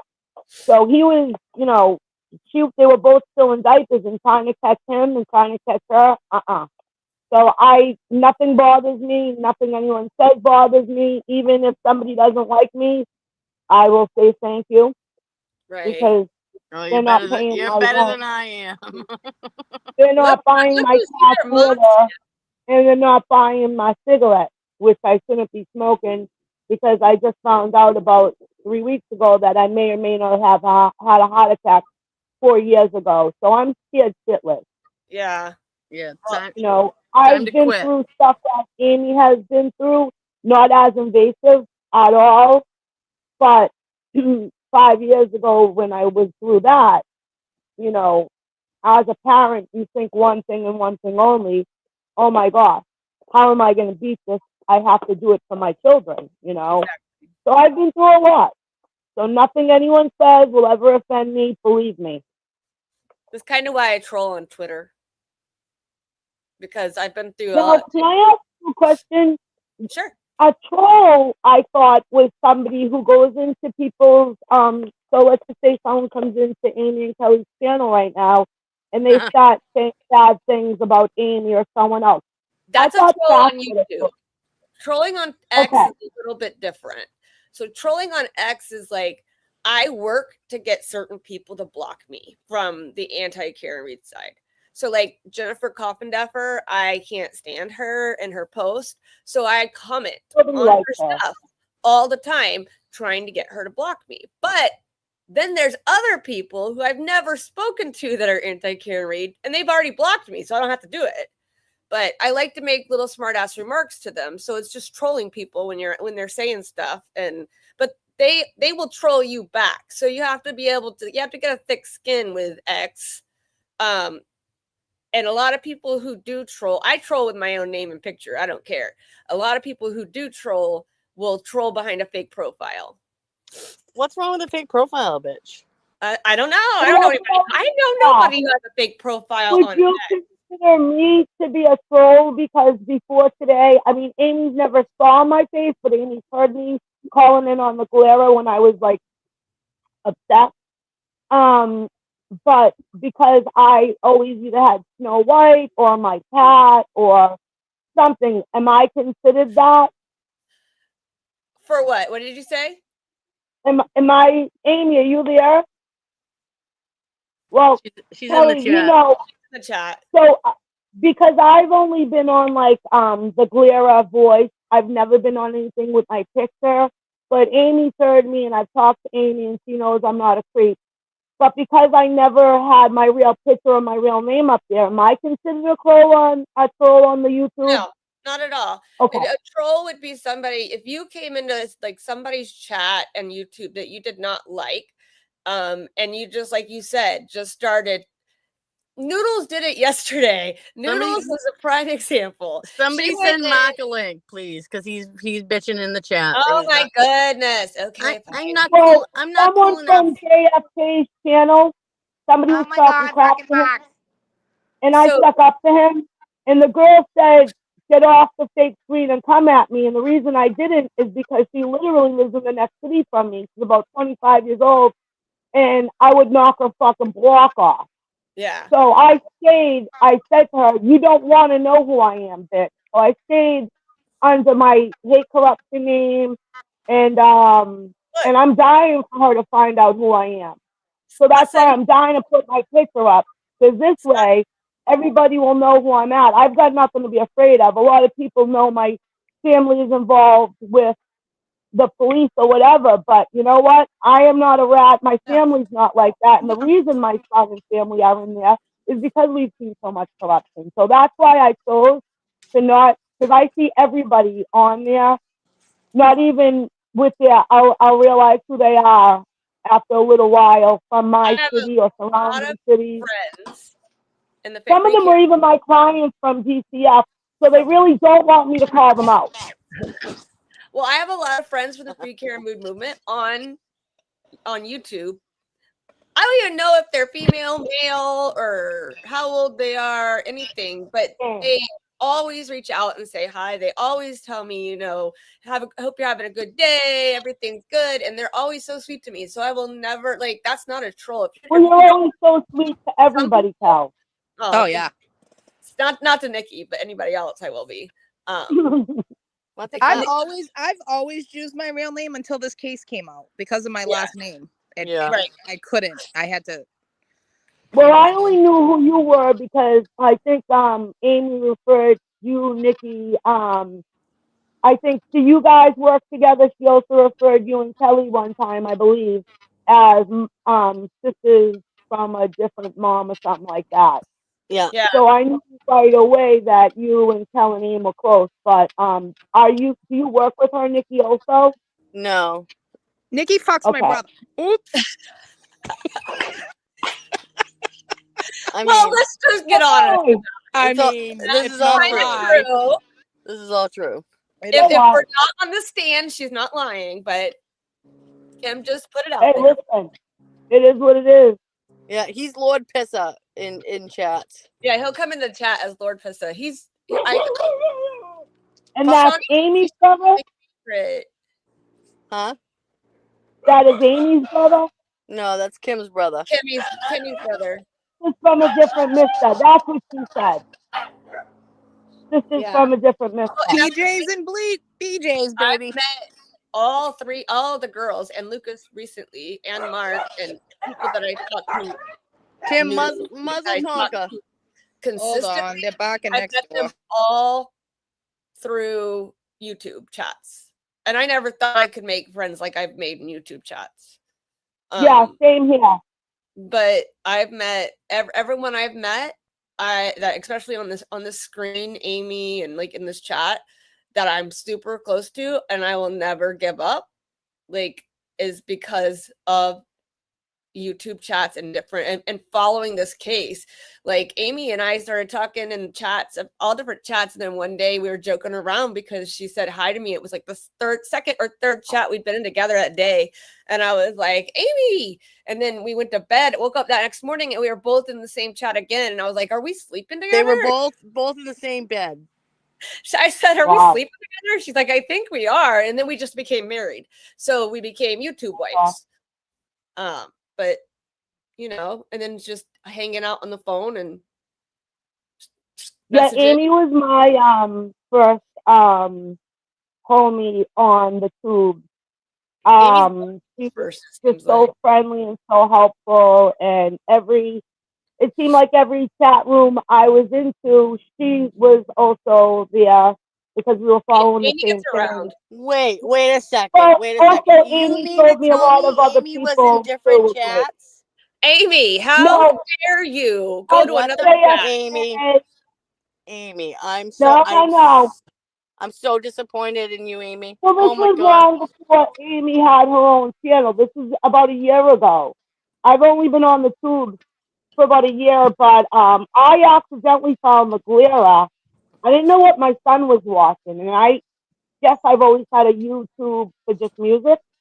So when he had left, I went back on there just to be nosy, and I'm not usually nosy because when you have kids, you'll find something. Anyhow, and I said, oh my God, this guy is handsome. And I said, holy shit, everything that I'm thinking about the Karen Reed case, they're all saying it. So I left that channel off like 3 days straight, and I didn't dare change it. And I called my son over, and he's like, Mom, I am on that channel. Do not say who's your son. He goes, because please don't embarrass me like that. I said, I won't. Well, he heard me calling him over the Glera. With the glare. And my son likes to pick up our YouTubes, and my 9-year-old, and kind of he'll come in and like Declan will come in and say hi, but he'll be watching us, and there's sometimes I have to tell my husband make sure he's not watching us for a certain like person that's come, like when Auntie Deb was on, and I don't mind him watching us because he hears us all talk anyway. It just depends on who's on, but the one day I came out and he had Will on, and I was like, turn the glare off your YouTube right now. You're never allowed to watch Claire ever. Like, not because I don't love him, but because no, absolutely. And he says it right away, his channel's not for kids. That was one of the main reasons that I fell in love with the Glera, because he had at the time, still, he had ethics that I liked about him, even though I don't have little kids around, I still appreciate, when people do look out for the kids, Right. Yeah. I mean, my kids are. Declan wants to be involved in. Declan takes my phone and texts Amy. Okay, and I will come back like 2 minutes later, and I'm like, "Why is Amy texting me back about something that I didn't say?" And it's because my 9-year-old's texting her. So now he's on WhatsApp with all of them. Him, or does she think it's you? Yeah, I just put him on WhatsApp with all of them because I'm like, stop messing with my phone. I need it. Oh. And so yeah, he says Amy's his girlfriend. So oh, well, she's beautiful. I wish she was my girlfriend. she is beautiful. Declan is a hoot. Declan is a hoot. He's my favorite. That was Joke, yeah. Oh, he's just youngest. How old are you now? His newest joke was, Mom, was Caleb born on a highway? And I was like, why? And he's like, because I know he was an accident. I was like, really? I said none of my kids are accidents. They're all surprises. Everyone's a Right. surprise. Happy accidents, surprises. But back to Carrie. What was the one thing, Lucas? Because I know you're hanging out there quietly. What was the one thing that you took away from today with her the most? It has to be the taillight. The taillight? Where she testified that it had a crack in it and a piece missing, and you could see the metal underneath. People have commented, excuse me, people have commented saying there's no metal in a taillight, but there's a reflective coating. Yep. So maybe she thought the shiny mirror coating was the metal. Well, and And it's that's- all LEDs as well. So when she Yeah. said other things about it, it's LED lights all ripped around. Yeah, but I mean, more than anything else that was discussed or questions that were answered, she testified that it was cracked with a piece missing, not completely shattered. Now, from there, it wasn't involved in any other accident. There were no collisions anywhere else. So that proves basically that Officer Nick Barrows from, is it Dighton? Yeah. When he said it was cracked, not completely smashed, he was telling the truth. Facts. Yeah, he's probably the only one that tells the truth for the cops, I think, that I've seen. And but Kimmy, what was yours that you took away from it? That she's not good at being a puppet. She's a fucking liar. Yeah. You know what I mean? Nikki, Not what good at about all. I don't know if my biggest thing is just seeing her get awfully twisted up during when she was being called out, basically. Yeah. What about you, Kate? Melanie? Yes. What about you? What was your biggest takeaway? Well, I didn't see it from the morning, but and I really was not paying attention as much as I would have been because I had to keep checking on my nephew. But my biggest takeaway is that Carrie is a big lying bitch, just like the rest of them. Boom. I think my headphones died, or when I went to get in the kitchen, I touched them. But now I don't hear you guys from my headphones. I can hear you out of my phone. So should I try to put Bluetooth on? Mine Yeah, do you that. can- I just have to sometimes like my I'm in the truck, so my kind of reset. Sometimes they pop off. Yeah. So you just have to reset them. Like put if them you have back a in the case, case. just put them back in the case and pull them back out. Okay. I knew I'd screw something up. No, Are you yours didn't. It like does it that to if- me too. I have a set that if you touch it like 3 times, it'll pause the whatever you're watching. If you touch it like 4 times, it'll be in sleep mode, stuff like that. So I'm gonna try to re-put them in because they look like they're charged. Maybe. Yeah, I get Okay, wait a beats and minute. mine do it. actually, backseat juror says we can actually hear you better now without him. Can you hear me, guys? Yeah, we can hear you. Darn it! It's not on my headset. I will That's all right. play. We can hear you better. We hear you better without them. Yeah. Oh, really? Yeah. So my biggest takeaway, I think, would be that Alan got her to admit perjury.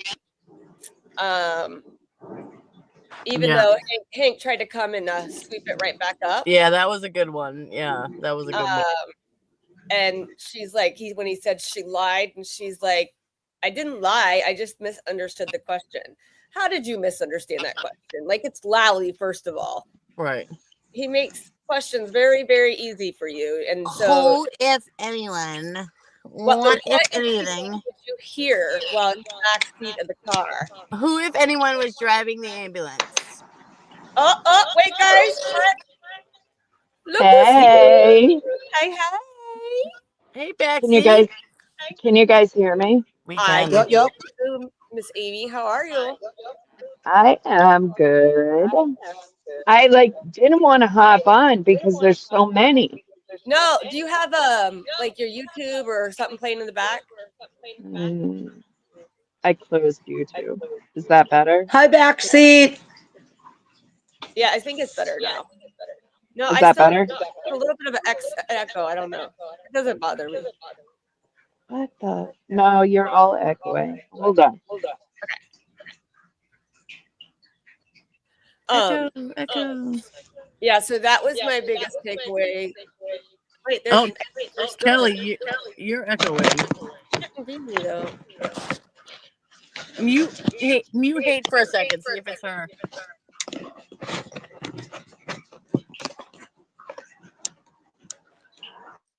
All right, so try it. Are you there?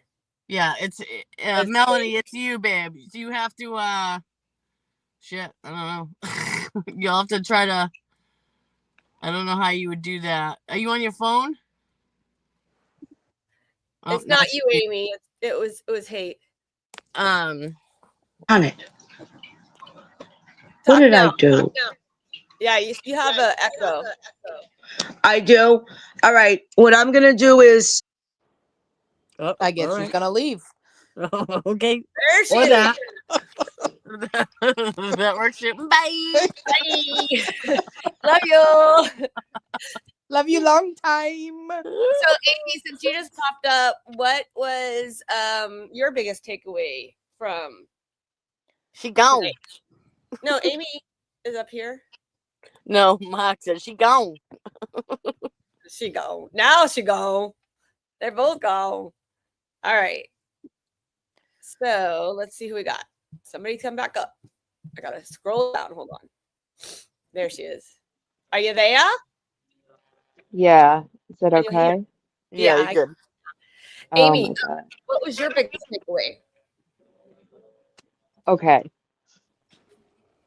JFK has been going on and on about those baby blankets. Oh my God, I saw that in Glara. Yeah. Don't forget the baby blankets. And then you're watching her shake out the baby blankets and put them in the back of the car. She's talking about all the blood, and you're like, oh, okay, the cops, another thing the cops didn't fucking take? Right. What No, the that- fuck? She said she was wrapping it around his head. Well, and my big thing too is she had to dig his head out of the snow. Right. Like, shut Exactly. the fuck up. There was not that much snow. Yeah. Yeah. 6 inches. Like that's Unless some people who believe that the Jeep was there think that he plowed John. Like, Amy, same girl. Well, my Other thing Amy. is, I think, well, first of all, with Hank's timeline from yesterday of his, I was listening to my boyfriend, Peter, Larry, and he said yesterday one of the things he picked out of his opening was when he brought up Nuttall and how Nuttall has no skin in the game and all this stuff, and he doesn't care. And he said something about the injuries didn't match. Yeah, you're good, Hank. And I was like, I didn't notice that. Like when it came up, the way he said it, it was that the injuries didn't correlate or something like that. And so if that's the case, why would he say that in his opening? And he played it like 3 times. I heard him say it, but I was like, what? Because they busted Carrie today too. She said scratches on his arm. Yeah, exactly. Yep. Scratches on his arm. She got admitted to lying, but I mean, we've only had, look at this. The second day, we're on we just finished our second witness. Mm-hmm. It's already been bloodshed. Like, can you imagine how the next few weeks are going to go? Oh my God, I love, if it's like this, I can't wait to hear Peggy's explanation for I the can't hear timeline. that, and I can't wait to get Jen back on the fuck or Proctor. I am those two. I'm like, I want to know if she's going to come up with the shitty attitude to Jackson like she does to everybody else in the court.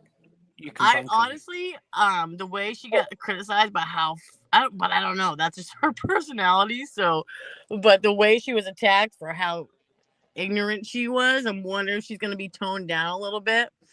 Or But she'll try. She'll probably be try honest and anyways. say, Yeah, you can but see that's just it's bubbling up. She's like, oh, I can't keep it down. yeah. Now, do any of you find it strange that her Yes. immediate reaction to Carrie, her immediate reaction on the phone to Carrie was, you left him there? Like Yeah, she knew. Right. She knew, like, you don't go to the Alberts and leave That right someone there. head. Right. That's what put it in her head that he was hit by Karen is you left him there. Because Paul said he No. went 10 rounds with Mike Tyson. No, I feel like the way she said it, this is like the way I take it, is that she knew you don't fucking leave somebody at Brian Albert's house. Oh, yeah, that makes sense. Well, I mean, that's like, I mean, I don't know, Amy. I don't know if you saw the video about this guy on TikTok talking about allegedly how many fights B.A. has gotten into and not reported and not arrested for them. Oh, that new Massachusetts guy. Yes. Yep. Yeah, I saw that video the other day. I loved it. Yeah. Yeah. And I believe every fucking one of them stories too. Yeah, and I'm I sure do. there's so many more. Yeah, I fully do. Yeah. So I was just pulling Court TV's stream up to see, and they've got the fan going right now. So I have Court TV up, and I have Long Crime up on different tabs. So, who's here? Somebody come to visit? I heard it's Nikki again. What did you do? Now you're back twice. Don't sound so excited. Oh my god, who's coming to visit? Oh, it's Nikki. I thought it was somebody else. Now you're up twice again. Look, you got a twofer deal. Oh, I can't take a twofer. I can't take two of you. Well, you got Amy and I, and her and I are a lot alike, dude. Can't even lie. No, but I know how to handle you guys separately. It's true. It's true. I can't see the chat. I'm on my phone. If you go into Amy, if you go into, do you have an iPhone? Yeah. If you go into the more, see the little 3 dot and then the more. Oh, I see it. You click on that and then you go into comments. But when you X out, don't hit done because that will boot you out of StreamYard. You hit the X at the top right of the chat. Okay, I see it. And you can see this. That's the only way that I've figured out how to read the chat. But I can't comment in the chat. So. Yeah, I think that Peggy's testimony is going to be, because she's up next from what I understand. She is. It's going to be pretty interesting to see how she's going to react. Oh my god, did you hear her sobbing yesterday? Did anybody catch that? I heard it, yes. Shit in the courtroom. Dude, she's so fucking bad. Like, I mean, what was that trial fucking that Bev did with the cop there? The guy killed him. Yes. Yeah. Yes. And she wouldn't even let her show any emotion. Right. Like, fuck out of here. Is Mr. Murky, has Senior been there at all? Yeah. He was there yesterday. Was he? I was at work yesterday, so it was kind of hard to watch. Yeah. Well, we were also dealing with other shit too. A little bit. A little bit of bullshit. Okay. Anyways, yeah. 12 hours of that bullshit. He's been there. Yeah. Oh, the other thing that I noticed, and tell me what you guys think of this. Take of this. When Jackson asked her about the first interview she did at her house, not the one she did at McCabe's, but at her house the night of. She said, "Did so and so write that report?" And she sounded really pissed off. And Yeah. Yeah, she no, did too. it was the other one, and she was like, He's like, oh. does it matter? And she said no, because it wasn't what it wasn't what she thought. So something Yeah. was fishy with that. You know, and it's like, how do you, like, every time you watch a trial, you see the interviews, the interrogations, and they have proof of that. But all of these fucking interviews that they've had and nothing has been documented. Nothing was no record of them whatsoever, other than just for reports people's were word written of mouth. months later. There's like the reports were written a month later. They weren't even written within days. I mean, Well, exactly. And every yeah, but I mean, most cops record, or most cops pull them into the police station. But no, these people do house visits. they do house visits with everybody together. Yeah, I wish God forbid, if I ever fucking get arrested, I wish that all you guys get called into a house. I know that because I don't want to get out of my pajamas. I'm coming Right? to Norfolk, okay, and we're gonna start committing some crime so we can hang out together when they interview the other people. Oh, I almost had a hate crime on me yesterday. I'll tell you what. Uh-huh. Yesterday. What you got to consider is the number of interviews and people that Kerry Roberts has spoke to. Right. Because it's a big number. So Right. when she's asking questions about who wrote what and who filled in the report, she's probably done that many that she's not clear on which is which. When you've done that and told so many lies and made so many fabrications and Facts. aspersions, it's difficult to remember. Right. When you're telling easier to when you're telling the truth, you Right. don't have to remember the lies you've told because Right. it's the truth. That's straight facts. Yep. Well, that's why I kind of think the closest we're going to get to the truth of that morning Hold on, was my phone. what we just watched. Yeah, exactly. Well, and you Because know how liars, they start to stutter when you fucking call them out. And she was starting to get a little apprehensive. Well, I did, but not intentionally. No, you just said you did. You lied, you bitch. yeah. So you lied. But Jen, I did. I mean, not intentionally though. It's like, okay, bitch, we see through you.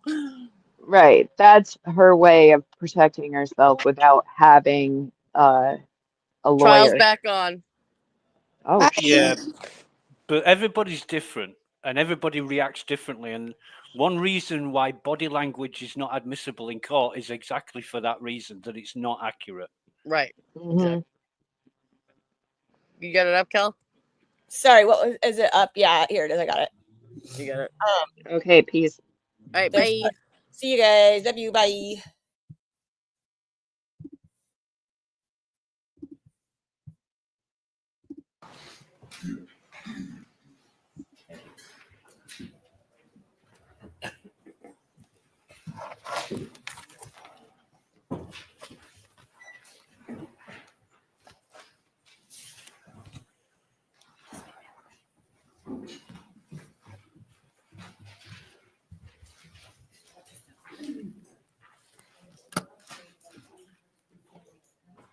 You solemnly swear the evidence here before the jury in the case now in here should be the truth, the whole truth, and nothing but the truth, so help you God.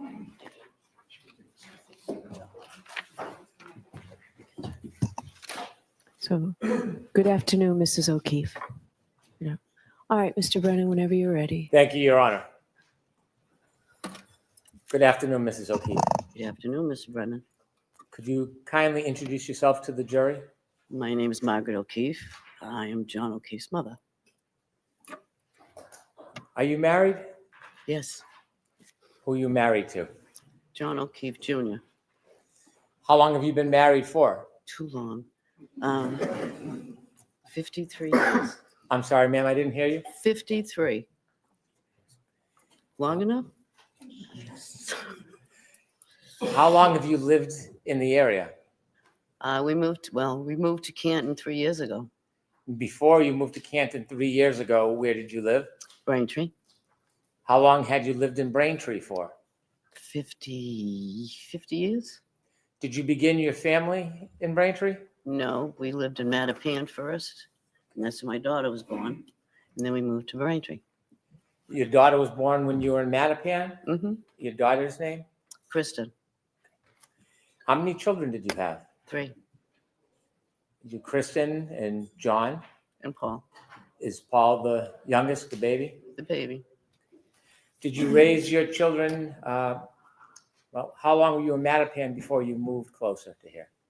I'm sorry, repeat that? How long did you live in Mattapan before you moved closer? 2 years And then the rest of the time you were in the area? in Braintree. Tell me a little bit about your immediate family. My daughter,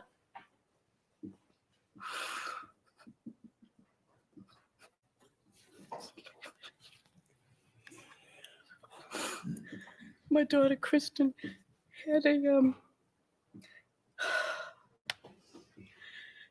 tumor, a cancerous tumor that she had for 5 months. She died in November of 13. She had 2 children. And then 2 months after she passed, her husband passed from a heart attack. And then you all know about John. And then my son Paul is over there. That was 2013, ma'am? Could I ask you about her children? She had 2 children, Kaylee, who's now 17, and Patrick is 14. And he's a run for my money. Do you remember how old the children were when your daughter passed? 3 and 6.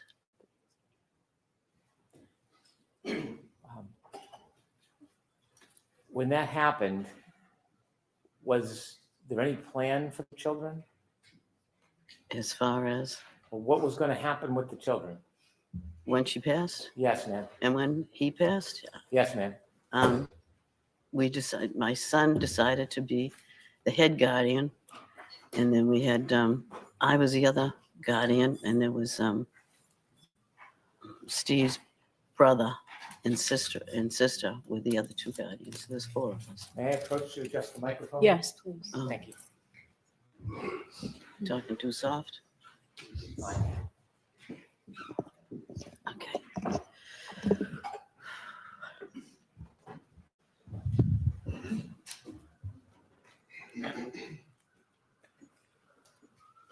Did I understand that there was a decision that John would be the primary guardian?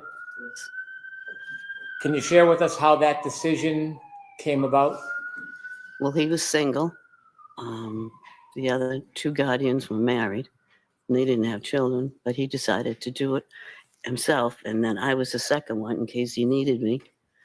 So I was over there most of the time, like when the kids get home from school or, take them places, and then have them on weekends so he could have a break.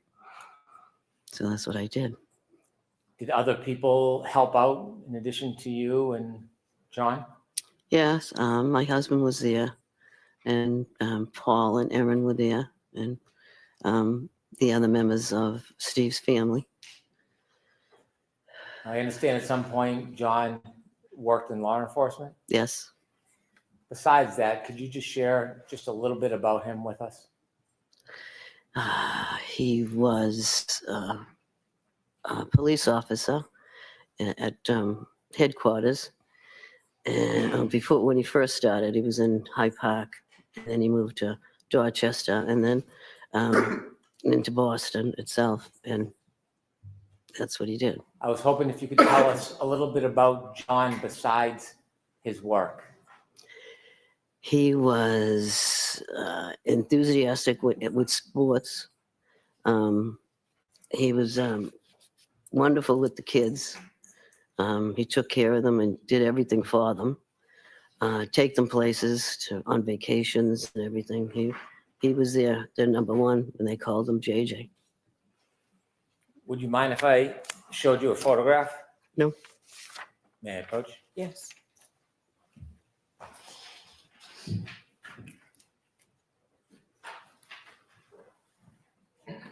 I'm showing you a photograph, Okay, and could you tell us what you see? that's my son. May I introduce this as an exhibit? Yes. Exhibit 16.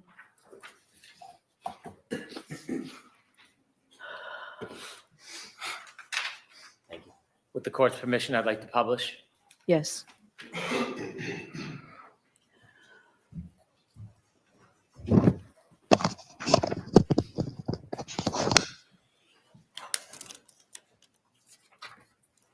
Ms. O'Keefe, do you know when this picture was taken? Oh, I really don't know. It was in the summer of I don't know what year. I really don't know the year. But is that one he probably took into a fair or an amusement park, and he had his picture taken there with it, and then the kids were with him too. So, Do you know how old he was in that picture? 43, maybe. What year was John born? 75. Ms. Gilman, could you take the photo down, please?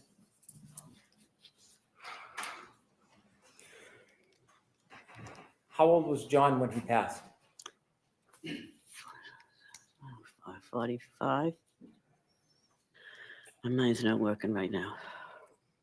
I understand. It's okay. Can I ask you a few more questions? Okay. You let me know.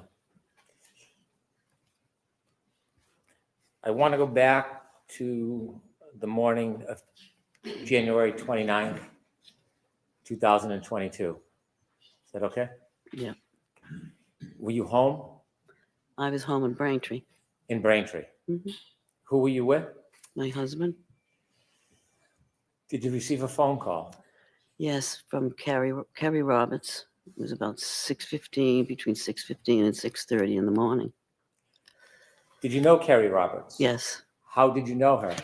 She lived in Braintree for a while. John and her were friends. They went to the junior prom together. And then we found out that she moved. She lived in Canton, and she was around the corner from us, and she helped us out with the kids. And when you were helping take care of the kids, would you often see Miss Roberts? Yeah, because she'd take Patrick and her son Ryan places. And yeah, so I saw her all the time. Often? Yeah. When she called you that morning, do you remember the conversation? Yeah, she said John was found in a snowbank. And I didn't understand, which I said, what do you mean found in a snowbank? She said, they found him in the snow. They don't know what happened. She says he's brought up to the Good Samaritan Hospital.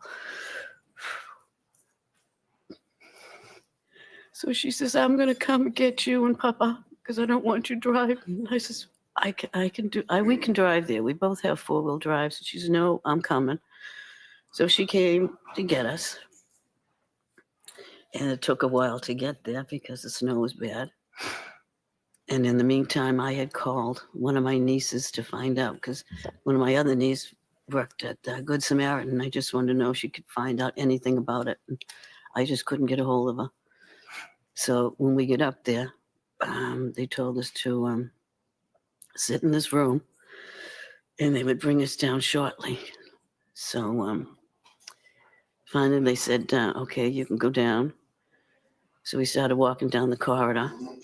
And as I'm walking down, I hear Karen Reed yell, Peg, is he dead? Is he dead, Peg? Peg, is he dead?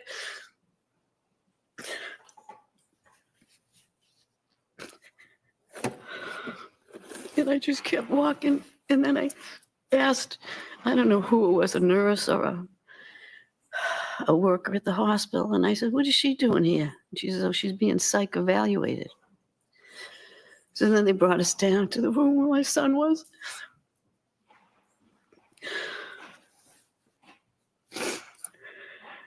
He's bruised up. His eyes were closed. It's just not a good scene. Okay.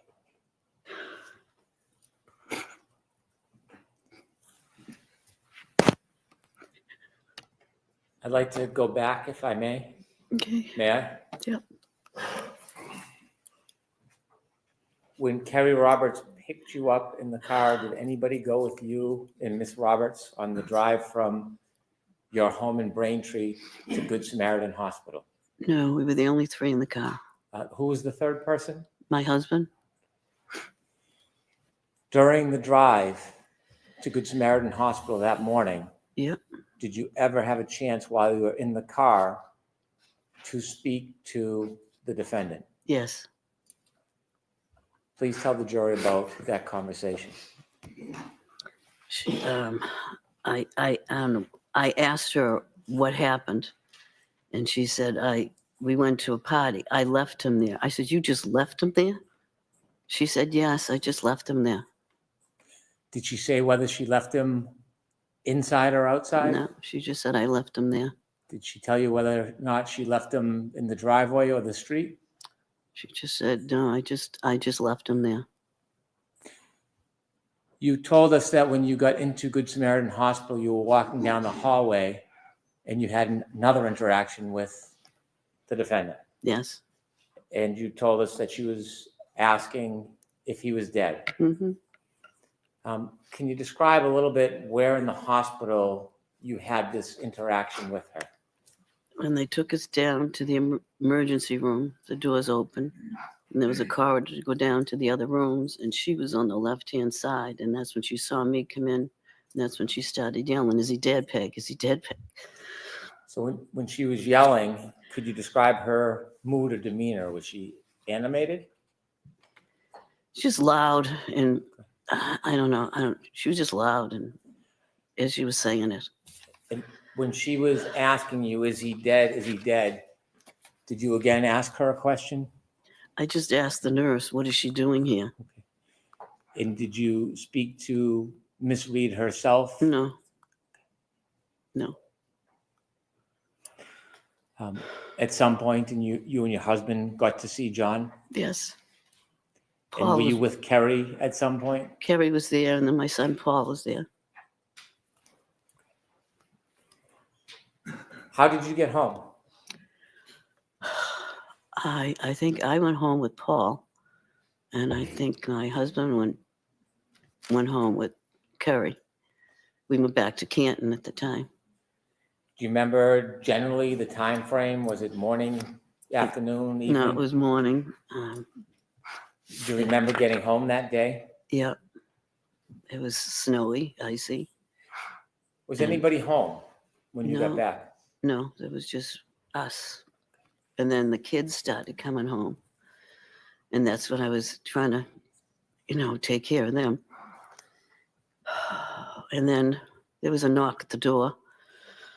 And it was Karen, her father, and her brother asked if they could come in.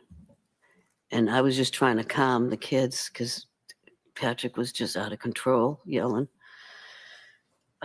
And then they came in. And then he said, do you mind if we go upstairs and get a couple of her things? Which I never should have let them go up there. But at the time, I just couldn't think straight. And I really didn't have anybody else to help me keep them down in the kitchen. So I don't know what they got up there, what they did up there. How long were they, when you say upstairs, do you know what room they went to? I assumed the bedroom. So I'm going to strike that, Mrs. O'Keefe. If you could just, what you actually know. Okay, and Mr. Brennan can ask a better question. Thank you. Could I lead a bit? Yes. Ma'am, how many rooms are upstairs in John's home? 1, 2, 3, 4 bedrooms and an office. And off the master bedroom, there's a bathroom, and then there's a closet. It's a big house. Did you see the defendant and her father go upstairs? I didn't really see them go up, but I knew they were up there because I could hear them. You didn't follow them up or go to look? No. You didn't know which room or rooms they were in? No, I'm assuming the bathroom and the master bedroom. My question was poor. You didn't see which rooms they actually went in? No. How long was the defendant upstairs in John's home with her father? I don't know, maybe 10, 15 minutes. Did you see them come back down? No, I did not. When they were upstairs, what were you doing? I was trying to calm the kids. Both of them? But yeah, well, mainly Patrick. How was Patrick reacting? He was very upset once we told him because he slept over a friend's house the night before, and he just said, "I'll never see you again."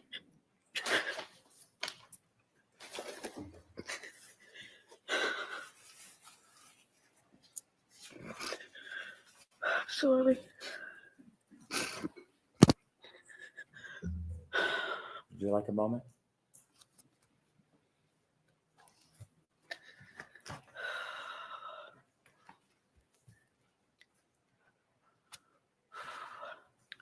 Mrs. O'Keefe, would you like to take a short break? No, that's fine. Thank you. You can just let me know when you're ready. Take your time. Go ahead. You ready? Go ahead. Okay.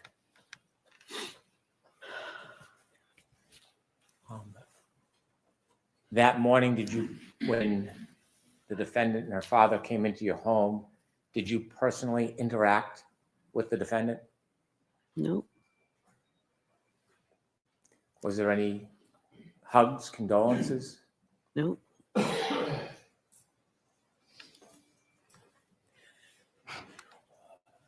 Did you ever confront the defendant with any accusations when she was in your home that morning? I don't even remember her being in the house. When she went upstairs, that's the last I saw of her. Did you ever lean over a kitchen island? Do you have a kitchen island in your house? Nope. Did you ever lean over the kitchen island and say, I think he looks like he got hit by a car? No. I don't remember talking to her that morning. Did you see when she left? Nope.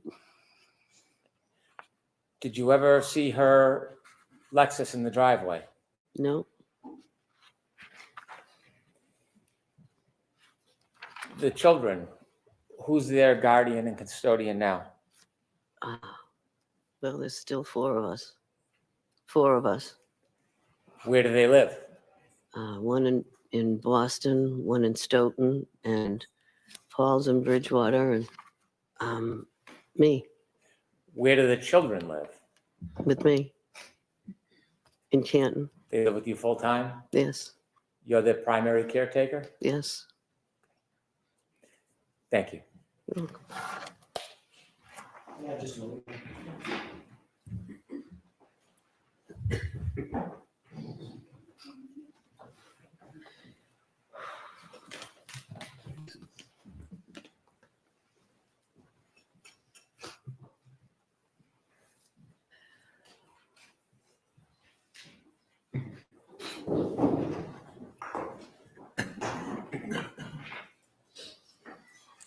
There you go. Okay.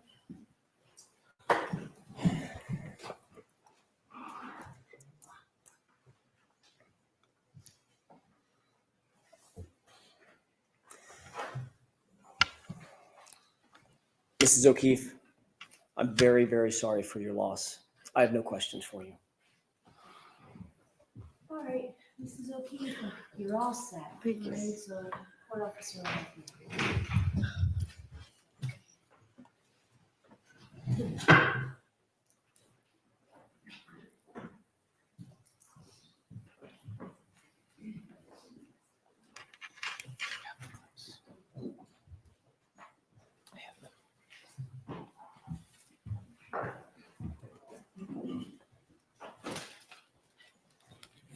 I would like to introduce 2 clips, labeled 4 and 5.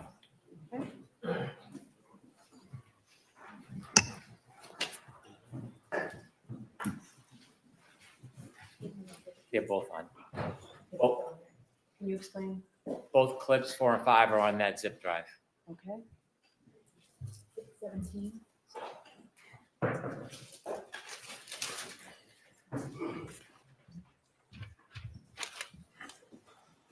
There's no objection to these?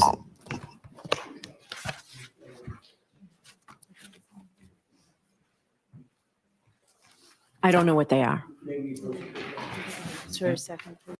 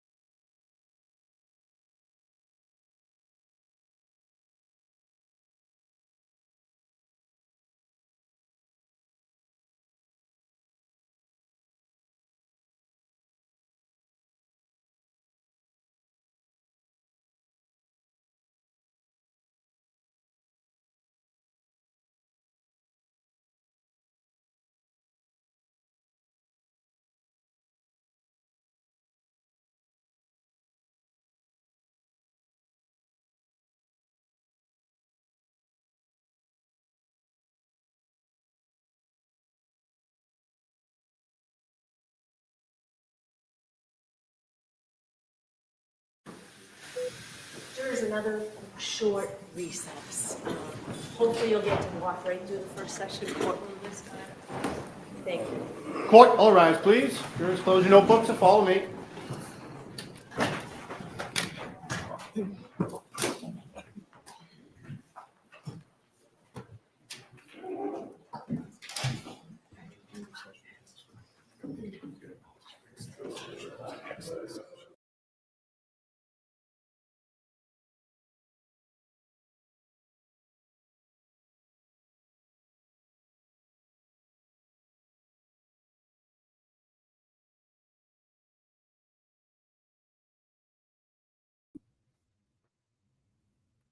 Hello, hello, hello. Jury is excellent. Please be seated. All right, All right, so I'll back on. watch the first one, then I'll hear your argument, Mr. Brennan and Mr. Jackson. So Ms. Gilman, if you play that first one, please. They had pulled into the driveway before me, so I was presuming she saw my cracked taillight and was thinking, did you hit my son? I could sense from her that she was looking at me very warily.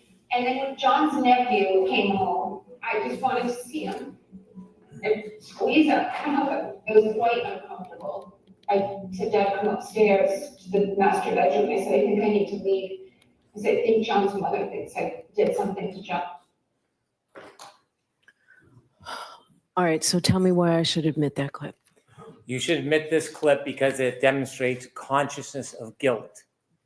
On the morning of John's death, Miss O'Keefe sees her son at the hospital and goes back to Mr. O'Keefe's home. In the driveway is the alleged murder weapon, the Lexus with the broken taillight.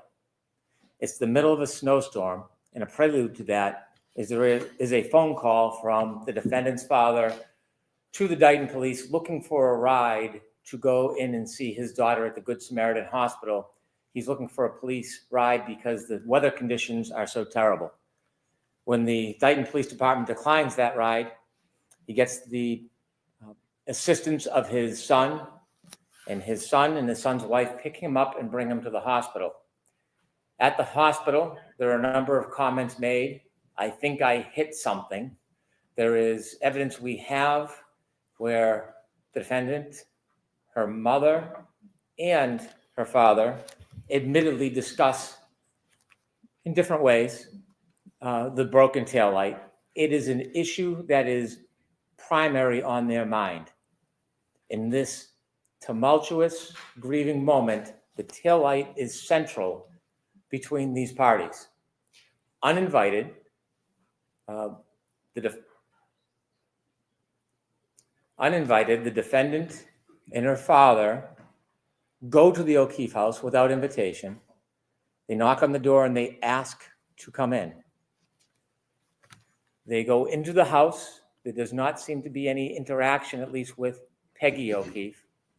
And curiously, they go upstairs for 15 minutes.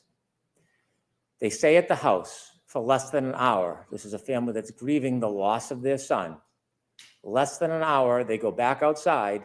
Instead of leaving in the one car, they take the alleged murder weapon, they get into two cars, and they drive away and remove the Lexus with the broken taillight from the scene. That is clear consciousness of guilt evidence, removing the murder weapon from an area where witnesses can see, photograph, identify the damage. In fact, despite the other evidence about the cracked taillight in the testimony, it is a centrally contested issue in this case. The defense is already questioned and confronted, as they have a right to do, about the shape, manner, and extent of that broken taillight. The removal of it is helpful for the defendant. And so the fact that they stay for less than an hour, remove the Lexus from the scene is important. This statement by the defendant is clearly an attempt to create an excuse, a ruse, for why they removed the murder weapon from the scene. It is an attempt to suggest that she somehow is targeted. She somehow on that morning is victimized. She somehow on that morning is the intent or the object of something that is abusive from Peggy O'Keefe. And so this evidence will demonstrate a key part of our consciousness of guilt evidence on this issue, that there was no viable reason to take that evidence from the scene other than to obscure it. It was not because Peggy O'Keefe yelled at her or intimidated her or threatened her. This was, again, a central conversation between her, her father, and her mother in those early morning hours. This is what was foremost in their mind. And so that's why it's not only relevant, it is an extraordinarily strong piece of the consciousness of guilt evidence. And inevitably, the defense may or may not try to provide some type of explanation or excuse, but we have a right to the full force of our proof, and this is part of it. Thank you, Mr. Jackson. Thank you, Your Honor.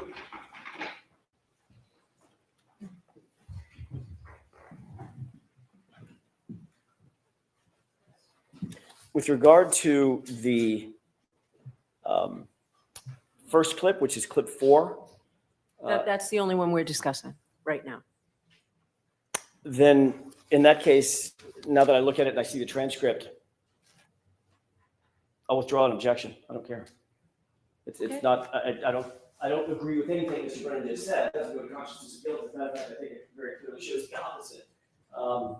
But Okay, so there's no objection. So there wasn't an objection until I said, is there any objection to this? And then you all came to sidebar. I mean, they were just going to play. So there's no objection to the first clip, right? yes, correct. Okay, so let's I hear. made an objection at sidebar. I'm withdrawing. Okay, so Mr. Brennan, play the second one, please. Yes.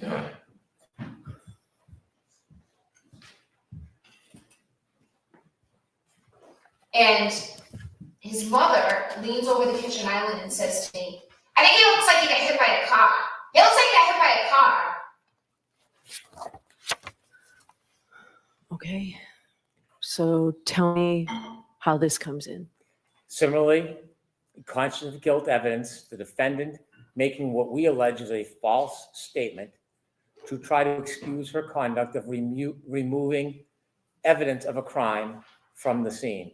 This has additional import. It has two facets to it. One, equally as important for consciousness of guilt in the first part, as I supported for clip number 4 or 5. Secondly, it is important because we've heard testimony from Peggy O'Keefe that this claim never happened. So we now have direct testimony that she did not have a conversation with the defendant, did not make these claims to the defendant. And so while also consciousness of guilt evidence, it has additional support from the previous clip. Right, Mr. Jackson? Thank you. With this video clip, Your Honor, it's very different. It has absolutely nothing to do with consciousness of guilt. The argument is baffling. How could that possibly be consciousness of guilt if my client is simply reiterating something that she believes somebody else said? This clip is obviously, very obviously, and strategically being used to try to vilify my client with something that's completely irrelevant. In Massachusetts, you can't call a witness just for the purposes of impeaching them. What this clip would be doing is purporting to impeach Mrs. O'Keefe, who just testified, I never said that. I never said it. I never leaned over the island counter. Never happened. So bringing this in would be used to impeach their own witness. And that's what can't be done in Massachusetts. With regard to consciousness of guilt, how does my client reiterating or stating that something that the victim's mother may or may not have said, how does that relate to consciousness of guilt? It doesn't. This is simply a wolf in sheep's clothing. They're trying to get it in because it makes my client look bad. They've just put on a very, very sympathetic and empathetic witness, John O'Keefe's mother, and they're trying to make my client, Ms. Reed, look bad by saying something what they perceive to be pejorative, in a tone that's pejorative about that very same witness. He's trying to, at this point, there is no issue about whether or not Peggy O'Keefe leaned over and said something about the car, being hit by the car. He's trying to create the issue so that he can put this video clip in. Has nothing to do with consciousness of guilt. It's not for impeachment of Peggy O'Keefe. We don't take the position that Peggy O'Keefe is lying. This is a statement of the defendant. It's in the form of an admission or a statement, which qualifies for admission substantively, not for impeachment purposes. The defendant should not be able to pick and choose which of her statements do not look good for her and do not look bad for her. She made the statements that are relevant to this case. It's not unfairly prejudicial. It's a statement that they embraced and they chose and they publicized, and it goes directly to the issue of consciousness of guilt. Just because it hurts, just because it's incriminating, just because it's difficult for the defense is not a basis to preclude it. It is an admission, a statement of the defendant. It's admitted substantively. If that were true, Your Honor, then they would simply put in the transcript. They wouldn't need to play the video. Transcript is one line. And his mother leans over the kitchen island and says to me, I think he looks like he got hit by a car. He looks like he got hit by a car. Sorry. I think he looks like he got hit by a car. It looks like he got hit by a car. They just put that statement in. They want to play this because of its prejudice, because of the tone that it sets. It's not in evidence at this point. The witness who supposedly said the statement has denied having said it and said it never occurred. This is far, far more prejudicial than it is probative. If they want to simply use the transcript, that's one thing. But playing this video is simply being used to vilify my client because of the tone of voice she used in the clip. That's it. That's what's not allowed. That's overly prejudicial, and it's not relevant. All right. So what I'm going to do is I'm going to think about this. And if I decided to let it in, you can let it in first thing tomorrow morning. I'm not going to let it in now. May I ask for a ruling in the morning? Yes. May I introduce the one that was not objected to? Yes. Do you want a consciousness of guilt instruction, Mr. Jackson? No, we don't believe that So you're in agreement that that statement just comes in? we're not objecting. I'm not trying to introduce it. Don't put words in my mouth. I'm not trying to. No, I introduce said it. you're, But- okay. But I'm not objecting that it, at this point, that it shouldn't come in. Okay. We'll bring the jurors back and we'll do that. Tony, can they come right in or is it going to be 5 minutes? Can they come right in? Thank you. Oh, yeah. May I clip that's under consideration and just admit the other one? Yes, and give it to me so I can look at it, please. So sorry, Your Honor, do you want me to leave that on there so you can look at it tonight? And if we decide to take it off in the morning? Yes. Thank you. Because you can just single it out and play one, right? Okay, thank you. Chrissy.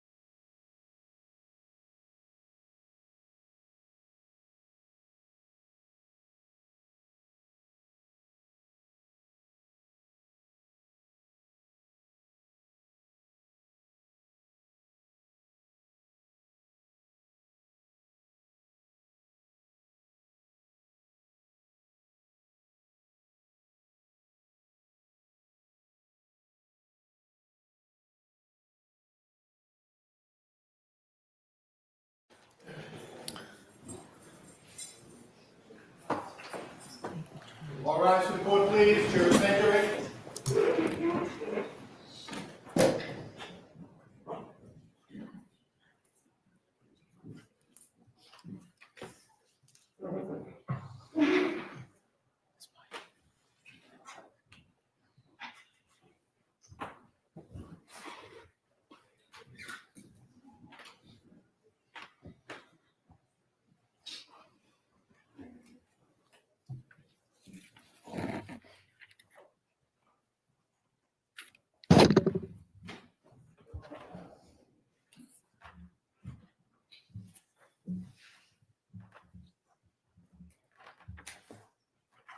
Court is back in session. You may be seated.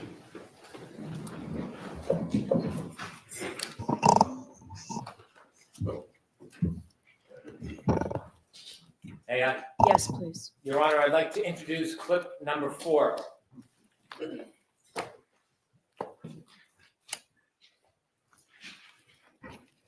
They had pulled into the driveway before me, so I was presuming she saw my cracked tail light and was thinking, did you hit my son? I could sense from her that she was looking at me very warily.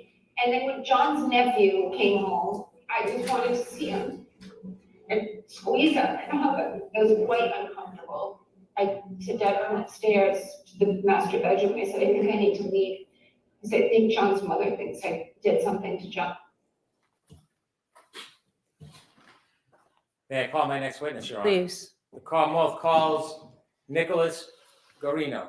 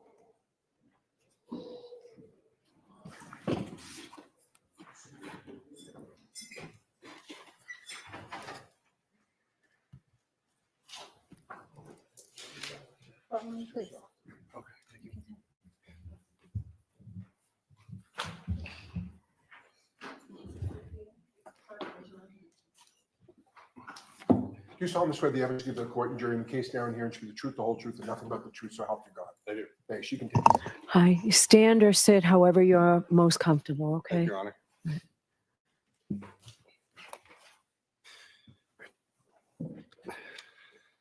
May I proceed? Yes. Good afternoon. Good afternoon, sir. Could you please introduce yourself to the jury? Yes. My name is Nicholas Garino. Mr. Garino, where do you work? I work at the Massachusetts State Police at the Norfolk District Attorney's Office. How long have you worked for the Massachusetts State Police for? This is year 10 now. How long have you been assigned to the District Attorney's Office for? Since November of 2019, so a little 5-ish years, 6 years. I want to go backwards a little bit. Can you tell me a little bit about what you did before you began working for the Massachusetts State Police? Yes, sir. I was a Norwood police officer for almost 11 years. So how long have you been in law enforcement between being a Norwood police officer and a Massachusetts State Police officer? February of this year started my 20th year in law enforcement. Did you go to school before you became a law enforcement officer? Yes, I went to Westfield State College, Westfield State University now. Did you graduate? Yes, I did. Can you remember what year you graduated in? Yes, it was 2003. Did you have a particular degree from Westfield State? Yes, I double majored. I got a major in criminal justice and mass communications. When you began as a police officer with the Norwood Police Department, did you have to go into any type of specific training? Yes, I went to the police academy. And how long is the police academy? 6 months.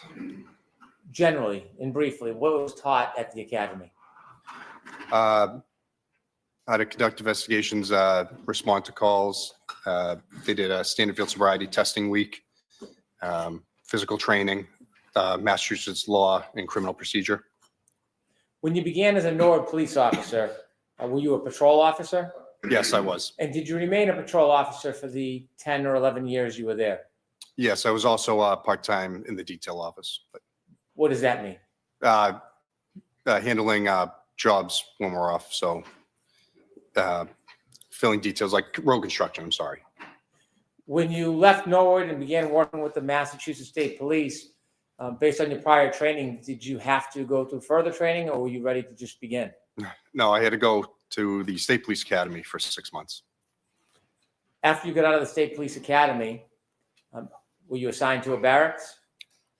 Yes, I was assigned to the South Boston Barracks for my training. And then once my break-in training was done, I was assigned to the Holden Barracks near Worcester. At some point during your time in your career with the Massachusetts State Police, did you start to receive any type of training in the specific field? I'm sorry. Did you receive any specialized training at the Massachusetts State Police after the academy? Once I got into the district attorney's office, yes. And can you tell us a little bit about what type of specialized training you received when you were assigned to the Norfolk County District Attorney's Office? Yes. So I was hired by the district attorney's office. I do cell phone and computer forensics, as well as I'm a sexual assault investigator. I had prior sexual assault investigator school done, and I went for digital forensics classes as part of my now daily duties. In order to work with cell phone forensics, did you have any particular background in it at that point? I had taken some classes when I was at Norwood PD, but I didn't have any of the Cellbrite or Axiom classes that I do now. We'll talk about those in a minute so you can give a little more explanation. Did you ever receive a specific advanced degree in data forensics? No, I didn't. Did you ever receive any specialized further degree or master's in data forensics? No. So your training came while you were a Massachusetts State Police officer through the Massachusetts State Police? Yes, that's correct. What type of courses did you take to learn about forensics? The first one I took was Cellbrite certified CCO, CCPA is their intro course that teaches you how to use the program and how to extract cell phones using Cellbrite program. There's a couple words I want you to help us understand. Yes. The first is an extraction. What is, as simple as you can, a cell phone extraction?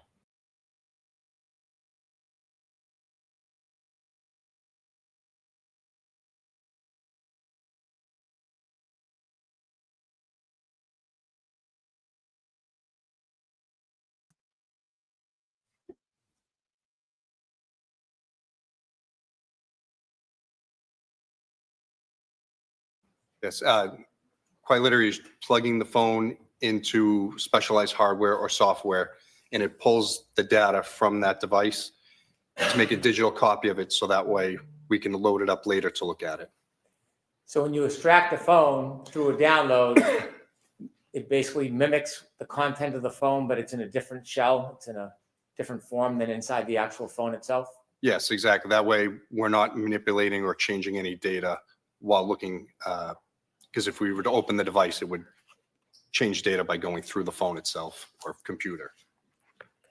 When you plug it in, can you explain a little bit about what you're plugging it into? Yes. So the main program and hardware that we use is GrayKey. It is, again, specialized software and hardware that once the phone's plugged into it, the software is able to extract the information if we have the passcode. If we don't have the passcode and the phone is supported, it's able to guess that passcode depending on how long, like for an iPhone, if you have a 4-digit, it could take months. If you have a 6-digit, it could take up to 35 years. So does the phone have to be accessible to actually do that download through Gray key? Do you have to be able to open the phone with the passcode? No, so if we don't have the passcode and it's supported, it can guess the passcode without making the phone useless after, say, for an iPhone, I believe it's 10 passcodes. Is it a quicker process if you do have the passcode? Much. It would take hours to download the device, depending on how much information's on it. How do you ensure that the information that you extract from the actual device is accurate and the same when you're making a copy? How do you ensure the integrity of it? So with Gray Key, it produces a progress report as it goes through its process. The only two fields that we can sort of amend in that PDF that it spits out is the ID number and then the investigator name. So after the data is pulled out, it creates a hash value, which is like a digital fingerprint for that specific information. So if you had gone in and to edit or change it, that digital fingerprint would change. It would change the big long string of numbers that it attaches to that file. The digital fingerprint, is that the same thing you're referring to as the hash value? Yes, exactly. And how do you ensure that the hash value of the product, the copy, is the same as what's on the phone? You can run the zip file that it creates with the information into a hash calculator, and it will give the same hash as what is produced from the Gray Key PDF report.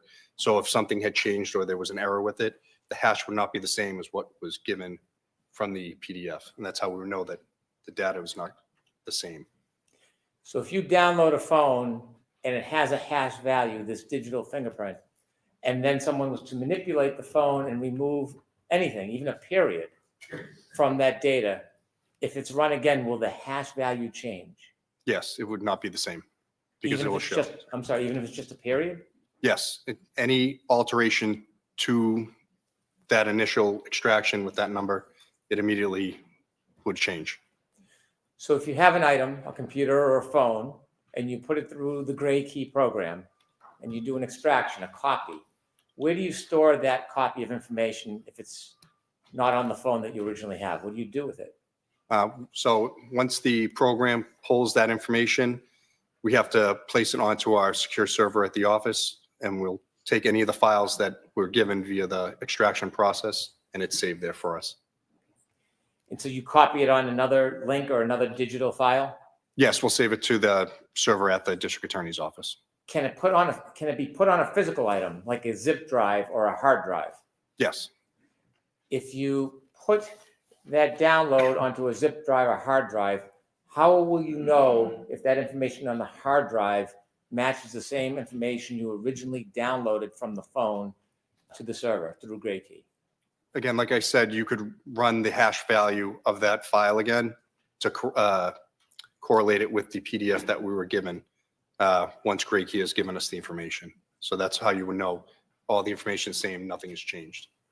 So for example, if you download an iPhone and it has that digital fingerprint hash value attached to it, and you make a copy or multiple copies, is the way to test whether or not those copies are exactly accurate is to look at the hash value of each copy? Yes, and copying the zip file would not change the hash value. The only way it would change is if you physically went into it and deleted information somehow.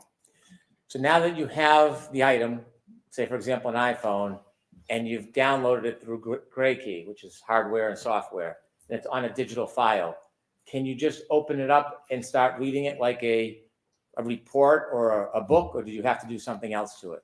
No, once it's pulled into that zip file, it has to be opened into another program, which there are many forensic tools, but the ones at the office we use are Cellbrite or Axiom. They're just two brands, and then those programs make that information readable so we can actually look at it.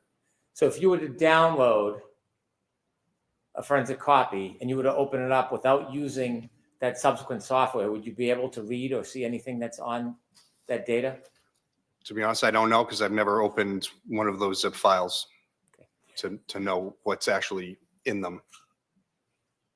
After the extraction happens, after there's that copy made, did you mention this further software you would use to be able to actually read the data? Yes, so that's Cellbrite and then Axiom. They're two different programs, but those programs will make the information readable. Are those the programs that you typically use? Yes, they are. And there's other programs out there, but those are the two that we normally use at the office. Are they commonly used in the Massachusetts State Police? Yes, they are. Are there other programs beyond Axiom and Cellbrite that can be used to decipher the information so you can read it? Yes, there's many.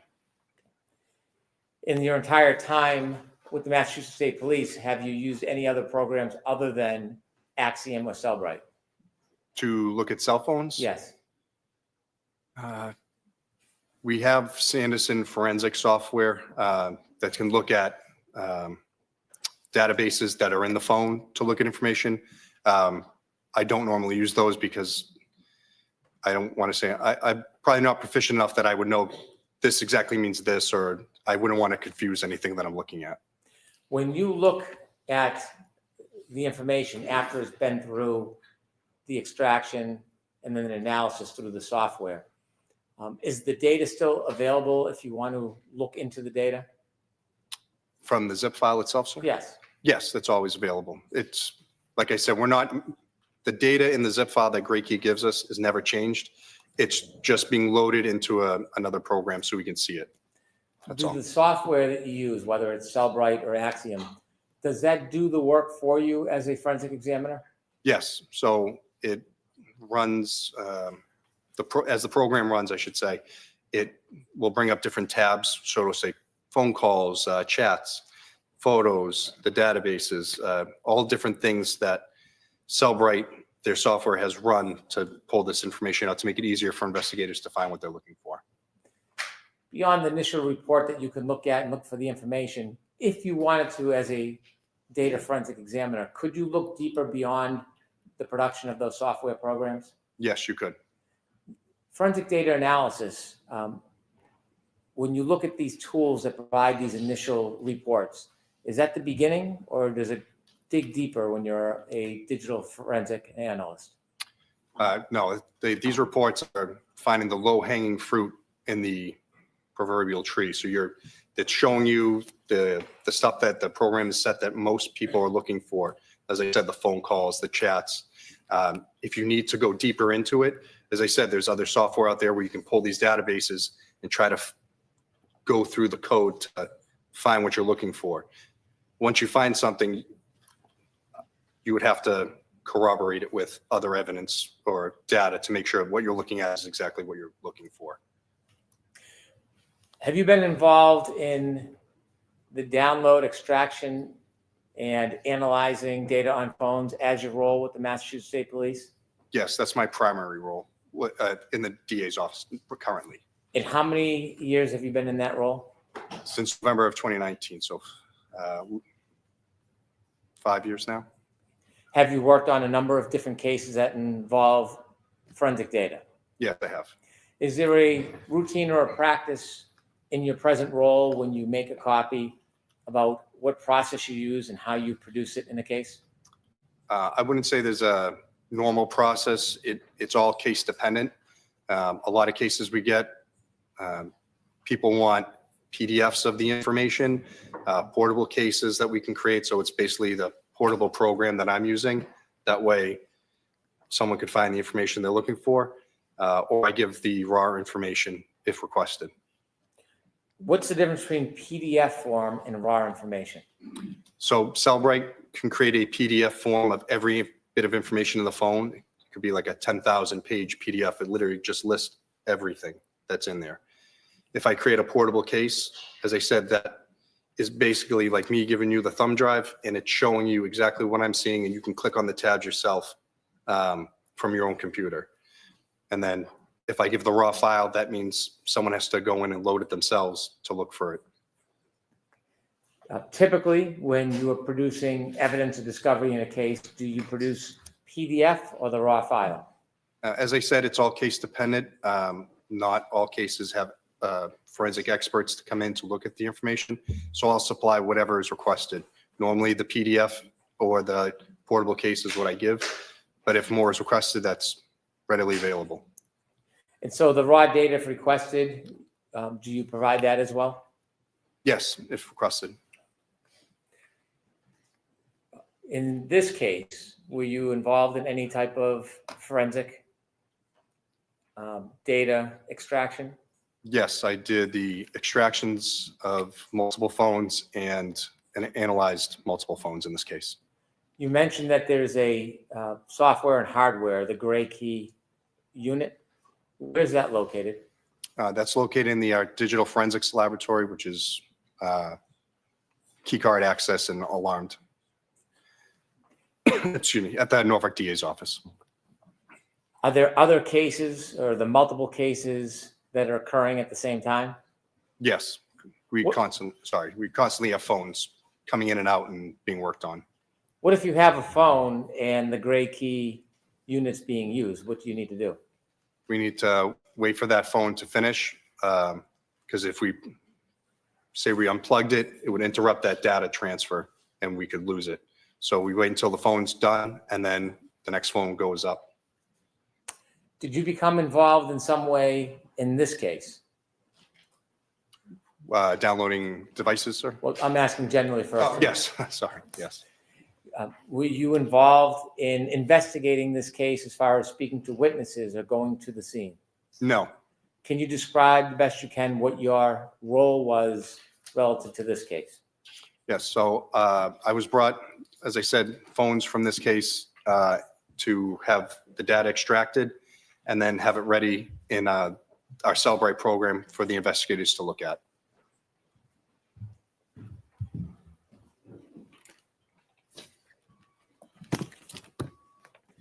At some point, were you provided a phone that you later identified as a phone belonging to Mr. John O'Keefe? Yes, I was. Do you remember when you were provided that phone?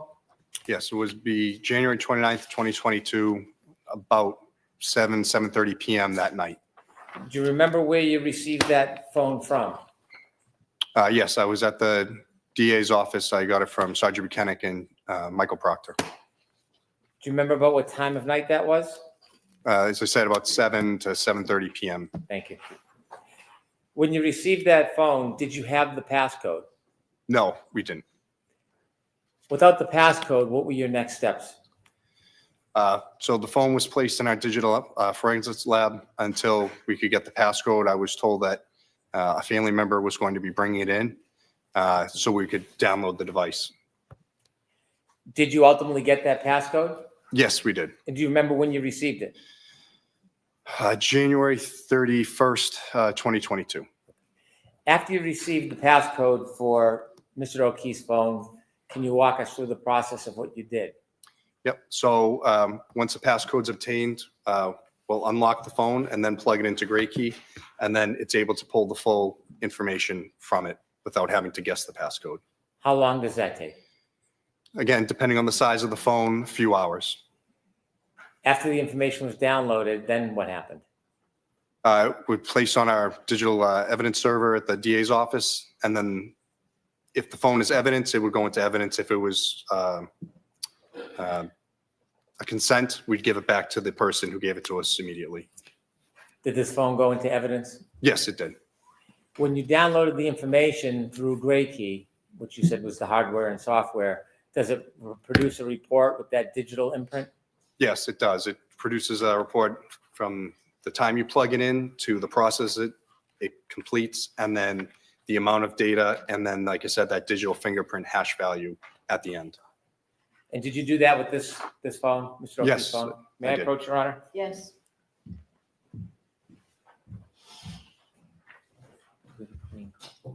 Highlight.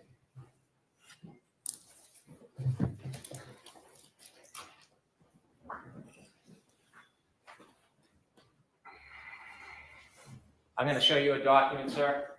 Okay, sorry. Yes, thank you. I'm sorry. Did you show it to Mr. Oleski? I'm sorry. My apologies.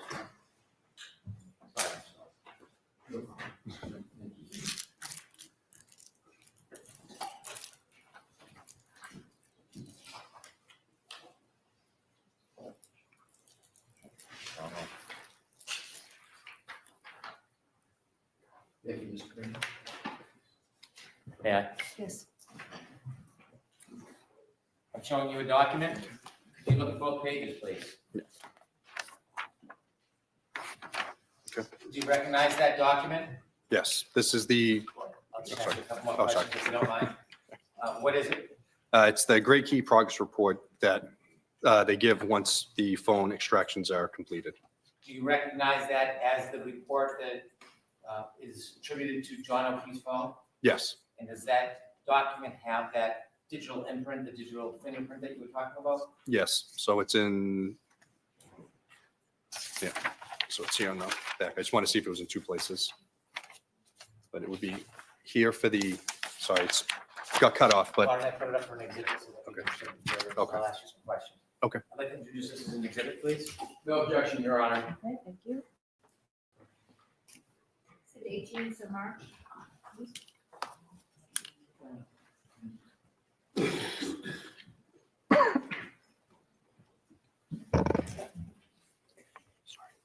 May I show that exhibit to the jury?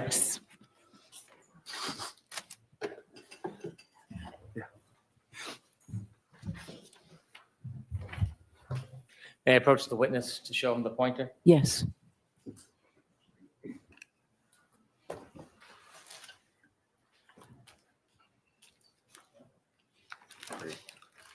On this top button will be the pointer, the middle button will change the screen, so oh, okay. switch to the top button, please.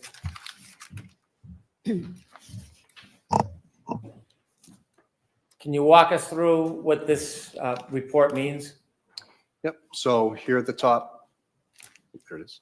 Again, it says Great Key progress report, and then it gives the report generation, date and time, and it is in UTC, which is, get the exact definition, universal time coordinates, I believe. So you'd have to minus 4 or 5 hours depending on daylight savings time. So this one would have been January's -5, 1610, so it'll be 1 noon, 12 o'clock for the actual time on the 31st. As we go down, device name is Johnny. The software version is the Apple iOS that was running at the time. Model number, iPhone 11. And then if you were to look up the N104AP is also a model number. The unique device ID. This one is what Great Key assigns to the zip file that it creates. Serial number of the phone, the unique chip ID, the Wi-Fi address, the Bluetooth address, and then the phone number. And then there's more information underneath. Could we scroll that, please? Thank you. This here is the IMEI, which is the International Mobile Equipment Identifier. It's not uncommon now to have multiple of those identifying numbers. The data partition size of the device, which is 83 gigabytes. The lock state, if the phone was locked, it would say locked. This one is unlocked, because we had the passcode. This was the Great Key Agent version for the software. And then this is the last time that the phone was backed up via iTunes or iCloud. This is the owner's name. You can have anything in this, but his phone had John O'Keefe set as the iPhone owner name, and then the different accounts attributed to the phone. Okay. Can you show us where the digital fingerprint is? Yep, it's down. So that, the top part here is literally every time when it's plugged in to every process that it completes until the progress report is generated. Here, there's the full file system was created on this date and time. And then even though the partition size was 82 gigabytes, it actually pulled 125 gigabytes of data. Underneath this, if you're on the next page, is that unique fingerprint right here. So it has two, a SHA-256 and an MD5. They're just two versions of hashing to show that the file, the unique fingerprints, and that's what these numbers are here. So there's one for the image of the extraction, and then one for the keychain for the other documents that Great Key creates. And you mentioned that if anything has changed, even the period, that number and letter sequence will change as well? Yes, that's exactly right. Did you have an opportunity to download and extract any other phones? Yes, At some point, did you have an opportunity to download and extract a phone from the defendant? yes, I did. Do you remember when you received that phone? I got the phone the same time as I got Mr. O'Keefe's phone on the 29th at around 7:30 at night. And so you received both phones at the same time Yes, from the same people? correct. Trooper Buchanan, Yes, Trooper Proctor. yes. What did you do with that phone? Again, that was brought down to the digital forensics lab for holding until we could get into it, or a warrant was written, or whatever legal process was going to be done, so we could get that information. Do you secure it? Yes, that room is locked with keycard access that only myself and 2 others have, and it's also alarmed. Do the case officers or investigators that aren't part of your unit have access to those items? No, the only ones that had access were myself, Trooper Connor Keefe, and then Director Samantha Vogt. She's a civilian that runs our lab. And at that point, were you able, after there was process, were you able to get into the phone at first? No, it wasn't supported by Gray Key, the phone model and number. What do you mean it wasn't supported? So the software, even if we had a search warrant, we plugged it in, Gray Key wouldn't be able to recognize it because it just wasn't supported at that time. When you say it wasn't supported, does this have anything to do with a passcode? For both. So we didn't have the passcode. So because we didn't have it, it wasn't supported for us to download that information from the device. If you had a passcode, would it have been supported? Yes, it would have been. So is there a process when you have a phone that you don't have a passcode for to be able to access the content of the phone? Yes, that's correct. We have to wait until we either have the passcode or the software and hardware is supported for the device where it can try to guess the passcode. Let me ask you some questions about software. In forensic data analysis, does software change frequently? Constantly. When the software changes, does it advance? Does the software get better? Yes. Yes, it does. At the time you first had the defendant's phone, the software you had was unable to access the contents? That is correct. What do? Do you look for other software or do you wait for updates? What's the process? If there is another software out there, we will use it to try to get the information. If not, we are at the mercy of waiting for the developers to come up with the information for us. Did you wait in this case? Yes, we did. We had to wait. Ultimately, did software advance so that without a passcode, you were able to access? Yes. How long did you have to wait before you were able to access? I believe it was July of 2022 that the software had been upgraded enough that it was able to brute force or guess her passcode for the device. And where does the device remain until you're ready to try again? In that locked digital forensics lab.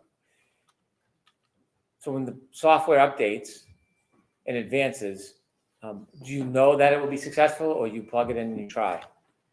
No, so on Gray Key, they have like a link where you can click and it brings up a whole matrix. So it shows every make, model of phone and then the software associated with it. And it says it can do a partial download, a full download, a password guess. It tells us, so when there's a new update, we'll check that to make sure that the devices we have can be accessed. Did you make an attempt to have the software access the phone without a passcode? Objection, Your Honor. Move the approach, please.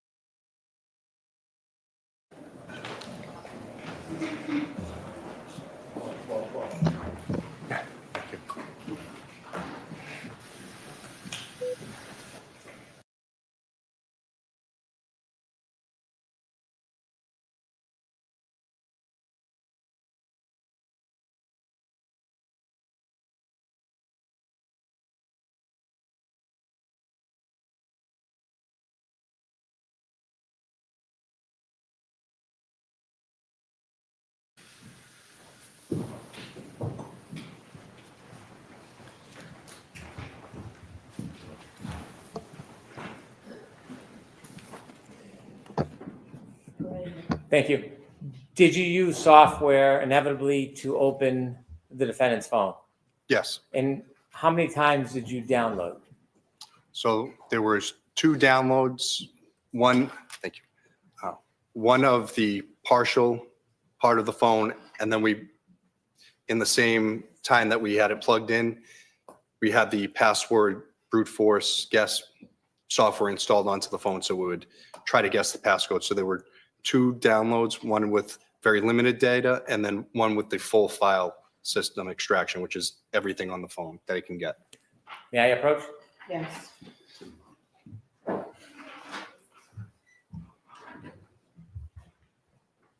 I'm going to show you 2 documents, sir. Dismissal, yes. Did you need a copy?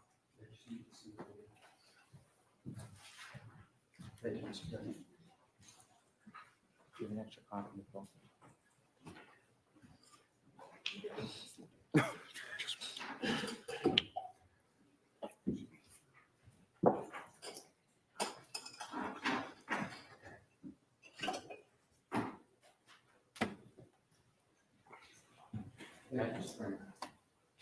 I'm going to show you 2 documents that actually, look at the first one. Do you recognize that document? Yes, I do. Is that a result summary from Gray Key for a search of the defendant's phone? This is the initial extraction that we created before the password guess process went through. I'd like to introduce this as the next exhibit, please. No objection, Your Honor. That's the original. Yes, this is the first one. Thank you. Yep. Exhibit 19. I showed you a second document. Do you recognize that? Yes, this is essentially the same information, except it goes further of all the password guess attempts longer until we actually get all of the information from the phone. I'd like to introduce this as the next exhibit, please. No objection, Mr. Leslie. No objection, Your Honor. Exhibit 20. Somewhere.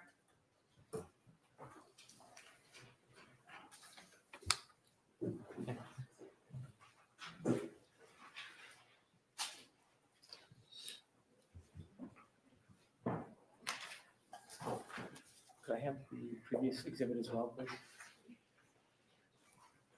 Sir, I'm handing you back Exhibit 19, which was the partial download. Okay. Exhibit 20, which was the subsequent download.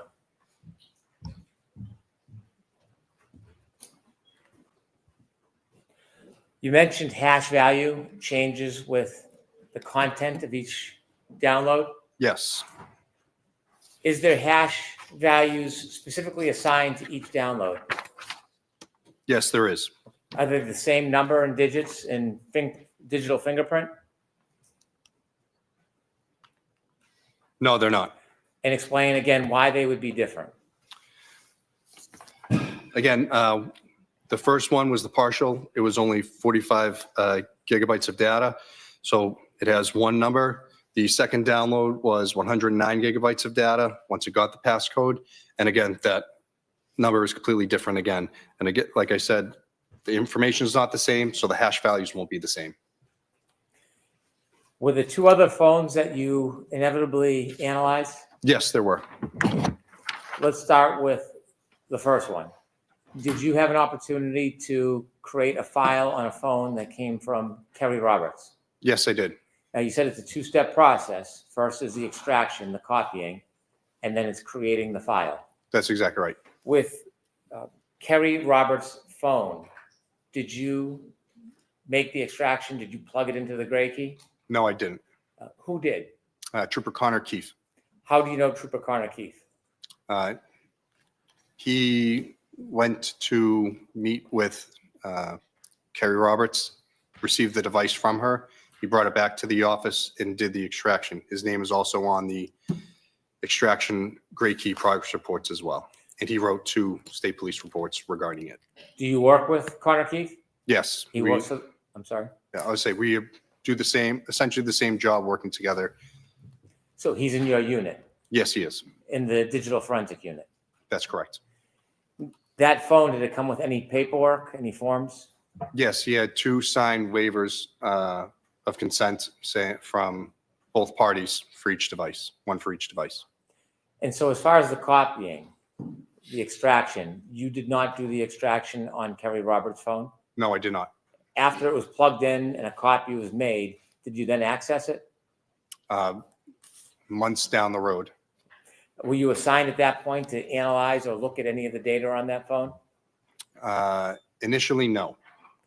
At some point, did you create a file so that you could provide it to the parties? Yes, I did. Was that upon request? Yes, it was. And separately, did you know, or did you ask it a different way? Was a phone from Jennifer McCabe extracted? Yes, it was. Did you do the extraction? No, I did not. Was the information after extracted again provided to a digital file? It would have been, yes. Did you, at some point later, did you make a copy to provide to the parties? Yes, I did. Can you tell us what a USEF reader is? So the UFED reader is a portable case that I can create through Cellbrite. Again, like I said, it's the exact same program that I would be viewing if I was sitting at my desktop. Instead, it can be made into a thumb drive to give to defense, prosecution, investigators, whoever. And there's no chance for the data to be manipulated because it's just a reader. When you have the digital file that's been extracted and then created into a PDF or a form that can be read, can you print the entire file on paper if you'd like? Yes, you could. Would that include, could you print it so it includes the entire content of the phone? Yes, it'd be thousands of pages, but yes, you could. Is there any way to isolate particular things of interest that you might want?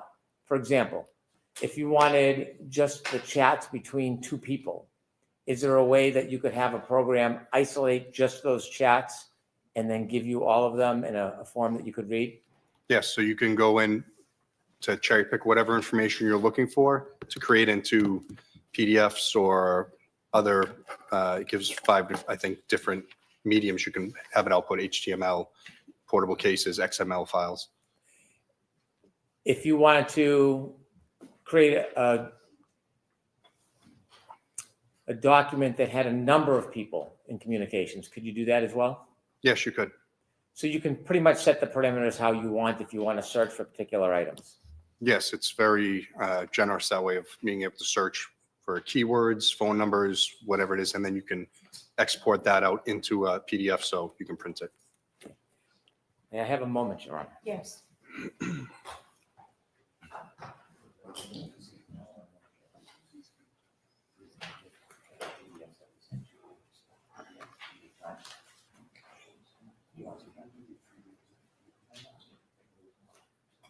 Okay.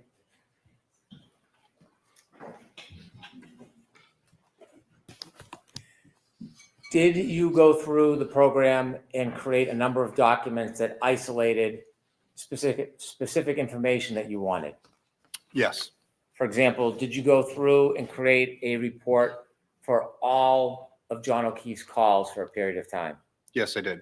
Did you go through the program and create a report for all of the calls between John O'Keefe and the defendant for a period of time? Yes, I did. Did you go through the program and create a specific document that would show just the text messages between John O'Keefe and the defendant? Yes, I did. Did you go through the phone and create specific separate documents for communications, phone calls and text messages between Mr. O'Keefe and other people, not the defendant? Yes, For example, Ms. Roberts, yes, that's correct. Ms. McCabe. Yep. Did you go through any of the phones and create documents to show any text or conversation between parties not involving John O'Keefe?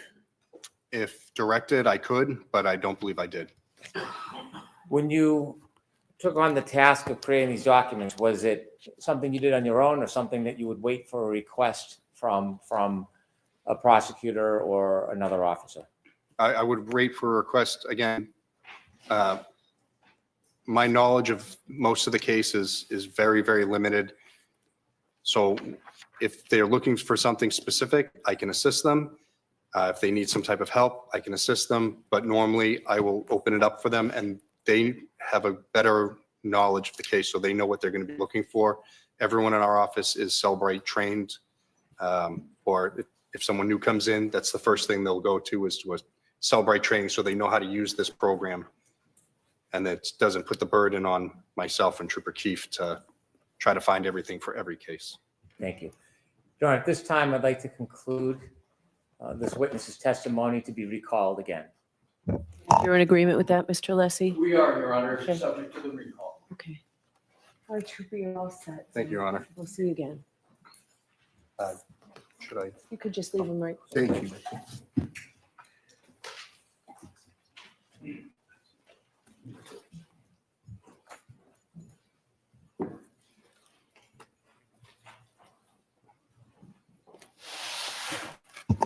Do you have another witness, Mr. Brennan? Thank you, Mayor. Yes, please.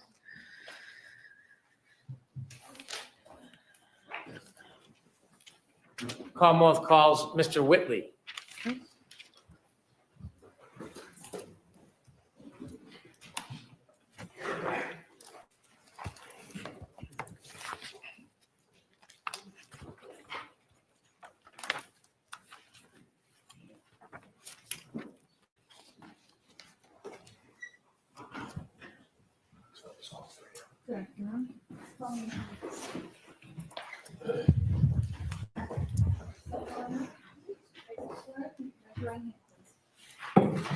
Do you solemnly swear the evidence given to the court and jury in the case now and hearing to be the truth, the whole truth, and nothing but the truth, so help you God?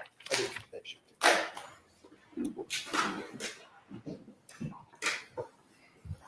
May I? Yes, please. Thank you, Your Honor. Sir, could you please introduce yourself to the jury? Hello, my name is Daniel Whitley, W-H-I-T-L-E-Y. I'm a paramedic with the Canton Fire Department. I've been a paramedic and firefighter there since March of 2006. Before you became a paramedic firefighter with the Canton Fire Department, did you work anywhere else related to that field? Yes, I had 4 years full-time as a EMT intermediate, and also a paramedic at American Medical Response in Brockton. I'd like to take us right to January 29, 2022. Yes. Do you remember that day? Yes. Were you working? Yes. What was your role that day? I was a field training officer working on the ambulance with my partner, Jason Becker. Mr. Becker? Correct. That morning, did you know whether there was a call where a group of your colleagues went to and addressed 34 Fairview? Yes. Were you accompanying your colleagues on that initial call? No. Where were you at the time your colleagues left to go to that location? I was at the Station 2, Ponkabog Station, on the north side of town. Different station? Correct. At some point after that call came in and was responded to you, did you receive a call? Sometime after, I'm not quite sure exactly how soon or later it was, but we received another call to respond to that scene. And as a result of receiving that call, did you make your way towards that location? Yes. Who did you go there with? Just me and my partner at that time was Jason Becker. What type of vehicle did you use to get there? It was an ambulance. What was the weather like? It was snowing pretty heavily at that point.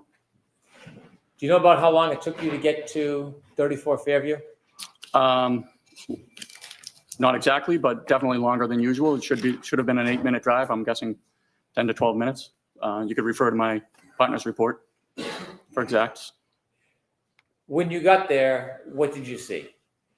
We arrived on scene. Our engine was there before. We run on a response with an engine and an ambulance to medical calls. And then at least 2 police cruisers and another car parked on the street, a gray SUV. When you got there, did you meet with anybody? Yeah, usually we get out, we say hi to my lieutenant and the other gentleman, Sam Parker, was on the engine before we got there. They were up front of where we parked, and then we walked down further, or at least I did, to the gray SUV. When you reached the gray SUV, did you see anybody inside it? I believe at that point we were kind of,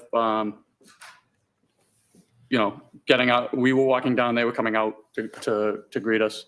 There were 3 women there. Okay. Did you speak to any of them in particular? Not at that point, no, not really. At some point, did you have any interaction with any of the women? Yes.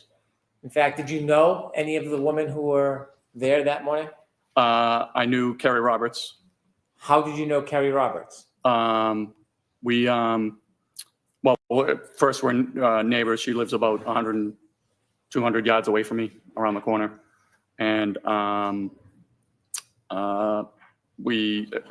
she helped organize a neighborhood block party, and I would volunteer every year to bring the fire truck to the block party and show the kids the fire truck for a little bit.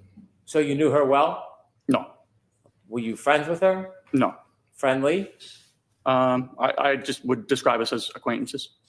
Did you ever socialize with her personally, other than the block party? No.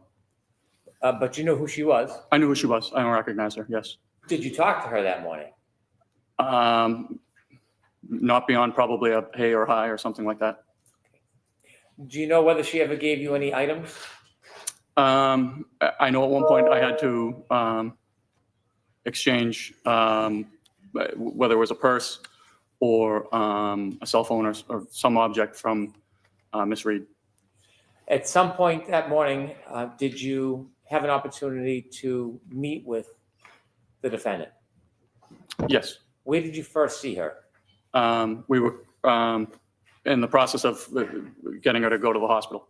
When you say we, who was helping you? That would be, my partner, obviously, Jason Becker, and then my lieutenant, Greg Woodbury. Where was she when you first saw her? Somewhere outside in the street. Do you recognize her in the courtroom today? I do. And could you identify her, please? Yes. Please. You're pointing to a person. Can you give just a very limited?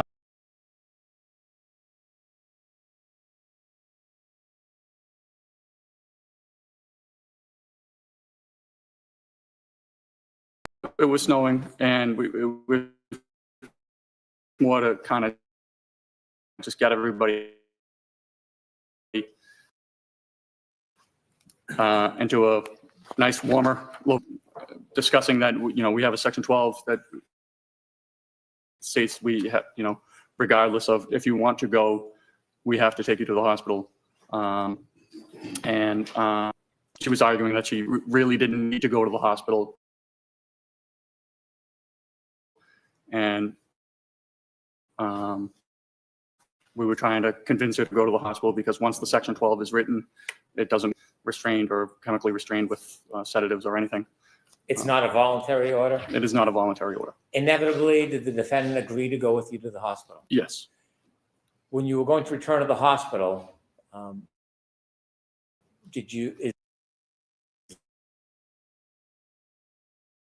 was the defendant placed in the back of the ambulance where a patient Correct. would be? So, or anybody that is under the influence of anything, we always operate with 2 people in the back of the ambulance. So myself and my partner, Jason Becker, were back there. And then we had to take somebody from the engine company and have them drive to the hospital. And that was Sam Park. Sam Bach? Park, P-O-C-H. Thank you. Before you left, before you started to drive away from Fairview, were you having any conversations with the defendant? Yes. Can you share with the jury what those conversations were about? So we were talking. She was upset. She kept asking if there was any chance her husband could be alive, and even sitting outside in the snow with no coat on for many hours. Did And she indicate what many hours meant? How many? no, How often did she raise the issue of whether or not or how long he could be out for? I'd say at least 3 to 4, maybe more. Part of your job is to care for patients. Correct. Yes. Was part of your job to try to get them to the location safely? Yes. And sometimes you treat patients with physical injuries, don't you? Many, oftentimes it is physical injuries. Yes. Are you trained when you're trying to transport somebody on how to interact with them? Yes. Well, sometimes if they're upset, in this instance, she kept asking if there was any chance that he could be alive, and that we really didn't know what was the patient that ambulance 1 took. We really didn't know what his condition was, and but figuring that it was a hypothermia type case, being the conditions outside, we were trying to give her hope that there's a saying in the medical field, you're not dead until you're warm and dead. And I was basically, there's stories of children falling through ice and falling into rivers and being underwater for multiple hours and coming out, being resuscitated and having no neurological deficits. So I was telling her those stories just kind of to say, look, let's be sure we'll get to the hospital. We'll find out more there. Just trying to give her any sort of hope that her husband would be alive. Can you describe during your interactions with her? She would go from pretty upset, crying. One instance where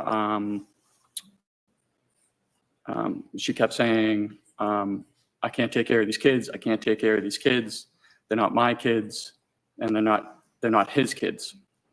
And at that point, I understood who ambulance 1 had taken, because John was pretty well known in the town for taking on the care of his niece and nephew. So I said, listen, it's okay. It looks like you have a very strong support system.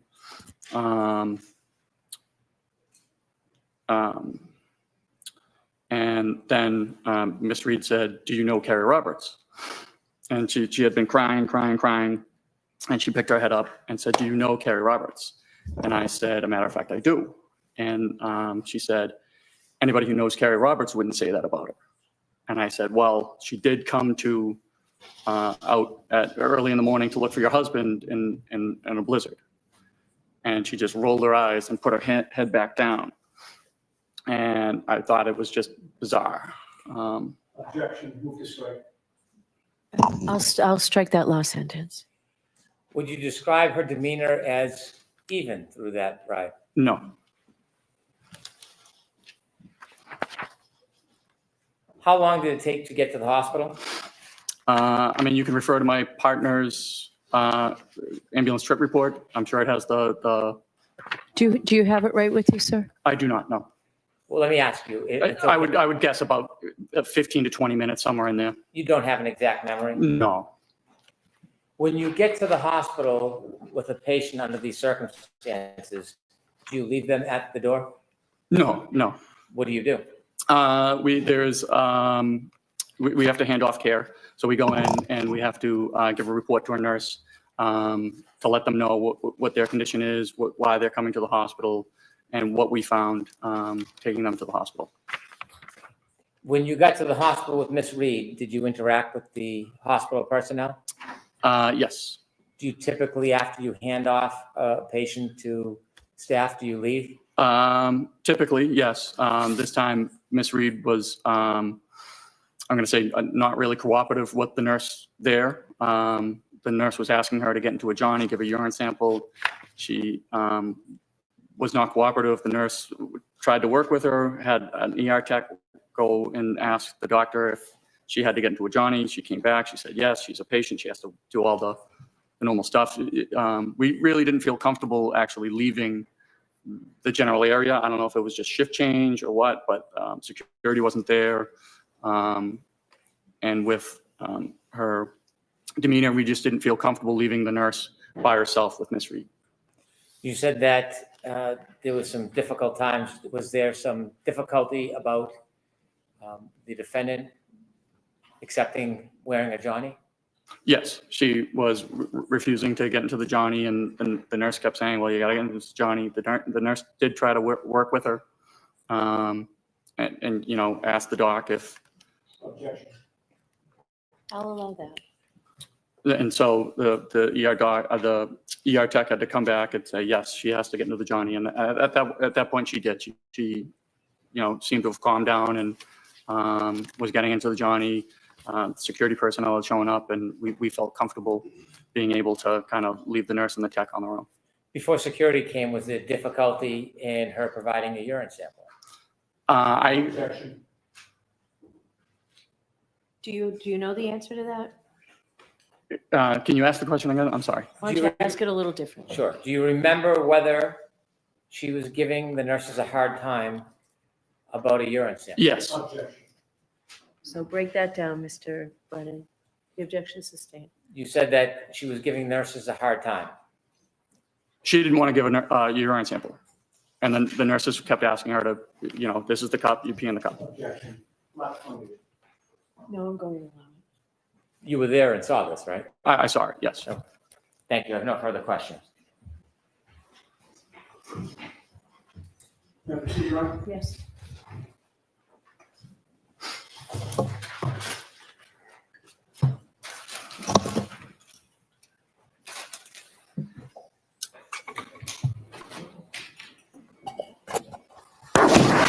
Good afternoon, sir. Good afternoon. Sir, you knew before you got into ambulance 2 that you were heading to Fairview Road for what is called a Section 12, correct? We were dispatched for a Section 12, correct? Right. And that was not your first call for a Section 12, right? No. You had been in that job since 2006? Yes. You've handled a number of them over the years, correct? Correct. The fact that the call came in as a Section 12 gave you some idea of the nature of the issue that you might be dealing with, correct? We had an idea that it was for a psychological issue, correct? Right. It told you that somebody at that location was suspected of being in some type of either psychiatric or emotional distress, correct? Yes. And on your crew, or of your crew, I should say, you were the one to drive the ambulance 2 to the residence, correct? I drove to the address at All right. Fairview. Now, you've said that when you got to Fairview Road, you don't recall the time, but you do recall that there were still emergency vehicles on scene, correct? I do. There was nobody lying in the front lawn of 34 Fairview at that time, correct? Correct. And do you know how much later after 6 a.m. you would have gone there? You'd have to refer to my partner's report. You don't know if it was minutes or hours? It was minutes. It was within the hour. I don't know. Within the hour. Yeah. Okay. And you said that there were, or you testified that there were 2 police vehicles on scene, correct? At least 2. At least 2. There could have been more than 2. It certainly could have been. And those police vehicles in such a situation, particularly with the snow falling down, would have had their blue lights flashing? I'm not exactly sure if they did or they didn't. Sometimes the police shut off their lights when they arrive on scene. Sometimes they don't. Okay, so you don't have a memory one way or the other? No, nothing sticks out. But those police vehicles certainly were not hidden. They were in plain view, correct? I would say so. Minimum of 2, maybe more. Correct? Yes.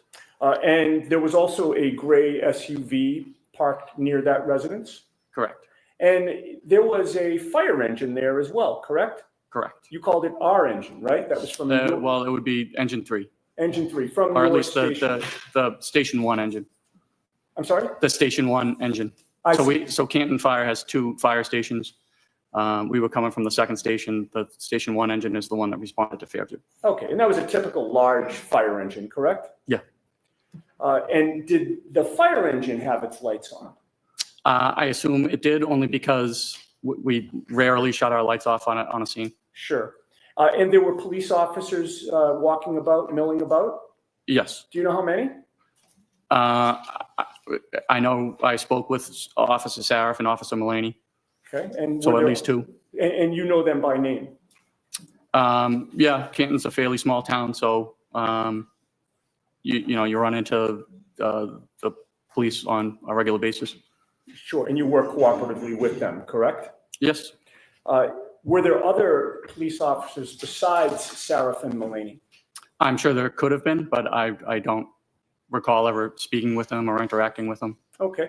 Were there other EMTs or firefighters there when you got there? Just my Lieutenant Woodbury, and then firefighter Sam Pock. Okay, and they were in charge of engine 1? Well, the Station 1 engine. The Station 1 engine? Okay. There were also civilians on scene, correct? Correct. So you would agree that there was a lot of activity outside 34 Fairview, correct? There's a fair amount of activity. I mean, there were people and vehicles and lights surrounding that residence, correct? I assume so, yes. Well, you were there, so Yep. you don't really have to assume, you know, right? There was at least 2 police cruisers and a fire engine. Right, and civilians, And and police officers, and firefighters, correct, and civilians. Correct. All right. With all of that activity outside 34 Fairview, did you ever see the homeowner come out of his house? I wouldn't have known the homeowner. Do you ever see anybody exit the house? I was not focused on the house at all. All right. You were there to do a job, correct? I was there to take somebody to the hospital. Right. And you were there also to do a medical or psychiatric assessment while you were on scene, correct? Well, yes, my partner was. All right. When you got there, you learned, well, I have to strike that. You knew going there that your patient would have been Karen Reed, correct? No. Okay. When you got there, you learned your patient was to be Karen Reed, correct? Yes. All right. And given the nature of the call, you knew that you would be transporting her to the hospital. One of the first things that you tried to do was to get a medical history from her, correct? Or my partner. All right. And you were present for that, correct? I may or may not have been. Getting a medical history is important so that you can pass along information to the hospital when you eventually arrive there with the patient, correct? Yes. And you know that when assessing and treating somebody, getting more information is always better than getting less information, correct? Not necessarily. Okay, so there are times when you'd like to get less information from a patient before you transport them? So it would be pertinent information. For instance, if somebody was complaining of chest pain and they had, stents placed in their heart, we wouldn't talk about how they had their tonsils removed when they were 12. Okay, fair enough. But getting more information is not going to negate the crucial information that you do get, correct? I mean, it certainly could in a critical stage. If there was a critical patient, we wouldn't typically overburden passing off a report to a nurse or a doctor with non-pertinent information. Okay, it's not your testimony that getting less information is always better than getting more information, is it? I would say getting pertinent information is better than having. That wasn't my question. My question was, is it your testimony that getting less information is always better than getting more information, sir? I would not agree with that, no. Okay, thank you. Now, the medical history that was taken from Ms. Reed listed her as having multiple I'm gonna sclerosis, object, Your right? Honor. I'm going to see it, please.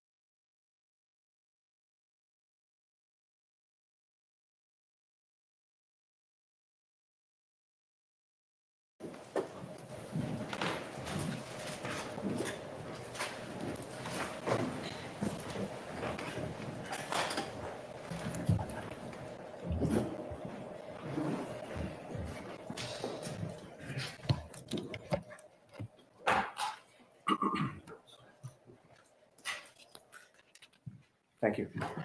Sir, the medical testimony, history that your partner and you took from Ms. Reed listed that she suffered from multiple sclerosis, correct? Correct. And you know that that's a chronic disease of the central nervous system? It's my understanding. And what does chronic mean? I believe any disease lasting more than a certain amount of time. It could be 2 years, 3 years, Sure. 4 years. Persists for a long time or Persistent. constantly recurs? Correct. And it's a disease that affects neurological muscle control, correct? That's my understanding. And last question, it's also a progressive disease, which means it tends to get worse over time? My understanding. All right. Now, when you first interacted with Karen Reed after you got to 34 Fairview and encountered that whole scene, it was clear to you that a major focus for her was whether John O'Keefe was alive or dead, correct? Correct. Bless you. She asked if somebody could survive after having been found in the snow without a jacket, correct? For many hours, correct. All right.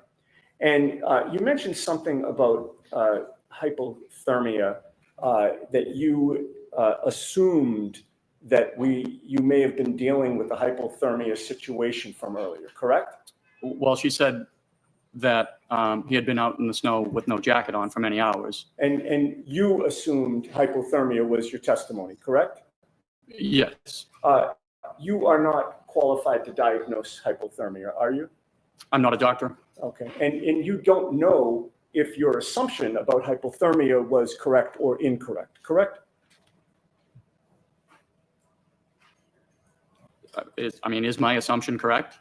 My question is that as you testify here today, after having dropped off Karen Reed at the hospital for that Section 12, you don't know if the assumption that you made that you were dealing with the hypothermia situation was correct or not.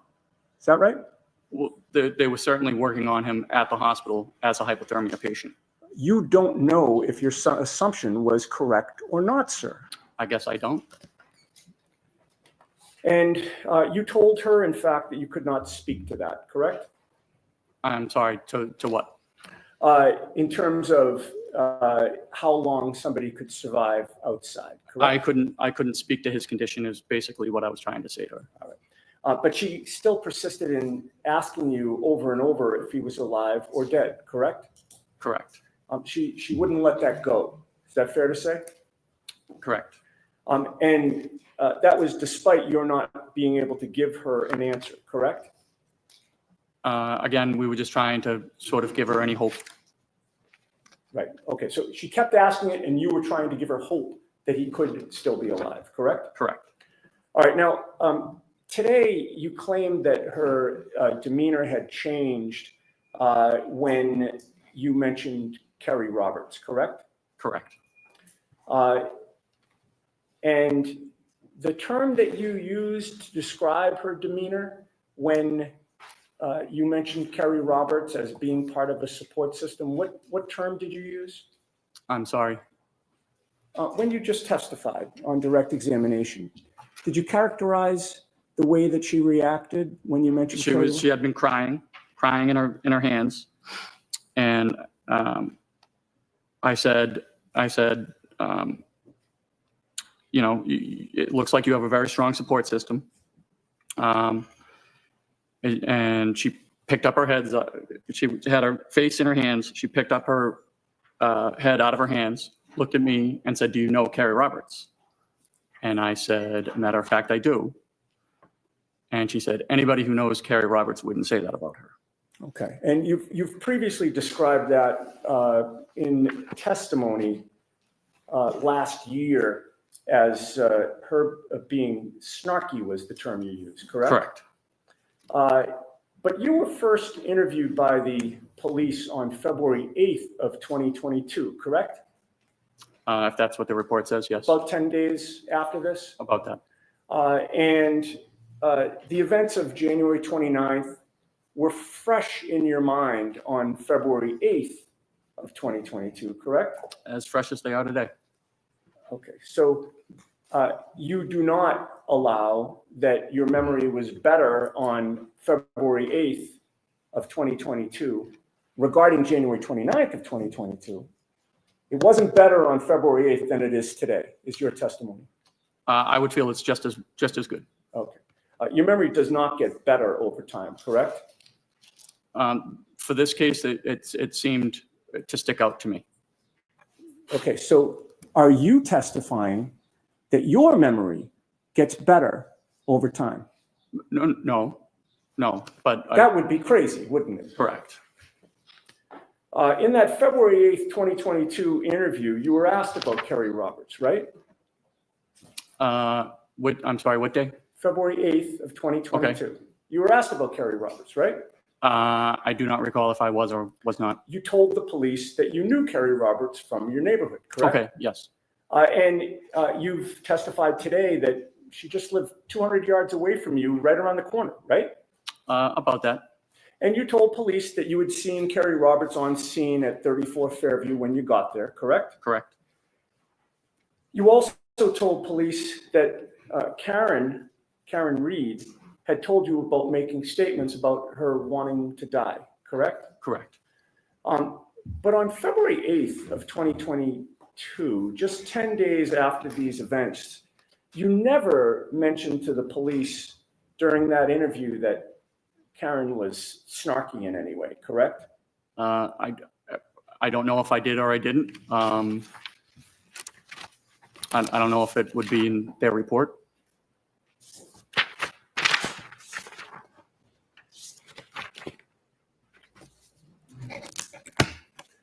If you saw that report, would it refresh your memory as to whether or not you mentioned snarkiness? I don't think I mentioned snarkiness that day. No. Okay. All right. Well, that answers my question. Okay.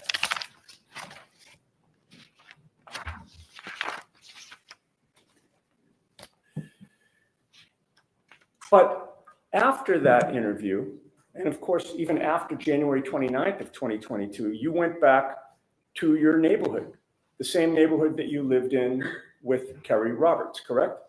Correct. Do you still live in that neighborhood? I do. Does Kerry Roberts still live there? She does. So you and Kerry Roberts have continued to live in the same neighborhood for years after January 29th, correct? We have.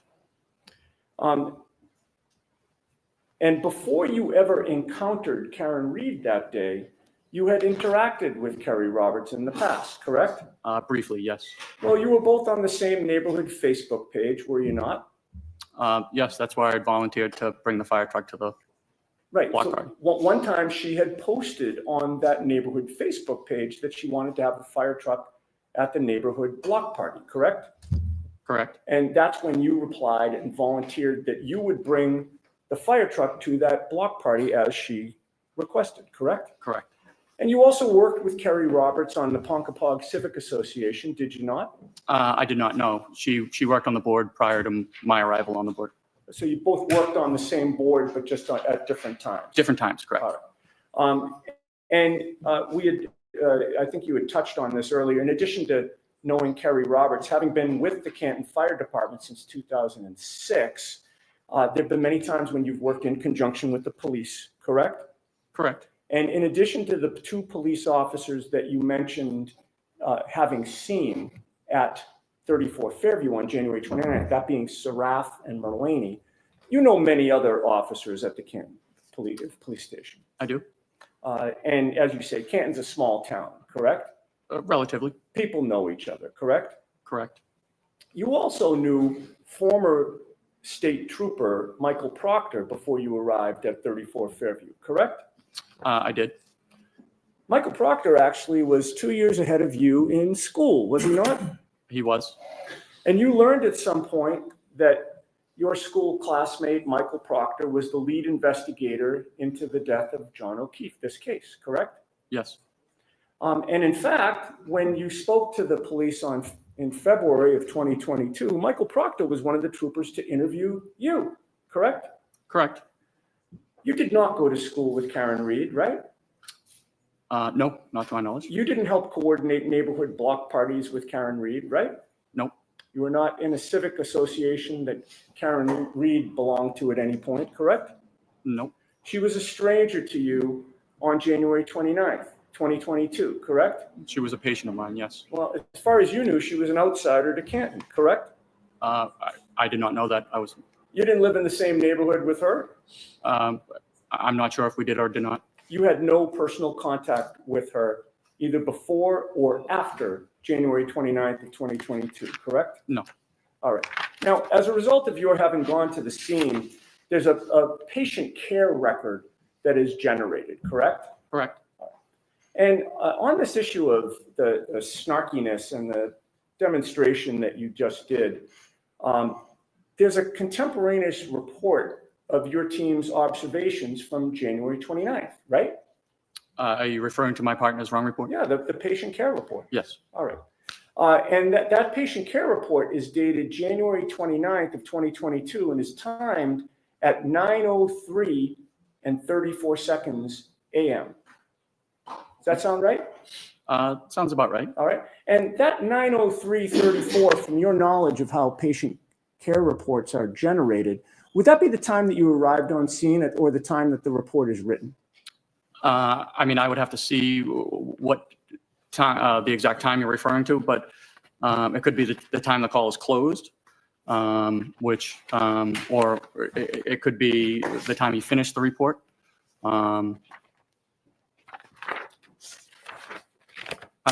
There could be multiple reports. I'm not exactly positive which report you're talking about. Okay.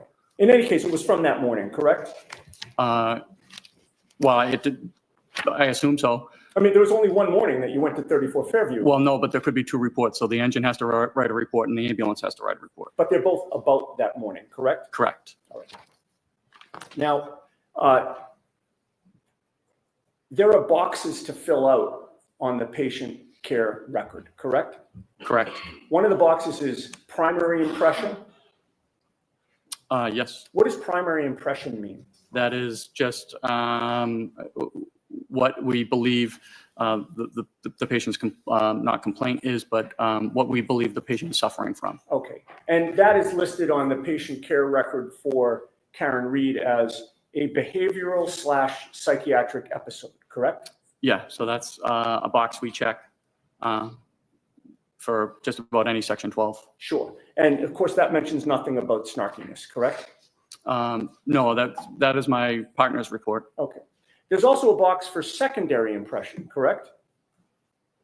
Correct. What is secondary impression? That might be like just a secondary complaint most of the time. A lot of the times, patients don't have a secondary complaint. Okay, but in this case, it's listed as anxiety/emotional upset, correct? Yes. All right. And again, that mentions nothing about snarkiness, correct? That's my partner's report, yes. There's also a box for signs and symptoms, right? There is. And nowhere in the signs and symptoms box is snarkiness mentioned, correct? No, I don't think that would be medically appropriate. And then in the patient care record, it's recorded that Karen was found sitting in the front passenger seat of a friend's car, crying and visibly upset, but cooperative, right? If that's my partner's words, yes. All right. And those words, actually nowhere in the patient care record is it listed that she was snarky in any way, correct? Again, that would not be something we would put into a patient care report. And you did not put it in, correct? It was my partner's report, and no, we did not put it in. Okay. And once Ms. Reed agreed to go with you in the ambulance, it's fair to say she was still upset and crying, correct? At times. If I may have a moment. Sure.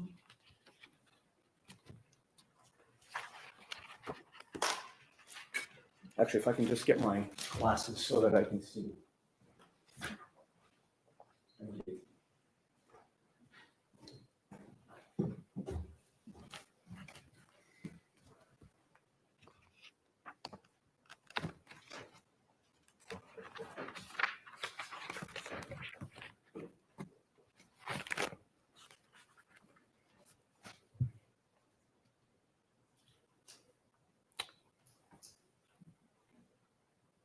Okay. You had just testified that you said at times she was upset and crying when she got in the ambulance, correct? Correct.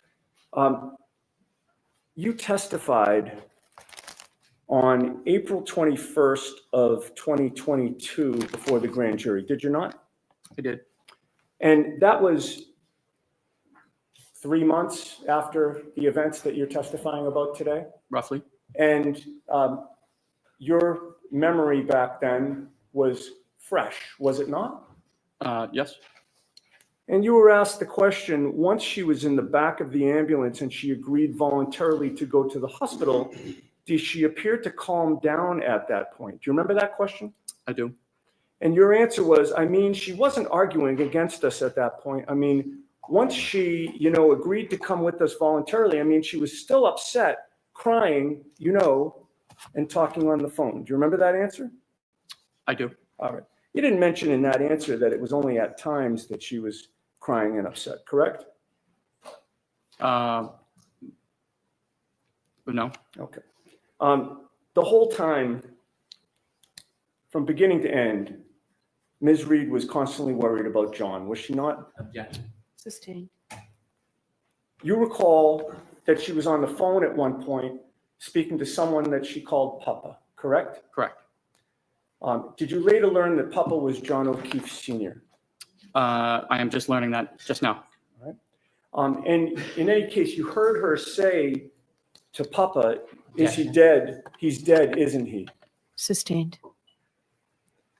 You could hear on the other end of the line that Papa was saying something to her, correct? The objection sustained. May I approach? The witness or me? Sidebar. Okay.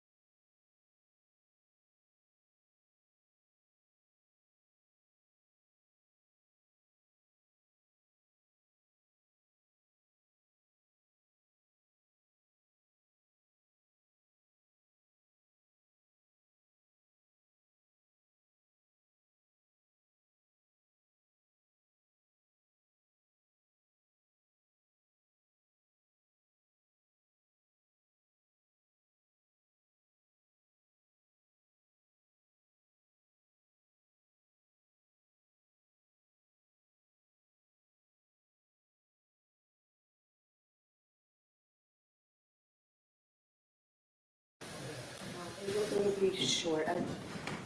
I don't want to keep you folks here until 4:30, it's been a long day.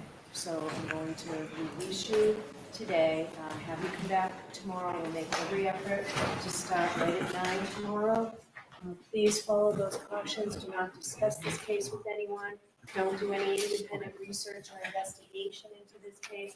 If you happen to see, hear, or read anything about this case, please disregard it and let us know, and be very careful on your social media, okay? Thank you, have a good night. All rise, please. Please follow me.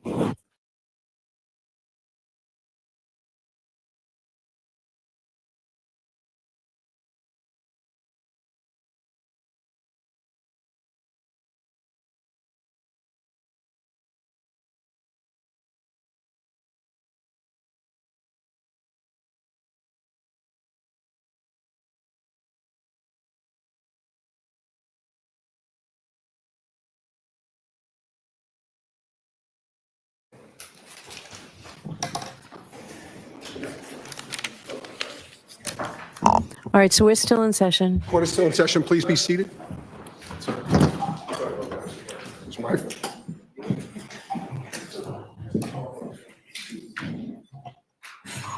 All right, so I would like to move things along a little bit more expeditiously tomorrow. What would be very helpful to me, Mr. Brennan, are these clips. I haven't seen I haven't watched anything on television about any of these.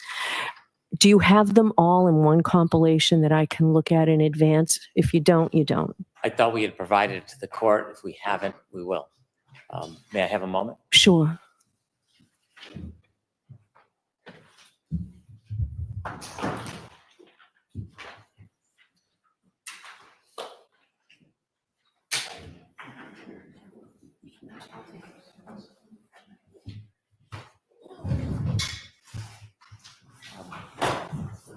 Is it 100 hours or something, or is it? No, we sent a share file, but it's my oversight. We should have brought in a hard copy for you as well.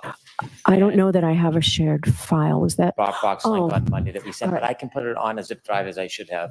And I can. All right, because I couldn't open that. It needed an email and it didn't accept mine. Didn't That's what realize that the was. court didn't have access. We will get a zip file and All right, you talk to Tori about it, okay, Tori? You'll get it for me? All right, the intention was that you'd have an advanced opportunity to look at them. I'll fix that failure. all right. Have your associate talk with Tori. I will. All right. All right, anything we need to know before tomorrow? No, Your Honor. All right, we'll see you tomorrow.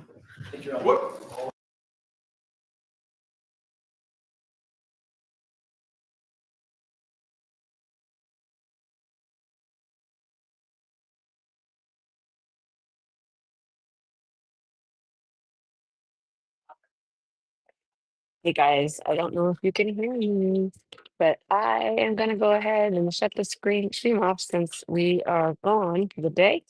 And we will see you guys tomorrow at 9 a.m. Love you guys. Love our chats. This whole vibe is something we're enjoying. So tomorrow, don't forget, breaks and lunch. We'll have people come up and we'll make sure that we can have some roundtable and some fun. All right, guys, talk to you later. Bye.